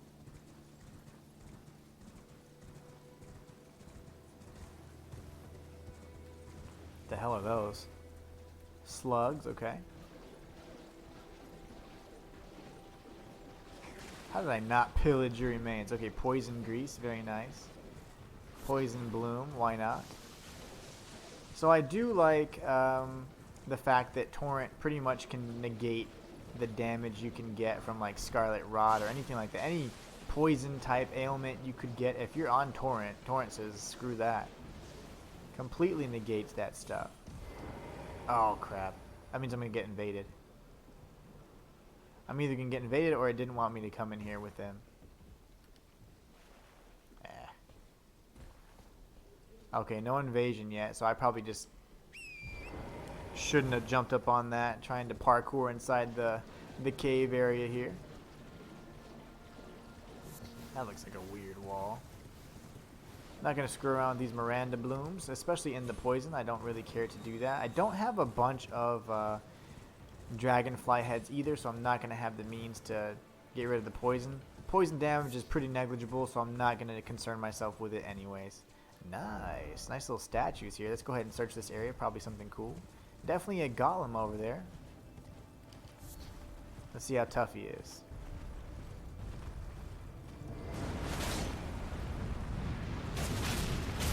He's got a little bit more HP than some of the others, I guess.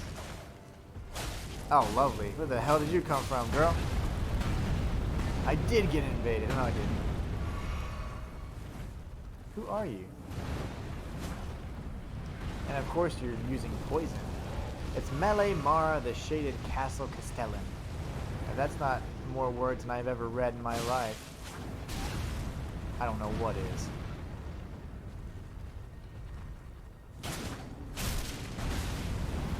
You are annoying, girl. Come here.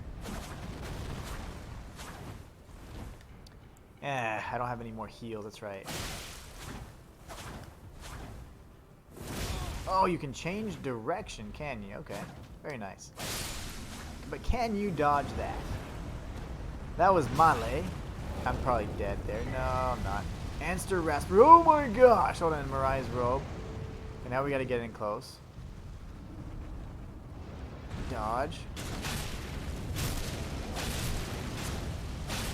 Damn it, the fire.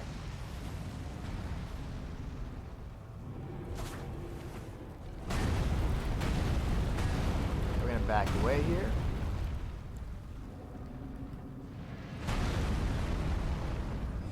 Wrong sorcery, but we'll go with this. Of course he doesn't care about no rocks. He is a rock. And the fire. Very nice. First time I've ever had to do this for a golem. That's pretty annoying. There you go with the iframes. Dead. There you go. Very nice. Not gonna die to a golem. Not today. Alright, now we can check and see what we got. That was really cool. It was a golem plus whoever that woman was, which is really cool. I like her armor. That was really nice. It looks like a variation of the noble's robes, though, to be honest. Let's see. So, Ruler's Mask and Mirai's Mask. Mask in the image of white-haired young noble, customarily worn by the head of House Mirai's. Increases arcane. Oh, cool. I could probably use that. The Mirai's family has a dual history spanning generations, serving as both executioners and castellans of the Shaded Castle. This mark bears the likeness of the first of their line. Very cool. Now, oops, that's not what I meant to do. Where is your robe? Mirai's robe. Okay, this robe with a black mantle across the shoulders, customarily worn, blah, blah, blah. The sons of House Mirai's are all sickly born. Little wonder that Male Mirai would be so beguiled by the beautiful and fierce goddess who was born into rot. So was it a chick or not? Would be so beguiled. The sons of House Mirai all sickly born. Probably it's probably a dude. I don't know. Hard to say. Hard to say. All right, but if you guys want the Mirai's, mask and robes, it's actually in the northwestern side. I'm assuming this is the Shaded Castle, so just west of the Shaded Castle on this little cliff side here. You will be facing off with both a golem that's a little bit more, has a little bit more HP, a little bit more beefy than the normal golems, and of course the actual Mirai himself. So all you need to do is from the Erd Tree Grazing Hill, just go due north, and then west of the swampy area, just go over here and you'll be a cliff. Face off with the golem and Mirai, and you can get the armor for yourself. Very cool indeed. Let me go ahead and put a marker for that too. Marker. And I'm going to put Mirai's. Very nice. Alright, let's see if there's anything else on the cliffside or anything we can drop down onto. Probably not. I'd imagine that was the extent of the items in this area, so very cool. Grab this smithing stone 5. Why not? At some point, I would like to definitely go to a smith, so I can go ahead and upgrade my weapons. Because I'm loving that we have so many more smithing stone 5s now. Alright, let's see what we got.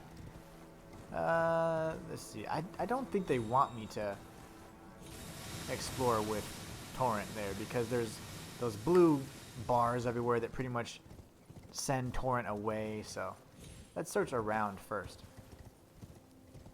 We'll probably get some starlight shards over here. Very nice.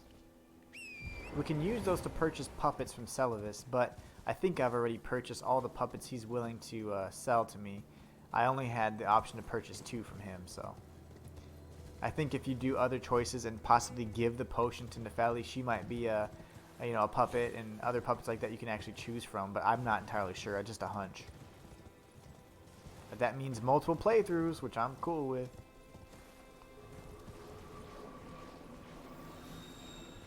Alright, we're gonna avoid this magic attack over here from that silly plant, because I hate getting attacked by that. It can actually damage you pretty well if you're not careful. Does some pretty good damage if you just sit in it for a while. Alright, let's go check the other side of the castle and then we'll jump inside.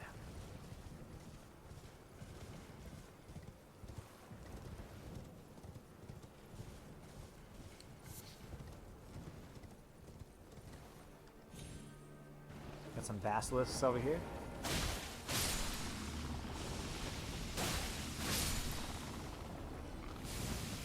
Take them out really quick so before they can give us that insta-death that we are all too familiar with. They'll replenish some flasks for us as well, but this one looked like he was still alive.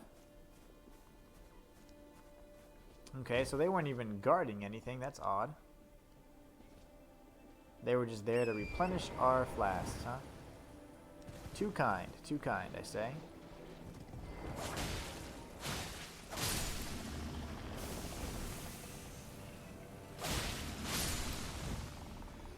Okay, we took those out as well.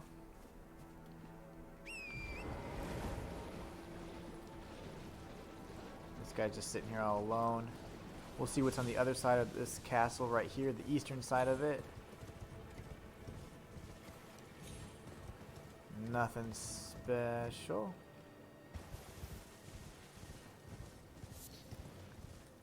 See if maybe we can go behind. Got a Trina's lily, some herba, Michaela's lily.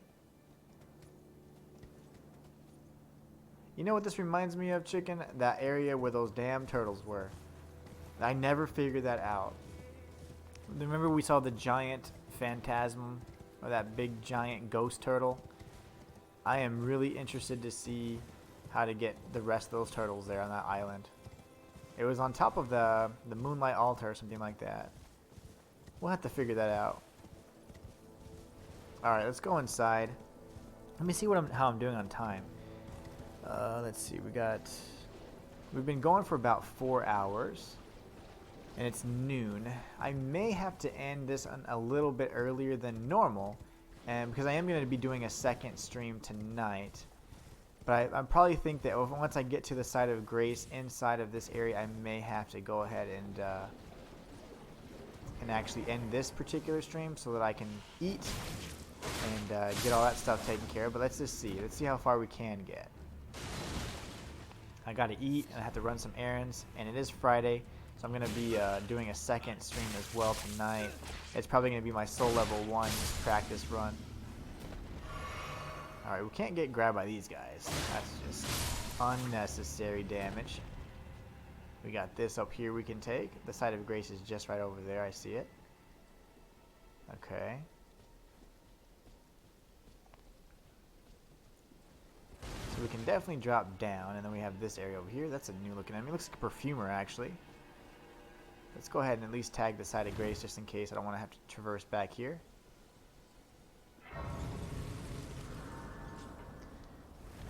And let's go ahead and activate the summoning pool.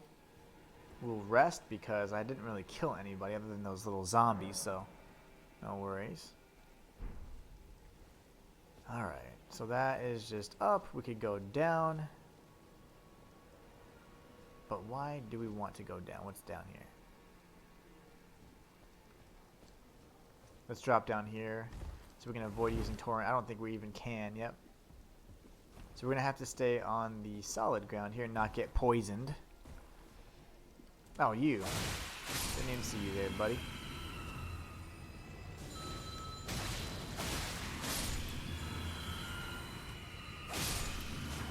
Very nice. Take this one out as well.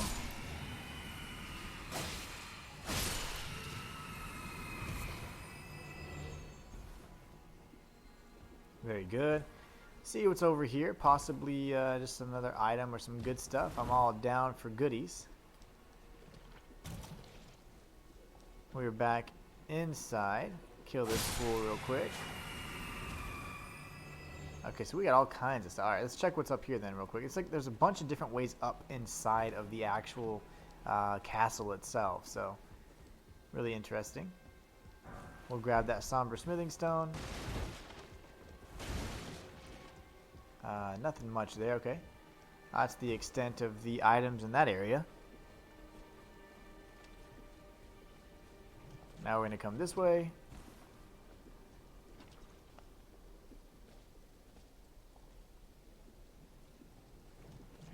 Come up here. We can take this little ladder to see where the tower goes, and then of course we got to come back down and search the rest of this little swampy, poisonous area before we go inside the actual castle itself. We're still, I would say, like almost like in the moat type area of it, you know? Let's see, nothing over here. Very good. One of these geniuses. This almost seems to me to be like the other side of where that perfumer was. Nice ambush attempt.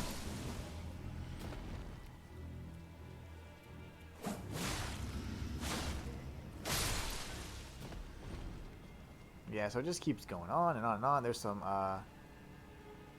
rooftop exploration we're definitely going to have to do as well. Okay, so let's continue down. My goal will be to at least let's clear out the moat area for sure, and then from there we'll be able to upgrade our weapons again, and then I'll end the stream at that point. So we still got a few minutes. A little bit more exploration. I'm telling you, those slugs are so satisfying to kill. Hey there, buddy. I fought you before in the Albinaric village. You're just as difficult and annoying. As soon as it touches you, it ignites. Thank you for that, good sir. That was annoying. We got the Miranda powder and some budding cave moss. Not even close to being worth it.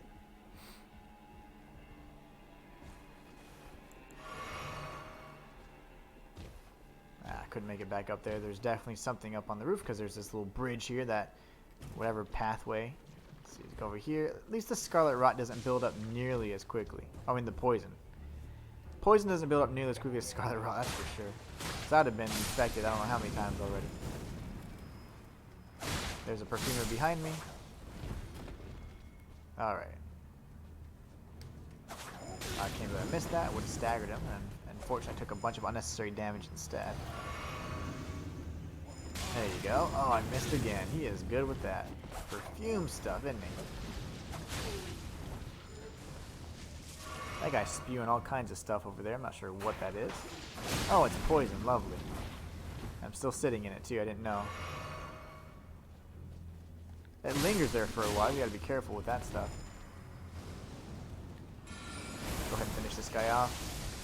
Oh, he healed up. Of course he did. Nice. Got the bleed on him, and we got the depraved perfumer gloves.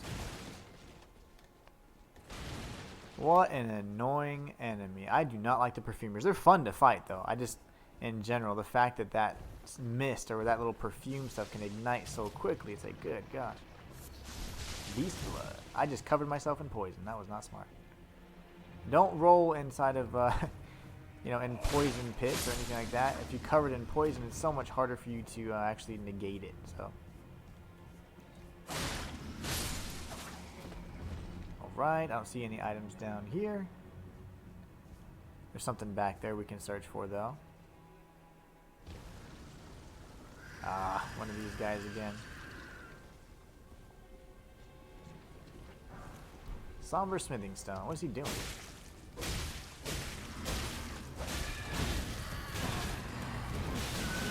What is happening? I'm dead.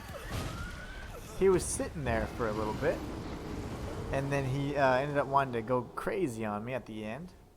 And unfortunately, there's not enough stamina or in the world to, you know, take all those attacks, so I just got destroyed. Okay, no worries. We'll go straight back over there. Take out this one. Very nice. We got that over there, of course. So we could search that side really quickly because this side seems to actually end and be finite. The other side just keeps on going and going. So let's see. Poison bloom, disgusting slugs. So there's the item up here. Okay. Alright, alright. We'll find a way to get it. As we do. Ooh, there's a ladder up there. Very nice. But it is broken, so just a tease. I don't know what happened there. I thought I tapped R1 twice. I only did the one strike though and got hit in the face for that. Can't be sloppy even around the easy guys, because they can still take you out or definitely have you take a bunch of unnecessary damage. Just ill-advised. Don't do it. Don't do it. Don't be sloppy like me. Alright, we got this staircase up here.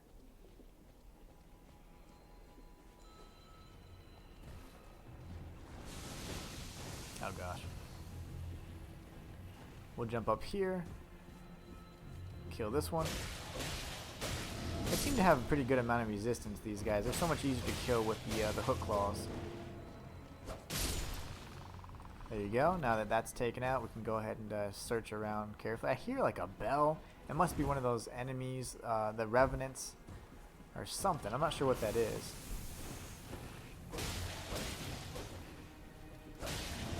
There you go.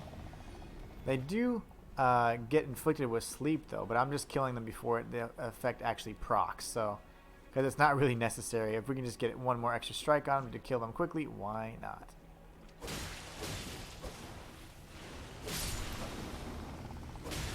This is a little bit deeper, so my mobility is impacted just a bit. Got to be a little bit more careful here. Smithing stone 5 again.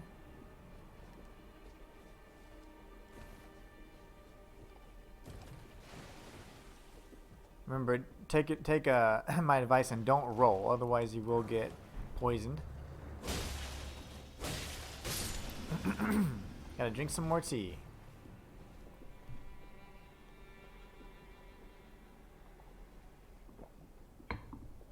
Alright, much better.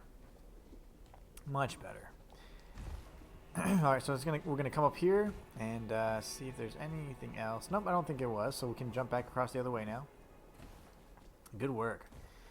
Nothing back there. This is the slugs. The Perfumer is over here as well. We're gonna see if we can run past. No need to aggro them. They really weren't worth it. All they gave us was, well, they give us some gloves, but other stuff we just don't need, like the Miranda bloom and things like that. I think this is where we died down here. Let's go ahead and take this guy out. We're gonna use our hook claws here to take out this revenant quickly.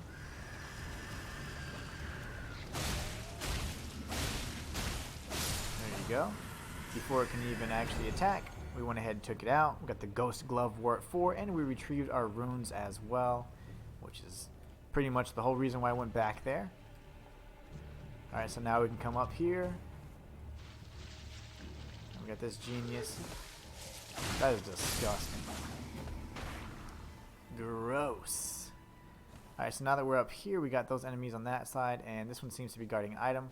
Possibly an ambush, because there's just an item, so let me see. Oh, nothing. Got some neutralizing boluses, that's good, we need those for sure. I'm so surprised that nothing came over the rampart walls to just attack us, you know? There's somebody here. Oh, never mind. I saw the spear there. I thought there was a enemy trying to ambush us there. Maybe next time. We'll just systematically take out all these zombies that are just attacking the walls for some reason. Very nice. We'll check what's up there in a moment. Let's come up here. Go ahead and stagger him to prevent that attack. Because all it does is inflict poison, but it is pretty annoying, and we don't need to be poisoned unnecessarily. Okay, this is the outside area, right? I think this is where we were initially just searching around.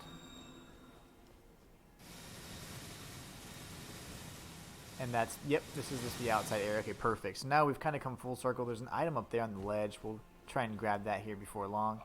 We're going to go ahead and tag these enemies real quick, take care of them.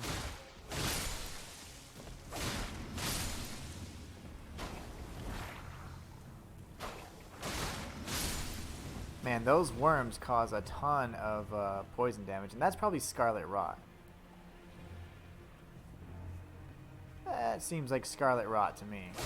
It's a little too red for my taste.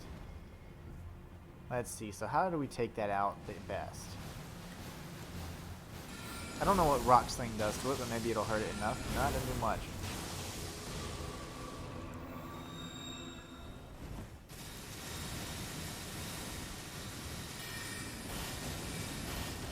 Yeah, this thing's way too strong for no reason. Okay. So we're going to... Well... we're going to wait for that to go away, and then we're going to equip a fire grease, and then that'll allow us to go ahead and stop it from doing that thing. Or we can just use this instead. Maybe this will work. I've never used a cracked pot before, other than that one time that I missed. There it is. Now you can quit spamming your little poison mist.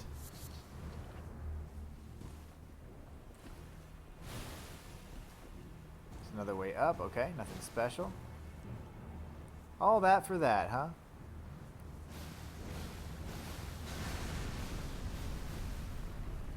I guess that was it. Okay, no worries.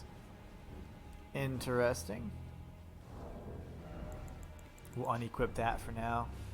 Need to definitely craft some more. I know that they typically just take smoldering butterflies and some mushrooms, so it's a pretty cheap weapon to make. I'm pretty certain that that is the this area here. It just kind of shows us and teases us with some of those items that were just out of reach. And I am fairly certain I cannot parkour these trees, right? Or maybe I can. But it won't do me any good. There's nowhere to go from here, so. Alright. Down we go. Let's go ahead and make our way back over to the other side. See if we can safely traverse up to the top of these rampart walls. We're going to take this ladder up. And I do believe it all kind of connects. So if not, we can always warp back to the side of Grace. But I'd prefer not to do that so we don't respawn all of the enemies.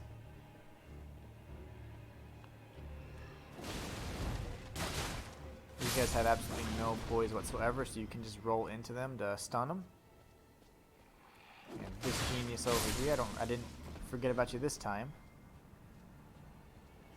And let's see. Not sure this is like a new area. I think it is. Let's take these guys out first. We can kind of get our bearings.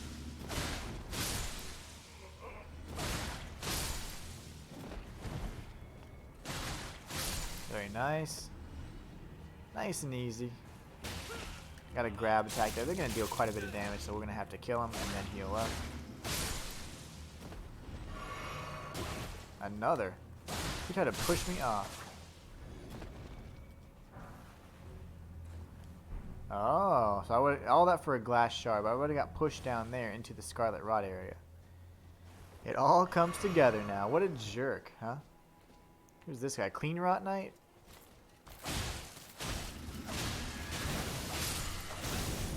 Yeah, no thanks. Clean Rot Knights are really cool. I enjoy fighting them. We fought the ones that are actually like from the Shattering battle itself, and they were very difficult. That was like in a special Dragon Barrow cave or something like that inside of Caelid. I forget exactly which cave, but they were, no, it was the War Catacombs, the War Dead Catacombs over in the Star Scourge Radon Arena. We got the Valkyrie's Prosthesis. Hey, we could probably give this to Millicent. She had talked about if she had her weapon arm. I don't know if this is a key item or a charm. Let's check it out. If it's a key item, we can definitely use it. If it's a charm, not so much. Let me see. Valkyrie's Prosthesis. No, let's check the key items. Here it is. Golden Prosthesis used by the one-armed Valkyrie. A golden prosthesis used by the one-armed Valkyrie, a masterwork of craftsmanship with practice and skill, it can be used as proficiently as a real arm.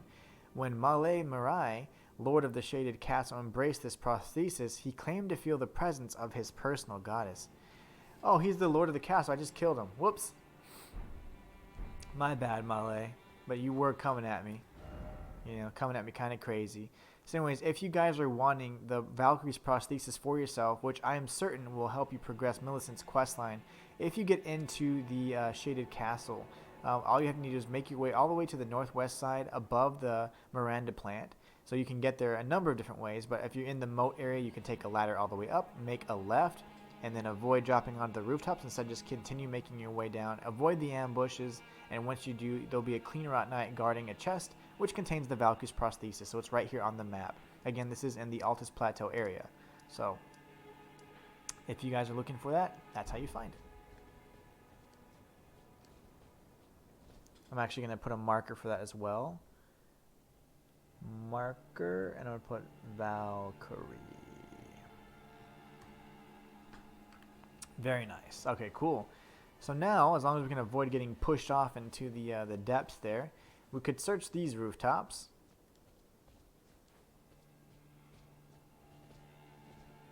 Drop down in here. But first, let's just see what's around here. I need to make sure I kind of get my bearings and understand the layout of this area and see if it comes full circle or not. We got these dudes just sitting here. What is the point of those riders? Like, I don't know what they do. Maybe they just aggro everybody? I'm assuming that's what their purpose is. This dude's just hugging the wall. He's a big boy. Can't even hit him. Okay, so no illusory wall there. What was your purpose?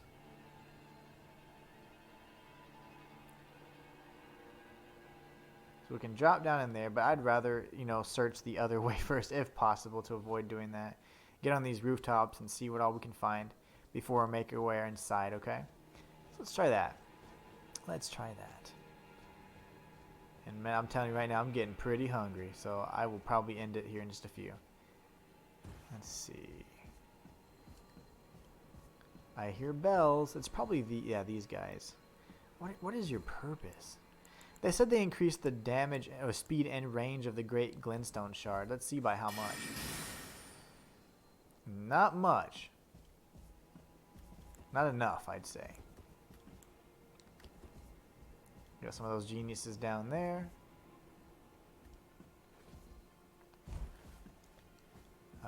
Nothing up here. Okay, so the rooftop exploration here is limited. That's for sure. I see something over there though. Golden Rune 4. Another Side of Grace. Thing of beauty, this. Because now I can level up. I don't really care about going to the other area since I won't have to. And then this will be an excellent point for me to go ahead and level up. Increase our intelligence. We're now going to return to the round table hold as well. Which is somewhere off the map. There it is. Bottom left. Table of Lost Grace. And from here, we'll level up our weapons, and then I will go get my food, and I'll be so happy. Because I'm starving my ass off. Let's see here. Master Hugh, where are you? Dishes, how's it going? Hey, how's it going? It's going really good, actually.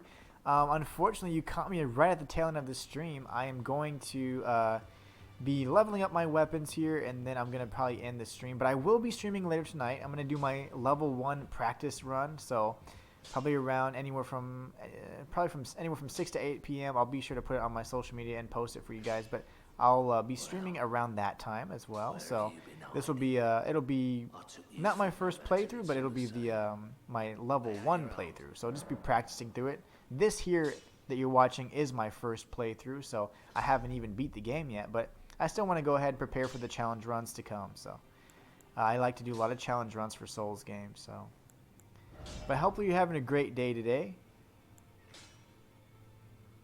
I know I am. It's been an excellent stream and just having a lot of fun today. I got a lot of rest last night, so I'm like in a really good mood. But I'm just starving. I am so hungry. So I'm like, you know what? I'm going to go ahead and, after about 4 hours, call it a stream. And I will be streaming later tonight and, of course, throughout the weekend as well. So you guys are more than welcome to stop by, too. She says, yes, it's awesome. Rest is good. Rest is good indeed. Keeps you sane because, man, I was getting so tired. And I stream pretty early. I stream, from 8 a.m. Central Time to pretty much 4 or 5 hours after that. So, and then I have to work on editing my videos and doing my YouTube stuff, which is my primary kind of platform that I operate off of. So trying to build this stream channel up a lot as well, and trying to grow the community and So lots of fun things with you guys. Let's see, why, oh why, can't I get A scaling? Like, I would love to have A scaling. But this now causes, like, 89 frost buildup. So you're guaranteed to get frosted up, like, straight up. I think blood loss buildup is probably capped at 60, though. So that's really interesting.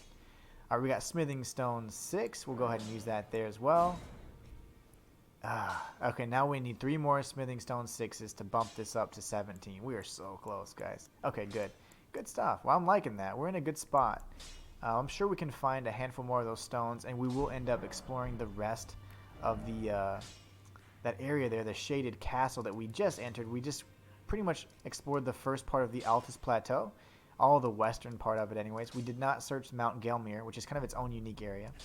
Instead, we went to the shaded castle, and we ended up finding the second point of grace and paused there. So I think it's going to be an excellent stopping point. We'll go ahead and search the rest of this moat here where that rider was. We'll go inside, and we'll come out and check on this side as well, and then we'll be good to go. We'll be then exploring the rest of the, I guess, the eastern part of Altus Plateau and interacting with some of these NPCs and all that stuff. We got a big stream scheduled for next time, but that'll be on our first playthrough stream. Tonight and probably for the rest of the weekend, we'll be doing the level 1 practice. But anyways, let's see. Dishes says, yes, I will try and pop in later. That'd be awesome. I'd really be happy if you guys could join. And that way it makes it more fun. Makes it much more enjoyable to be able to interact with people too. So, heck yeah, Dishes. I will be there. And you're more than welcome. So let's see. I guess we can just save here. I was going to say, what should we do next? Or where should we save? It's fine. I don't need to teleport back to the shaded castle just yet. Instead, what we'll do is we'll probably end it right here. And then we will be picking up right at the shaded castle just where we left off. We literally got a site of grace immediately in that new area. So we're in great shape. But anyways, I hope you guys have a great rest of your day. Have an excellent Friday. And I will be streaming a little bit later. So hope to see you guys there. And until next time, it's the Inhuman One signing out.